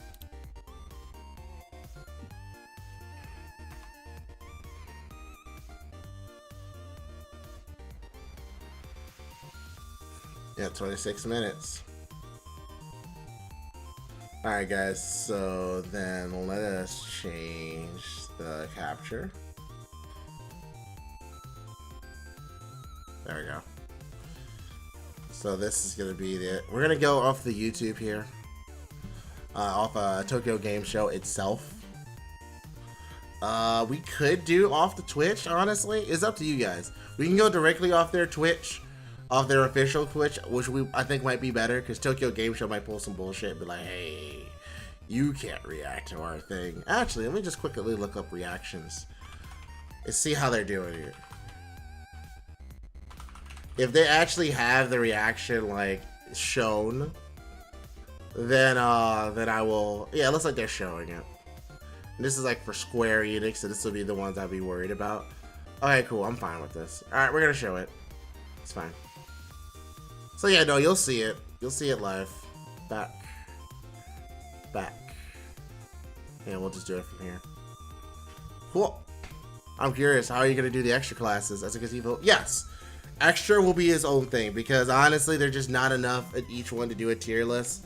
And plus, they'd be really short. Granted, people will watch those. And I guess if people really want us to do those as individual videos, we can. But I think we'll just do the extras as a whole. Like, you know, that'll be the main thing that I would be doing going forward with that.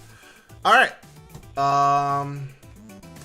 So that being the case, we are like less than 30 minutes away now from actually legitimately watching the event. Tristan, how are you feeling? Fucking tired. Not gonna make it? I don't know what I want to do. That's fair. I know one thing is, I kind of want fucking food. It's like, I honestly should be asleep myself at this time, but I'm not. I'm up, so now I'm fucking hungry.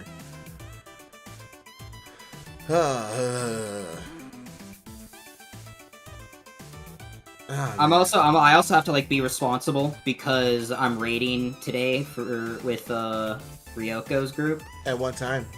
4 your time to my time. So you want to get some rest before then? You could still get some rest. It just depends. Depends how long this fucking thing's gonna be too. I wonder if Tectone's up, because if Tectone's up, he probably has his own thoughts and opinions and feelings too on some stuff. I don't know. His fucking... I watched his video. Saw my name in there.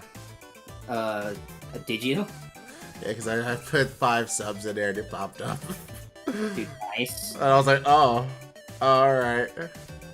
I saw his video about like the anniversary, and he was like, you shouldn't review bomb, you should give constructive criticism. And I'm like, alright, on one hand, on the other hand, they're literally banning anybody on any form of media that they have power over when they mention anniversary. So any type of constructive criticism doesn't fucking matter because they're not open to it. You can't have a discussion when the other party doesn't want to have it. So I don't know, maybe that's just like me seeing this naive part of like a Tectone who wants to imagine the best out of not only a company but its player base, and it can't happen. I don't know. So the best part, or the worst part, I guess. I watched this live. I watched Tectone's record the video on stream. He didn't really hear about the censorship until after he recorded that video.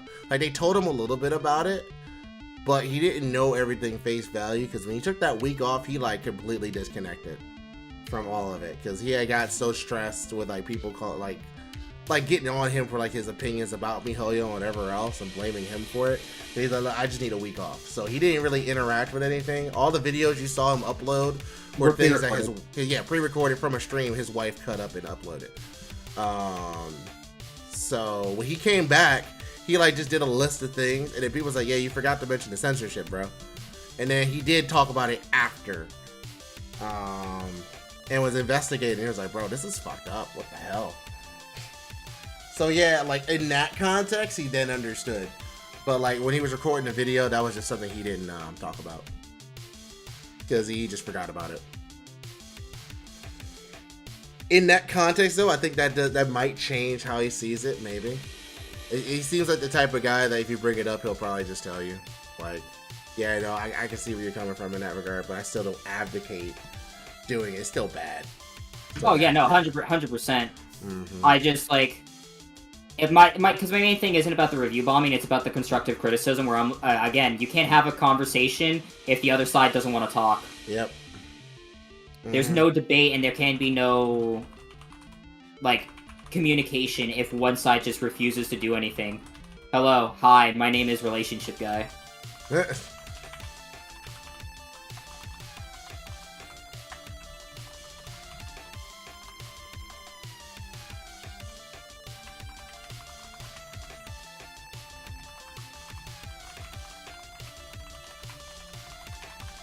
I think.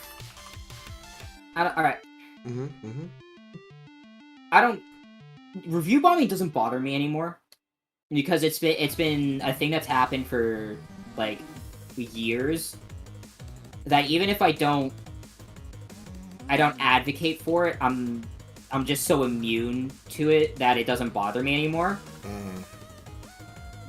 But in this situation, honestly, I think the Genshin Impact community should keep review bombing.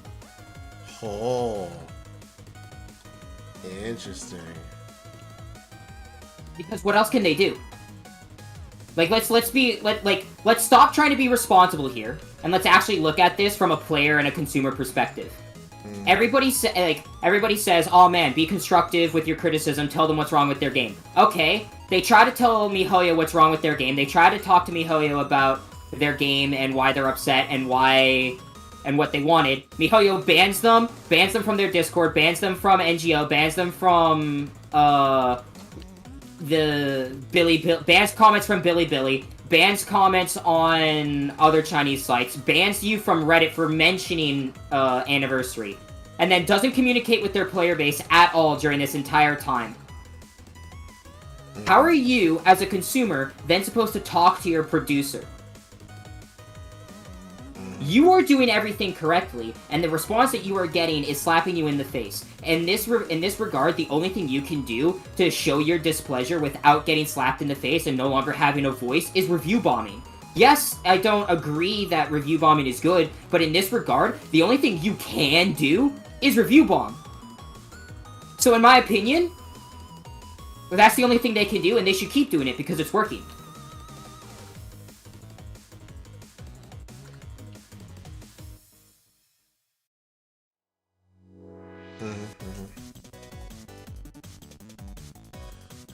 I'm just gonna have both open just in case. Whoever has the better quality would be the one I focus on.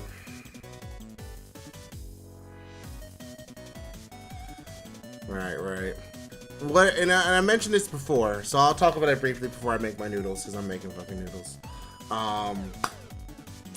Guys, these trolls and some actual Genshin players, if you're actually review bombing the game, please remember, FGO is not review bombing your game. Genshin is review bombing Genshin. FGO is not review bombing Genshin. Genshin's review bombing Genshin. Please stop review bombing FGO. What purpose does that serve? Oh, well, some FGO players and content creators are saying our anniversary sucks. And I don't like that, so I'm gonna review bomb their game for no reason whatsoever. Cool. Like, fun fact, you also think that it sucks. yeah, it's just like, okay, cool. Some of the stuff you're saying is stuff that we've been talking about for a while, and some of the things you're saying are actually just not true. Just straight up not true. Like, don't believe me? Let's take a gander at Fake Grand Order Google. I think one of my favorite comments that I saw for the review bombing was somebody was trying to say that, like, it's got a shitty story, shitty gameplay, the skills don't work, yada yada yada. And I'm like, alright, anything else is fucking subjective. What the fuck do you mean the skills don't work? Tell me a single fucking skill that doesn't do what it tells you it does. Tell me a single fucking skill that when you activate it, it doesn't work. Like, it just doesn't work. Not because there's a buff block, or not because there's a debuff block, but it just doesn't work. Oh yeah, this is it here. By Sean. This is the worst game ever churned out. Oh, Alpha JB, thank you so much for the subscription. Thank you. This is the worst game ever churned out. Repulsive combat. Abilities that don't work correctly. Terrible RNG fest from beginning to end. They can't even drop excessive items amounts needed to upgrade abilities correctly. Story's loudly bad and dweeby. And complete with, whatever, full review. What is it? Where gratuitous sexualization of underage characters.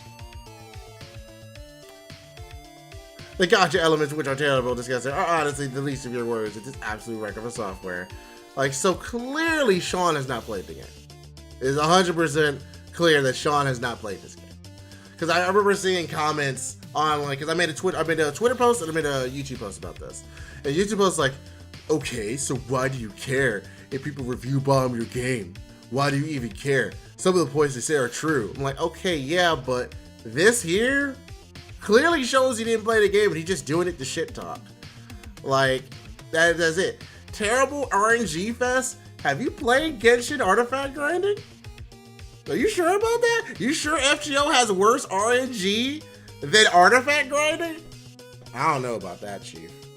I don't know about that. Like, getting some items to drop is bad, sure. But when you are so close to having the perfect artifact for the specific kit of your unit and you get fucking HP value. That's even being generous of the fact that you get the specific artifact to drop in the first place. Right, but then get the stats that you want on it. Yeah, too. and then get the stats, and then get those stats to level. Exactly, because you can get the stats, but then they don't level, and then all of a sudden you get like, why do we have attack additional value here? Well, not to mention, there's then the idea of the fact that you have different actual level ups for those stats. They can level up either once, they actually took down some of them. By the way, they took down some of the one. There was a lot more 1-star reviews here. They took them down. I don't know. It's just like there's, I guess it is a Genshin stream technically, so like I can talk about it. But yeah, go ahead. When you level artifacts, you actually have 4 tiers to that leveling, where like the artifact level can either get a 1 increase, a 2 increase, a 3 increase, or a 4 increase. Which is why sometimes you can see like crit damage go from like 3% to 9% in one level, in one go. Sometimes you can see it go from 7% to 14%. It literally doubles. But then sometimes you can see it go from 7 to 8. Not a big increase, like, at all.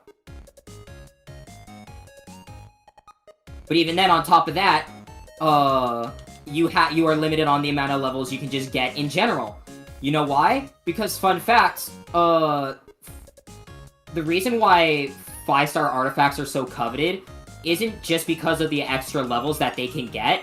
It's also because they're the only artifacts in the game that can drop with 4 substats right off the rip.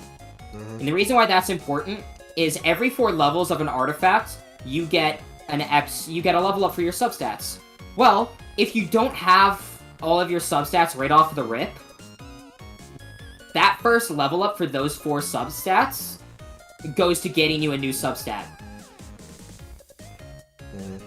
So instead of getting a level up to a substat you want, that level up is now wasted on getting a substat when you could have been leveling something already. It's efficiency, really, is what you're looking for when you get those 5-star artifacts. Mm-hmm. But that's also not even looking into the fact that you have 2 artifact sets per domain. And you have 5 different pieces as well. And you have different bonuses for those artifacts.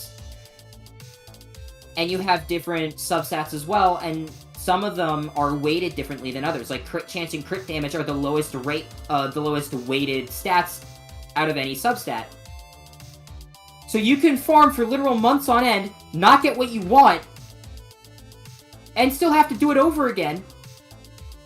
And by the time that happens, you could have another unit come out that you want that's the same element as what you were already farming for, and now have to farm that same domain again for that new unit.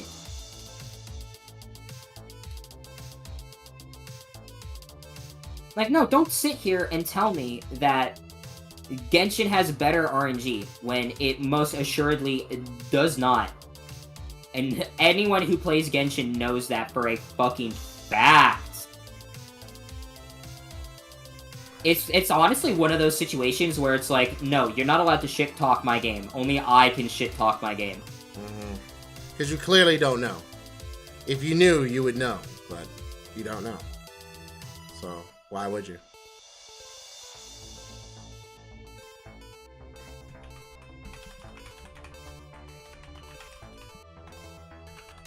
Oh, there's also another one that really fucking got me.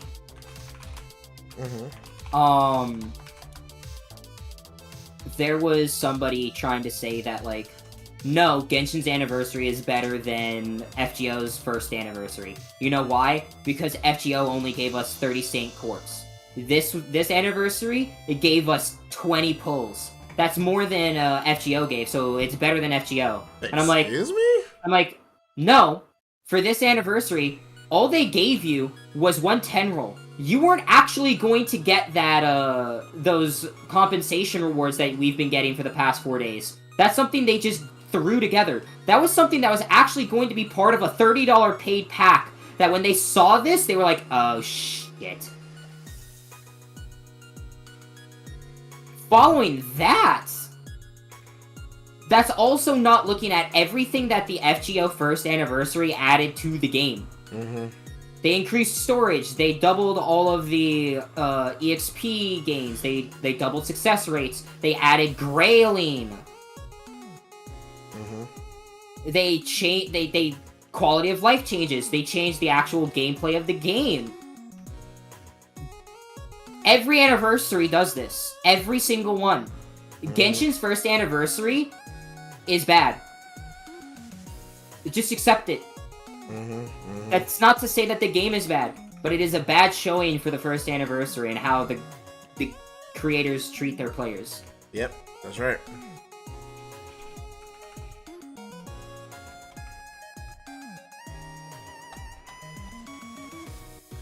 Also, a minor thing I do love just the fact that I see you can tell Tectone is up because you see all of Tectone's emotes spamming, so there you go. Find it pretty nice.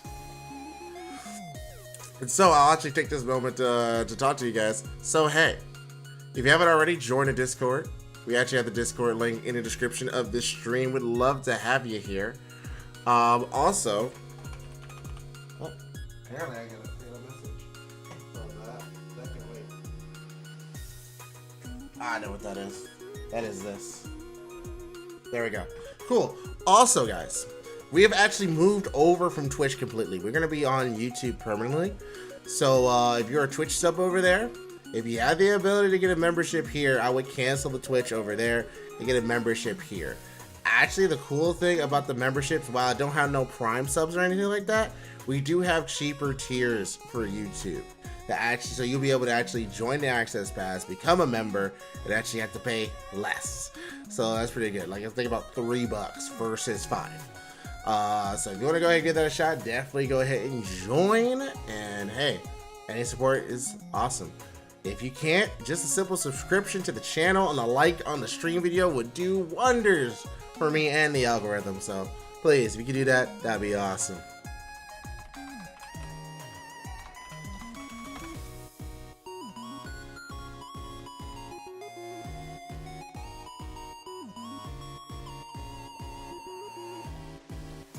Yeah, no, grailing was indeed not a feature on launch JP.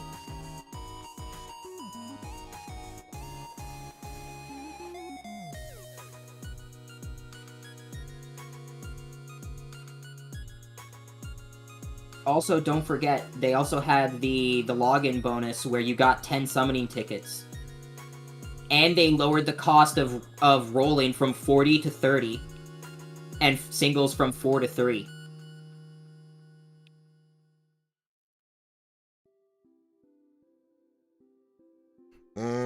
That's right.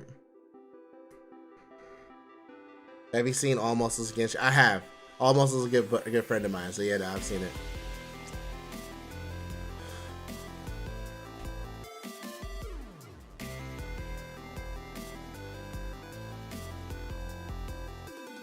Alright guys, you should see Nightbot popping in. For some reason Nightbot wasn't here. Nightbot will be in here.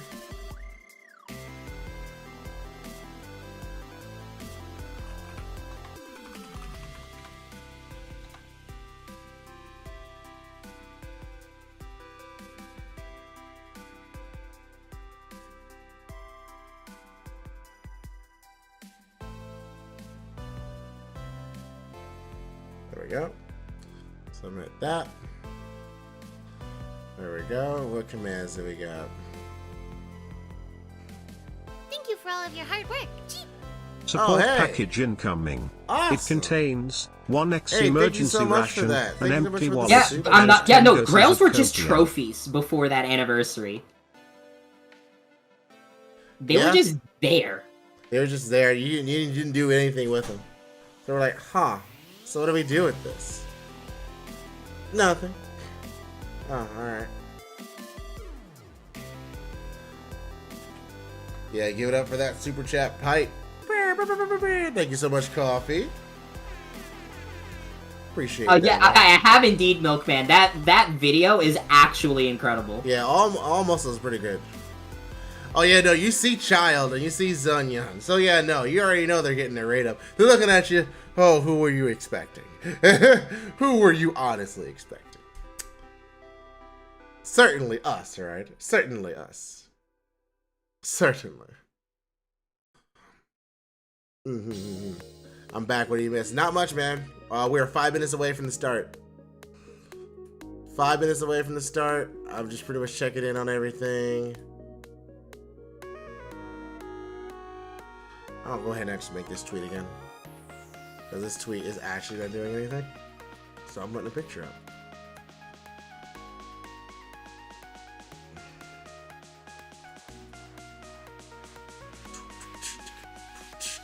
Inazuma shines eternal!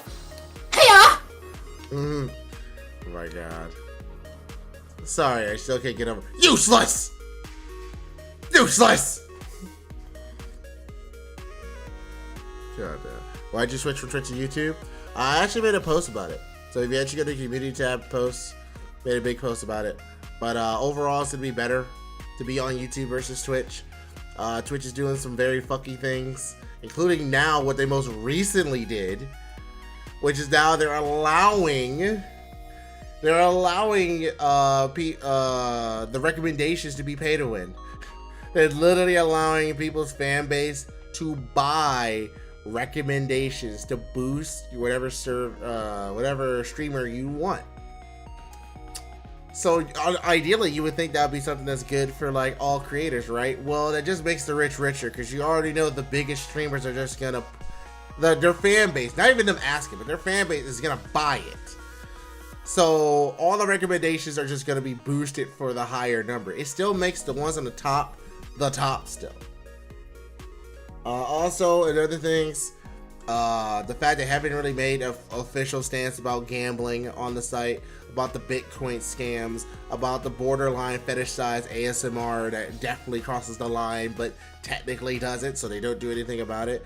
The hot tub streams. The hot tub stream, all these things where it's just like, if you want to build a successful career, on the short term, Twitch will give you all the money in the world right now, but that's not guaranteed. YouTube has a higher ceiling. I feel like you can go further, and they're slowly catching up. They already have the algorithm. They already have the content creation. Like, for example, in this stream, I've probably made at least 2 or 3 videos out of this. I could cut this up and make 2 or 3 videos very easily. And not only can you guys have the unedited stream to watch as well, but now I can put that back onto YouTube. That can go into the system, that be pushed out to people, and then it'll come to the channel, which is gonna overall grow the channel. Whereas Twitch, the only way you're gonna grow on Twitch is if people know you're on Twitch. Twitch will not help you with discovery. Twitch will not help push your content outside the realms of, like, if you're not in the front page. And if then, let's say you don't get the front page, you go in the FGO category, it's gonna show you for the first 2 rows, the most popular, and then after that, it's a random assortment. So literally, if you're not doing the best, if you're not number 1, you're last place on Twitch. Whereas YouTube, you actually have a bigger reach, especially if you already have a bit of a community, which I do. So I want to leverage that. So you're going to be seeing more streams here. You're going to be seeing shorts. And you're going to be seeing more like regular videos. So there it is. Hey, 5 minutes to you clock out. Nice coffee. Appreciate you sticking with us. Strictly to hold back a rant about Twitch becoming increasingly less softcore cam girl site. Yeah, it's pretty much almost like Chatterbait at this point. Like, seriously. And that's not even to say that, like, girls have an easy time, right? Hey yo, put respect on Chatterbait's name. That was the first fucking cam girl site I jacked off to at 13. Oh my god. God damn it. Oh man.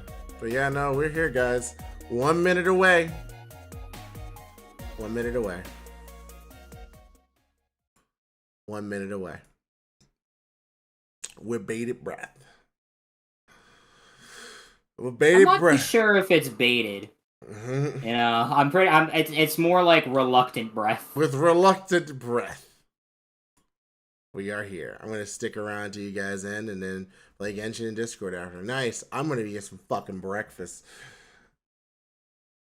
That's what I'm getting. So out of all the 66 votes here, 76 of you guys say no, Mihoyo will not redeem themselves. 25% say they will. You got 25% of you guys are pretty hopeful. Oh, never mind. It's about to change again. Kristen backstory, wow. Listen, alright, let's be real. 7, 8, 9 years ago, how many of you, when you first discovered cam girls, were either on Chatterbait, Pornhub Live, or fucking Live Jasmine? Ooh. Let's be real. Alright, so the Mihoyo Don't you ones, lie to me. the Mihoyo one's already up. Or sorry, the Tokyo Game Show is already up. Already up with theirs. And that's the CMC. So we're gonna go to the official. Voice Toma in Genshin Impact. Oh boy. You don't know how long I've been waiting to see you. Yes. Hey, and we've been waiting to see you too. It's so good to have you with us today, Christian. How does it feel to be in chibi form for once? Honestly, Yo, why does Lumine get stars in her eyes, but Aether doesn't? This is some fucking... Because Lumi is cuter. It's kind of nice we get to meet in a tea house too. Well, it is one of Toma's favorite hangout spots. That's for sure. I'm so excited, guys. All right, well, let's get things rolling with a first look at the trailer for version 2.2. All right, let's show us the trailer. This labyrinth of fog. All right, here we go. I think this is cute. I think the delivery is cute. Yeah, this is all pre-recorded, guys. The melody began. My mind began to drift. Okay. And I could hear the Oh yeah, this is for the leaked event. Come, try it for yourself. Hey, thanks, man. Appreciate it, bro.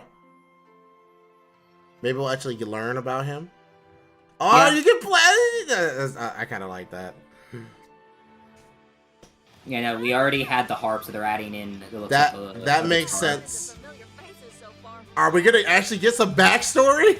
This used to be my dominion. It's the scent of monsters, the aroma of battle. Oh shit. I don't care how strong they are. They'll ashes. The aroma of battle. I don't ever want to Wait, what the fucking fuck? hear that again. That's a unit? That's a pet. It has to be a pet.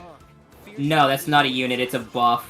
Okay, good. It would appear that this place is some sort of combat training. And there's the new enemy type. Slaughter to be had here. Now that we're all here, what do you say we get to the bottom of this? Oh, he's a spear user. 4-star. Toma. Yeah, no, we knew that. Woo! You look good. Don't get too close. Like in terms of like the way he's wielding the weapon, not gameplay, but it looks He good. is a pyro shielder. Into the perilous labyrinth of fog.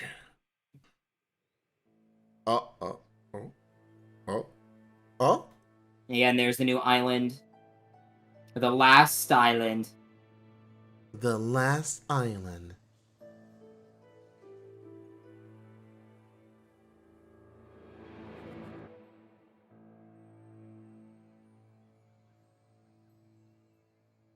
That looks beautiful. That looks like a wallpaper. Very nice. Version trailers are always so exciting to see for the first time. I'm sure our viewers noticed lots. You know, I'm kind of let down. Well, we just started. Come on. No, like, all right, I'm let down by the trailer. Let's get to our first Because it didn't end with a punch. It just kind of like. How are you gonna put more redemption code, emphasis guys. on that fucking like trail, like on that event, and not on the fact that you're getting the last fucking island? Yeah. All right. Where do you put this code in at, by the way?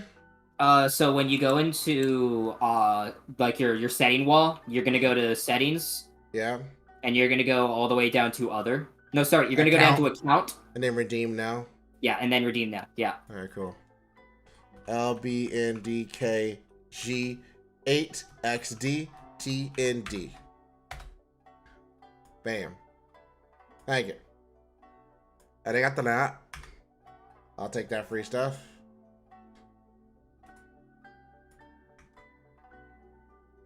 All right, cool. Like the music. Like the music. Also, why this? Oh, never mind. Could learn a little bit more Toma, huh? Toma trailer.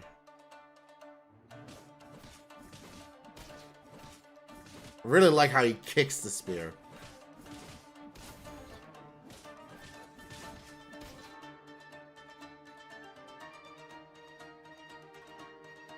This trailer is leaving a lot to be desired so far, but that looks good.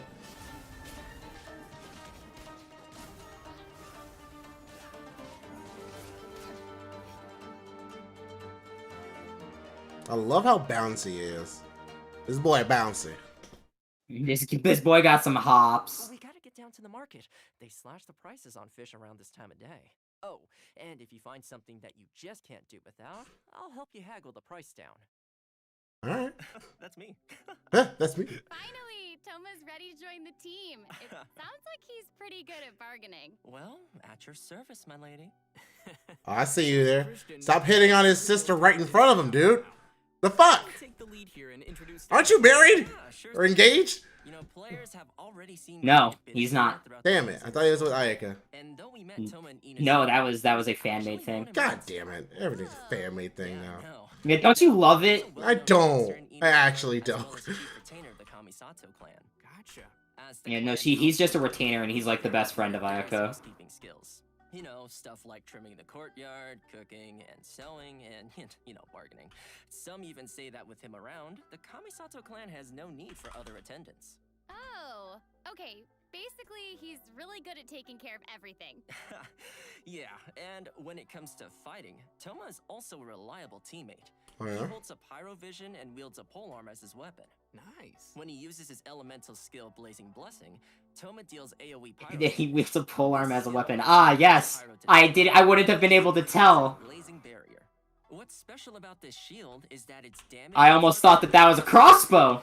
So, if another blazing barrier is obtained again, then the remaining damage absorption of the existing blazing barrier will stack, and its duration will be refreshed. Huh, okay. There is a limit to the stacks of damage absorption, of course, but I think it's enough to make Toma a reliable protector of the team. After unlocking the talent Imbricated Armor, when obtaining or refreshing a blazing barrier, the current active character's shield strength will increase for a certain duration. Mm-hmm. Nice. And finally, we have his Elemental Burst. When Toma unleashes his Elemental Burst Crimson Oyoroi, he slices his spear through his foes with roaring fires that deal pyro damage and weave themselves into a scorching Oyoroi. Ooh, that sounds cool. But you're gonna have to tell us what Oyoroi is. Yeah. Sure thing. So, Oyoroi is a kind of armor. Okay, so it basically serves as another shield? Well, it's not only like a shield. The normal attacks of active characters affected by the Scorching Oyoroi will trigger fiery collapses. These collapses deal AoE pyro damage and summon blazing barriers. After unlocking the talent Flaming Assault, the damage dealt by Crimson Oyoroi's fiery collapses are increased by a certain percentage of Toma's maximum HP. Okay. It really feels like a lot of Toma's talents are centered around shields. And given that a vision represents its owner's ambition, you could say that Toma's ambition is protecting people. Isn't that nice? Aw, so nice. Isn't that nice? With his elemental Isn't that burst, nice? Toma protect his party members with his shield. Sorry, that delivery fucking got me. Damage for the Yeah. active character. Yeah, and with the effect of the Imbricated Armor talent I mentioned earlier, after unleashing his Elemental Burst, the active character's normal attacks actually help strengthen the shield. Okay, that's cool.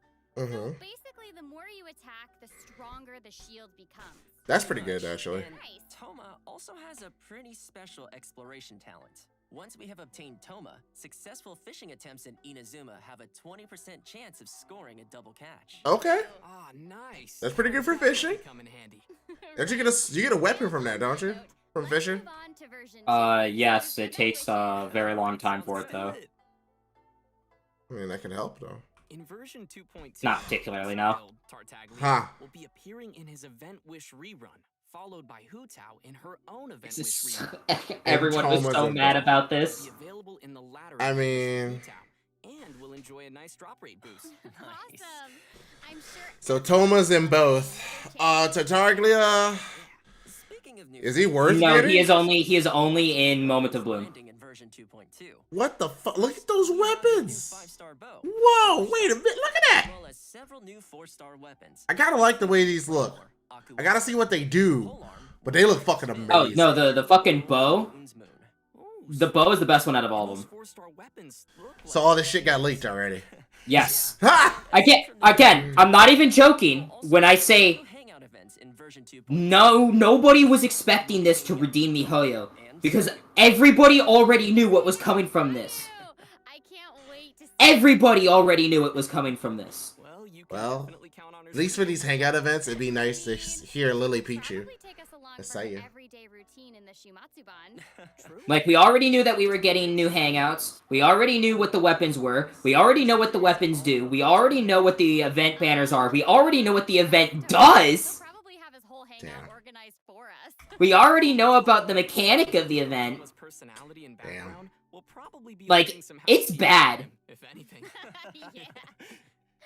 So all we need to do is have some. Not to mention that when people found out from the leaks that we were getting another child rerun, instead of a rerun for a character that, like, has only had one banner, people were pissed.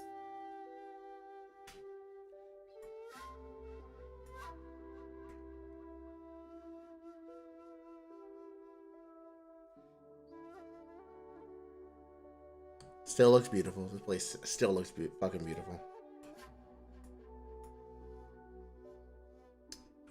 Doesn't help that I'm like biased for this type of music and everything.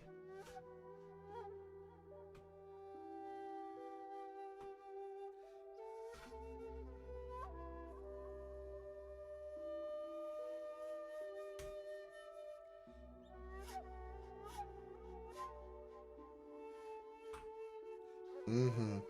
Very serene, and guys, be careful. This shit might be putting me to sleep. Fuck, man. Not even fair. All right, next What up, was we have that? an inside scoop Why? on an all-new area to explore in version 2.2, Surumi Island. It's a roomy island. Covered in dense fog. Exactly. Well, picture this. An island that has always been something of a mystery for outsiders. Dense fog creating a gloomy atmosphere, and the visibility is poor. It's easy for inexperienced travelers to get lost in this fog, so few people ever dare to visit Surumi Island.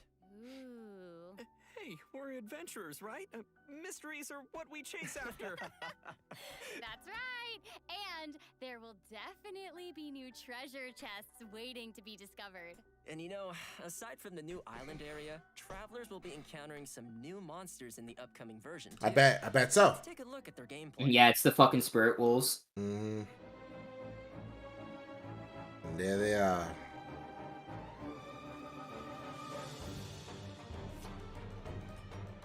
These fucking bastards. Yeah, I don't like them. It's Electro Geo. Who fucking They go through wolves. shields. Ugh.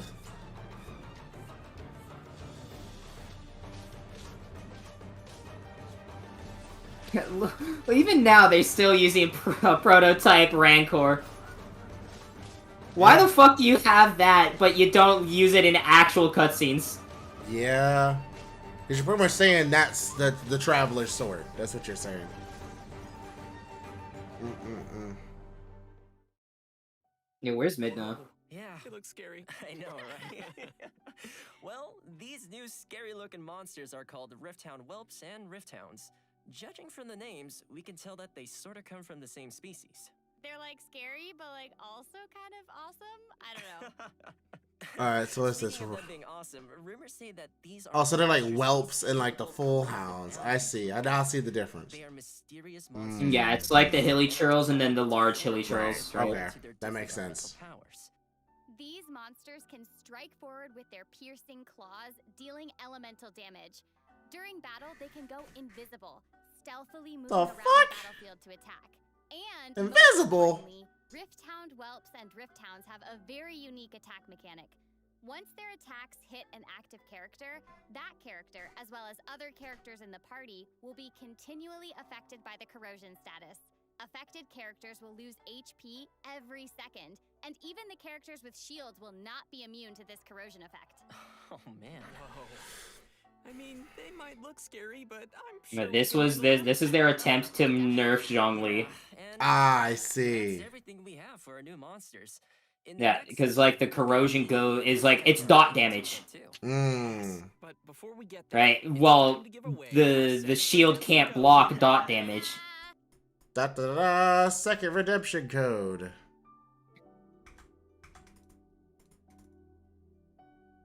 All right, we're gonna get another. Cause the settings, count, redeem, MB6V KHQWVANZ.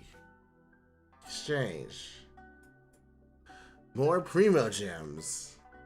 5 Heroes Wit.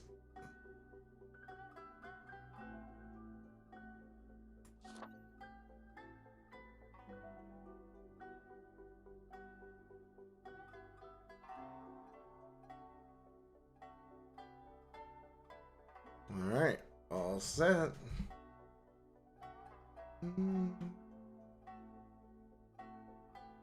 How we feeling? How we feeling, chat?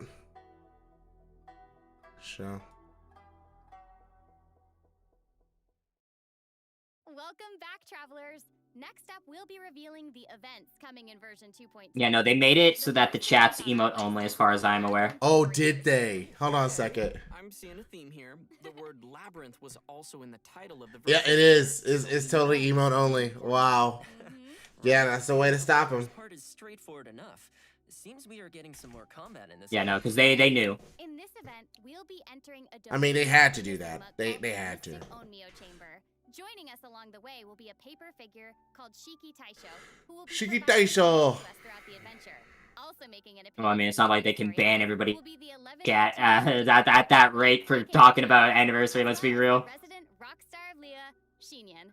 They could try. It'd be great to see the They would next fail. storyline, but I gotta say, what an interesting combination. Yeah, totally. And what's interesting, though, is that Child is the third Fatui Harbinger we've seen set foot in Inazuma. Given that the Fatui are not the most welcome guests in Inazuma, you can't help but wonder what he's doing there.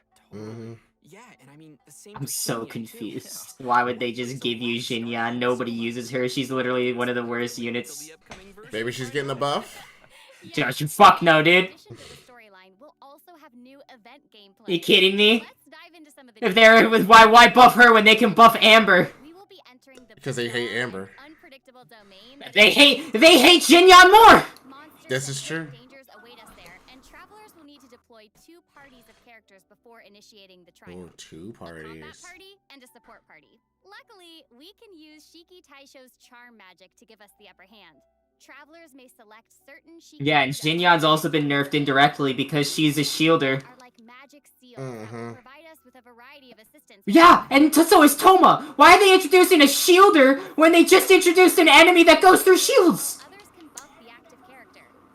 After making all the necessary preparations, Wait a be minute. ready to face whatever waits. Oh my god. You're fucking right. 5 levels in the Mystic Onmyo Chamber, and each level will have multiple rooms to explore. For a second, I thought he had all the fucking archons. Travelers will randomly obtain different items after defeating the monsters, including battered Shikifuda, damaged replicas, and age tokens. Battered Shikifuda can be used to obtain buffs in the challenges. Damaged replicas can be used to enhance Shiki Taisho's abilities, and age tokens can be exchanged in the event shop for valuable rewards. Oh, man. Good stuff. For sure. Thanks for the breakdown. Okay, so moving to our Bro, Toma's technically useless on release. This event has to do with our new area, Surumi Island. Damn shame. An investigation commission. The traveler Wow. happens to encounter Hey, a Toma, welcome to the game. generate You're nerfed. powers. Whoa. Yikes. Seems like What? the Ruin Grader has a special source of energy. Yes. Yeah. And that's why we What? also call Yeah. it an anomalous model ruin grader. In the Moo, you event, dipping there? Oh, hell yeah, I'm dipping, dude. I'm fucking dipping. If it's ancient machines we're dealing with, Like, I need some food in my stomach scholar is ASAP. someone to guide us. Yup, you're right. In fact, we'll be pairing up with a scholar from Sumeru during this adventure. The event is divided into 3 phases. Oh. First is investigative surveys. During this phase, the Sumeru scholar will give us a special kind I mean, of honestly, gadget. what they're Travelers doing will is we explore do for the different areas gurus. with these prospectors It's in search like, of components, they're repairs, in or character to a devices point and they're that seem explaining the out of place. event. These devices can be used to So it's not that it's a bad thing, model ruin grader. you The know? special prospectors we will be using are called Ayesha's Chaos Prospectors. When the target is out of range, it will point towards the approximate direction of the target. And once the target is within range, it will mark the location of the target for us.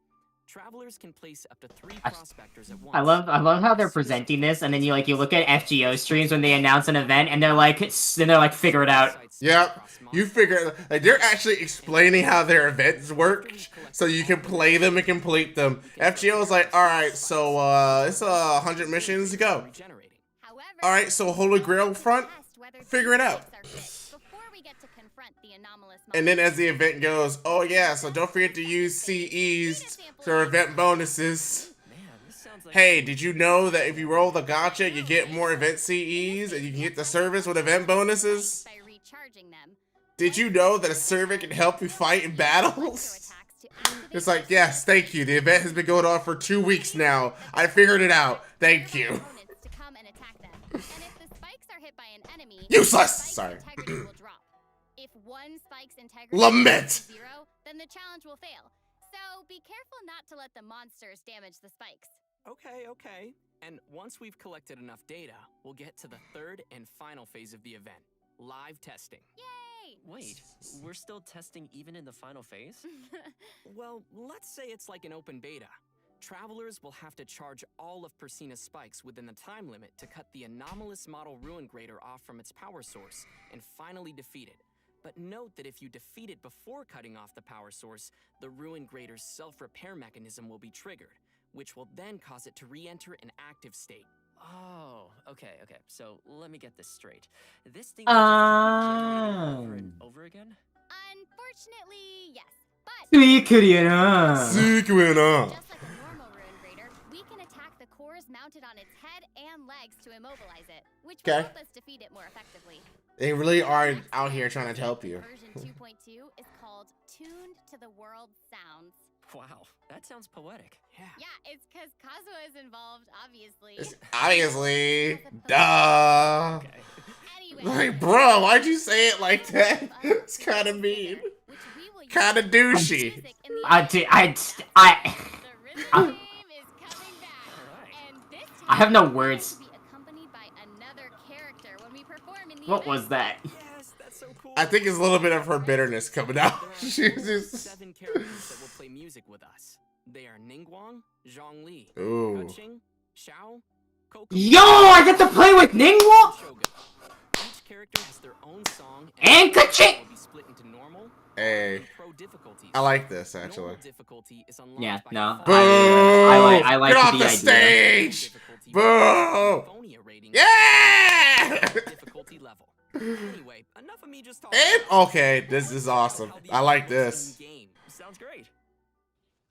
Yeah, it's And all yes- the popular characters. Mm-hmm. Where to next? Alright. On heart? Oh, shit. boy. Fucking pro? Oh, man. Pro level. Watch out. Right in, I guess. Yeah, I mean, Yo, watch Toma just like absolutely crush it. Oh Oh, yeah. yeah. But that is such a nice scenery to play. Oh, I know. It's beautiful. Oh my gosh. Oh, you play da da da da da da. Before, travelers will need to press the rhythm points when the ring shrinks down. Oh, fuck. Gramps is this shit. Dude's like, I'm an Osu champion. I got this. Look at the Dude, I played Elite Beat Agents. I got this. and hold down the note until the light strip disappears. That's a little rough. I mean, I get it, but it's still a little rough. Yeah, here's the thing, Moo. Does not Get a look controller. easy. Yeah, I am. Dude, Accepted, man. Yeah, there you go. Already said. You can. Already ready. Got Trust it. me, it's so much easier. Yeah, no, fuck this keyboard shit. Oh, hey, the sound of the lyre is actually kind of different from the sound of our zither. This is so peaceful sounding. Yeah, we're gonna fall asleep, bro. Successive notes all in a row. Yeah, imagine trying to hit all of those at the same time. I know.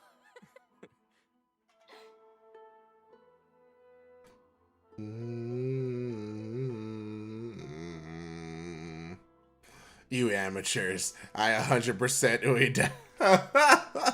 Oh god. Dude, Guitar Hero controller. Oh man. Oh, dude, no, fuck that game. Where are my Donkey Kong bongos?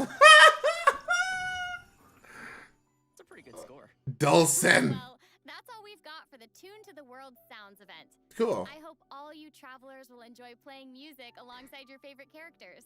Next, we have another event called Dreams of Bloom. Ooh, fancy. Yeah, the event is initiated by an Inazuman florist named Sakuya. Uh-huh. During the event, travelers can submit the materials Sakuya requests daily to obtain some special seeds from her. We can then plant these seeds in a Path of Value luxuriant glebe in the Serena teapot. After waiting for some time, the seeds will then grow into beautiful flowers called dream blooms, which is an amazing name, by the way. I know, right? And, you know, it looks like we'll have multiple kinds of dream blooms. That's right.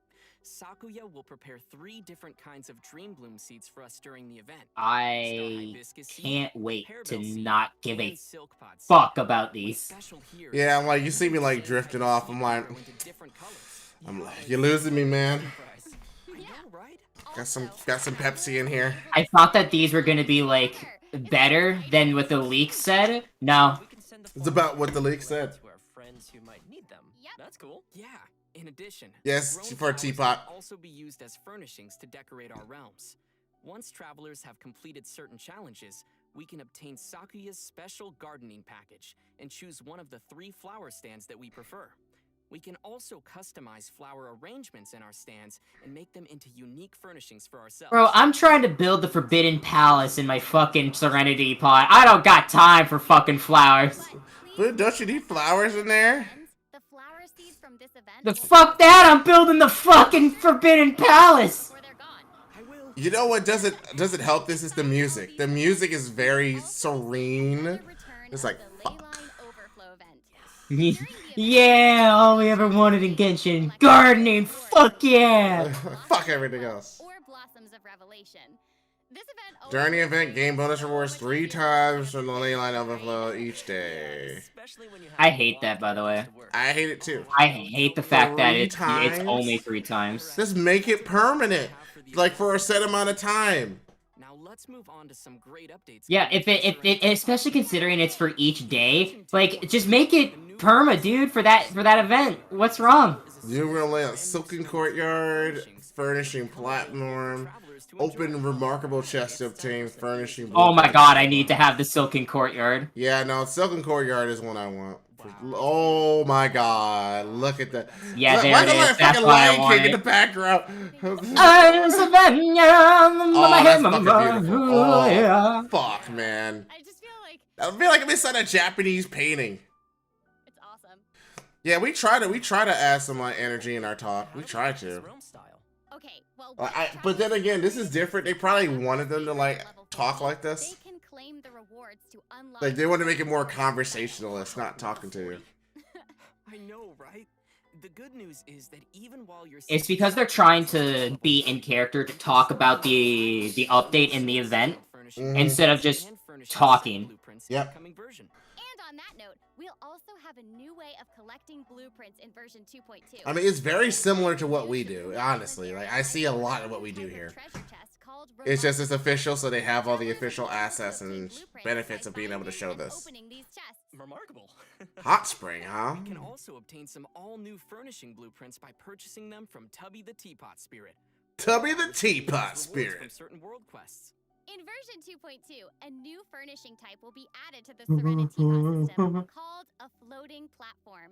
Basically, it's like a type of rock that floats in the air. Sort of like yeah, but with these floating platforms, we can actually set a certain height for them to float at. And just like any other landform, we can place furnishings on it. And with Interesting. that, we can start creating our own Adepti abodes inside our realms. That's fun. In addition, there will also be some optimizations. Yeah, but how do we get there?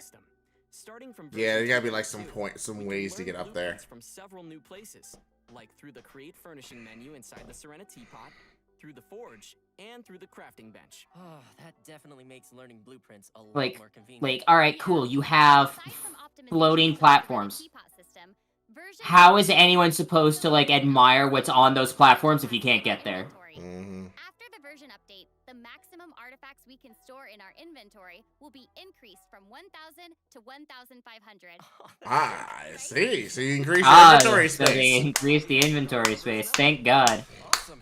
Man, we covered a lot of content. Is that it? Hold on, we're not finished. Okay, yet. good. About to say. Up, we're excited to announce a collaboration between Genshin Impact and Razer. Oh man.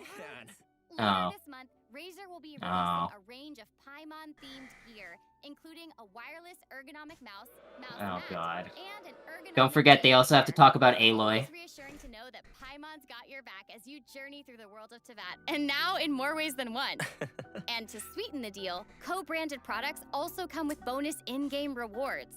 You Travelers know, can head over to the official starting to Razer prefer webpage how for more FGO information does on it, this special where they put lineup. all the stuff Man, I can't wait. that they're trying to sell you so at the excited. beginning, with and that then they note, end it let's with the give stuff away you the third want. redemption code for today. Because this makes you feel like, it's a bad taste in the mouth. Alright, last one. Alright.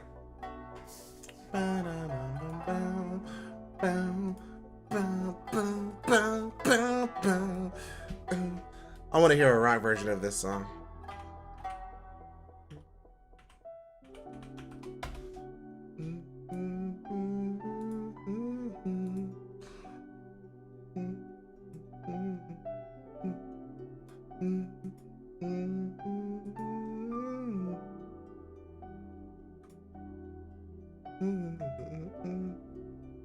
I can't wait for, like, people to be like, that's it? That's it? Yep. Yeah, they're gonna do it.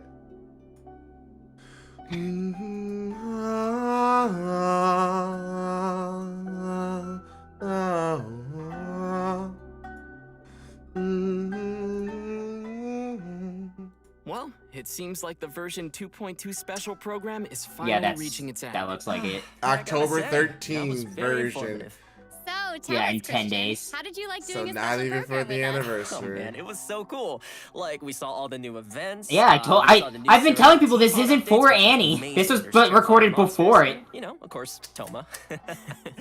Yeah, I also can't wait for Toma and the Serena Teapot updates. And monsters. It's gonna be great. And Christian, it was so awesome having you on the special program. Hey, well, thanks for having me.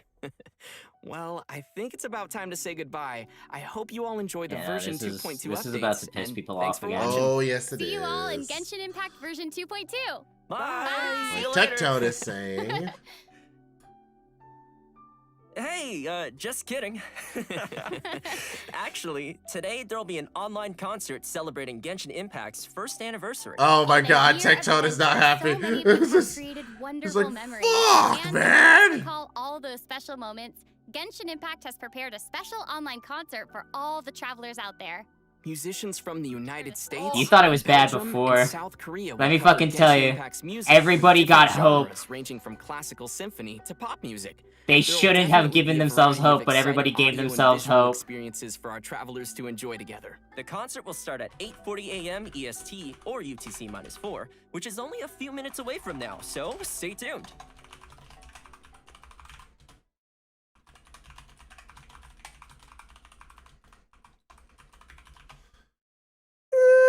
Yep, there it is. Yeah, I was telling people. Dude, that was a half an hour of our life. Dude, I feel more fulfilled from a fucking FGO event. Oh my goodness. Tectone, what you got to say, bud? Been conditioned to accept this.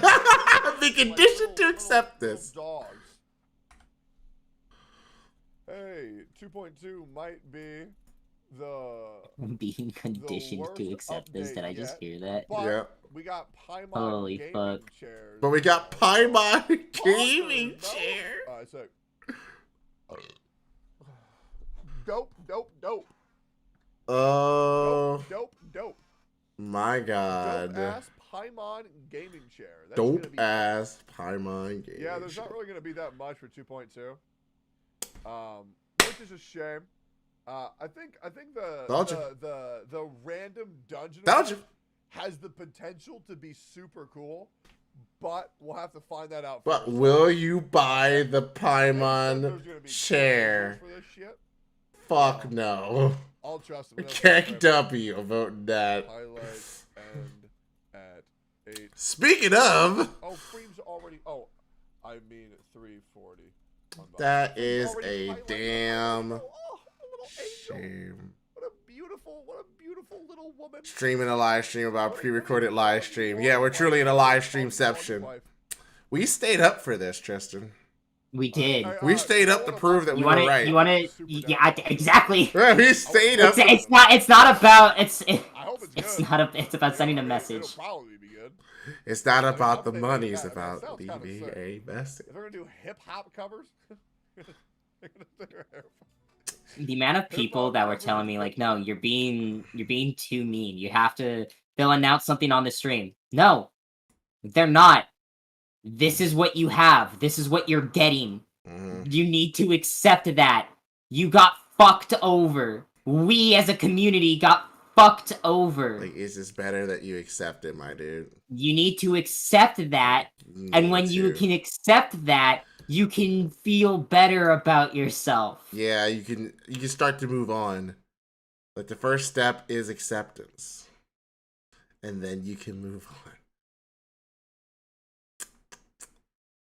It was fucking garbage. Oh my god. Streamception. Yeah, no. No, this is it. This is it, guys.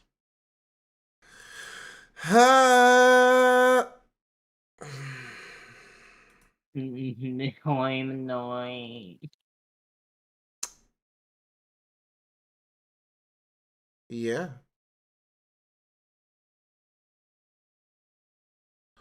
Well, Hoy Manoy is right, man. Employment noise, right? Had enough sense to do What do away you with even all the really say to that? Like, superfluous let's be detail. real. What do you say to that? We fucking told you. That's it.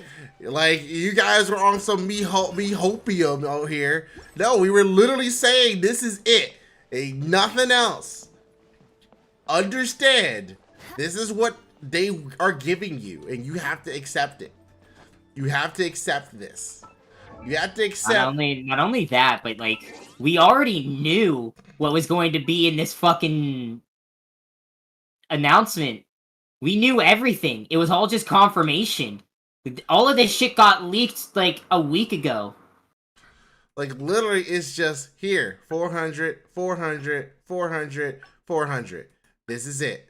This is all. That's not even for the event. That was just compensation because they realized they fucked up. Yep. That was originally going to be something that you bought during the concert. Yeah. And even then, they didn't give us everything because there was 2 other pieces of furniture we were supposed to get. Okay, Mona having a Figma. Cool. Like, but, like, that's not enough for me. Like, that's again, not even for anniversary. That's outside the game. Yeah, what like, can I do in the game to celebrate playing this game, giving you, like... Alright. So, fun fact, everybody. I did a lot of math recently with some friends of mine. We know right now that there's 50 million players. As of today, there's like 50 million players for Genshin Impact.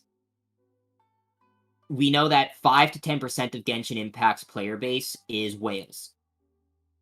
On a hypothetical basis, let's take 1,000 people, right? 1,000 players.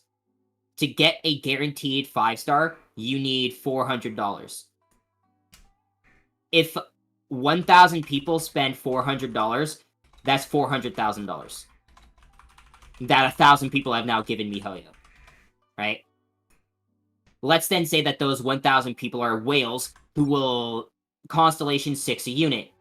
Well, to do that, you need to spend $2,800.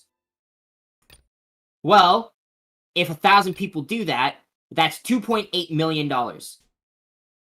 So if we attribute that out of 50 million players, 5 to 10% of them are whales, that's about 2.5 million players. If those 2.5 million players see 6 a unit, that is $7 billion that they are giving me Hoyo. A month.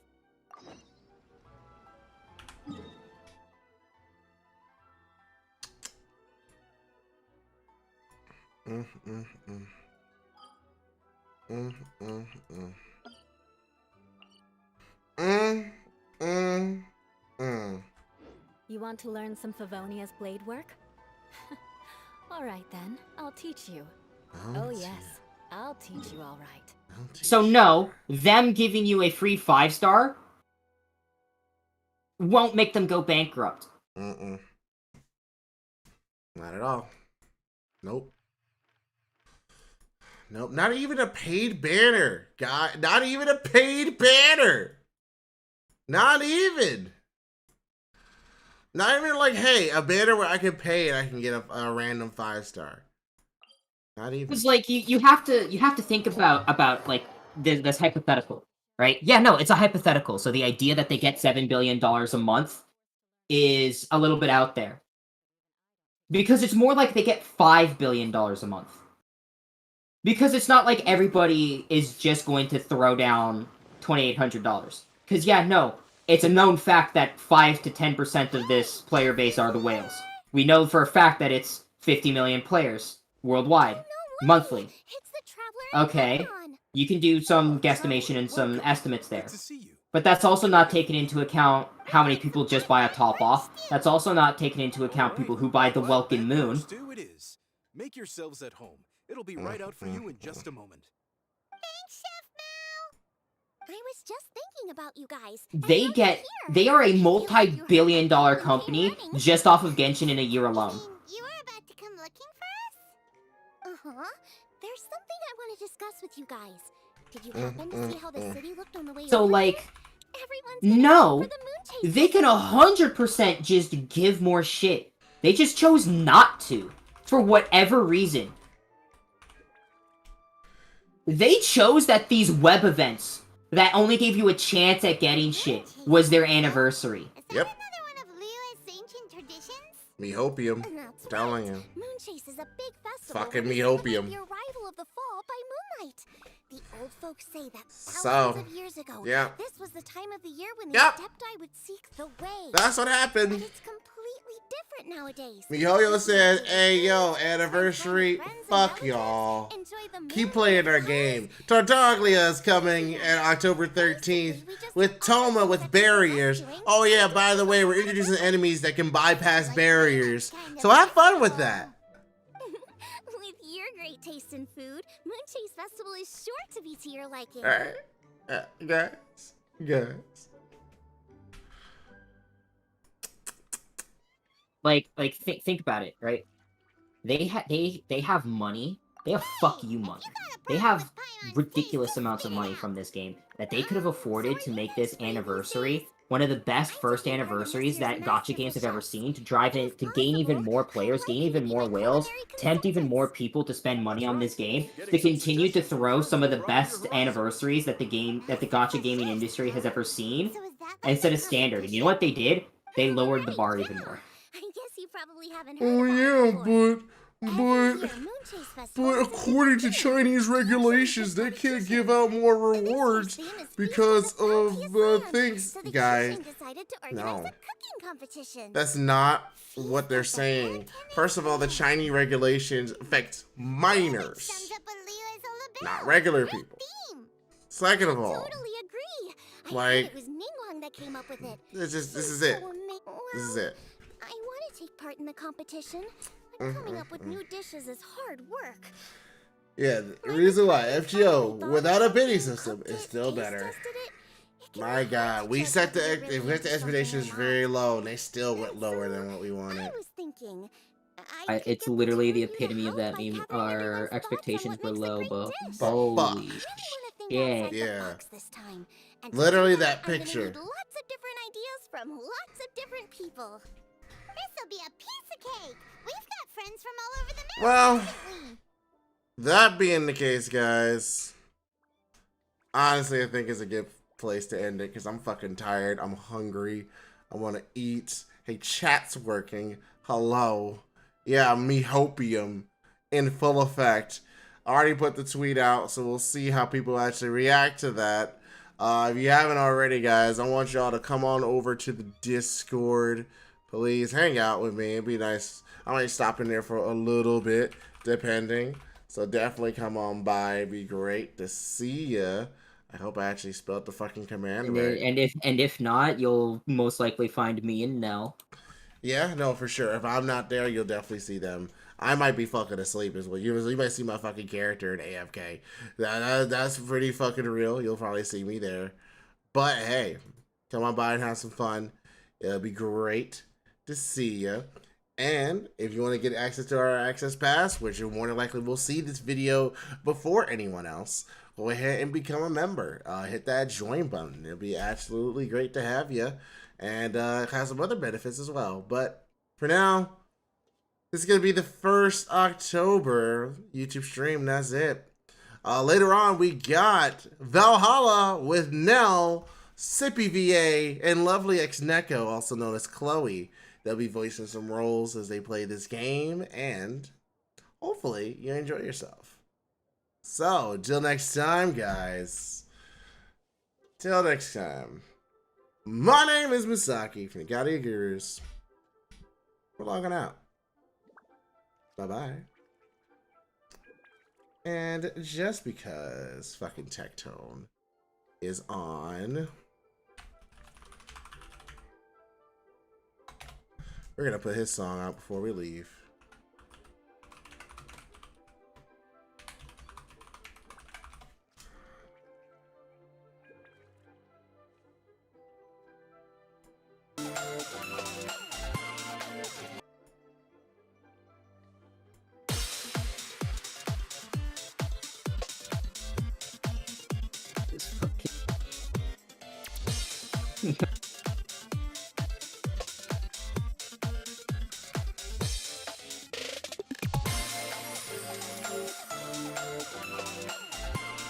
Oh.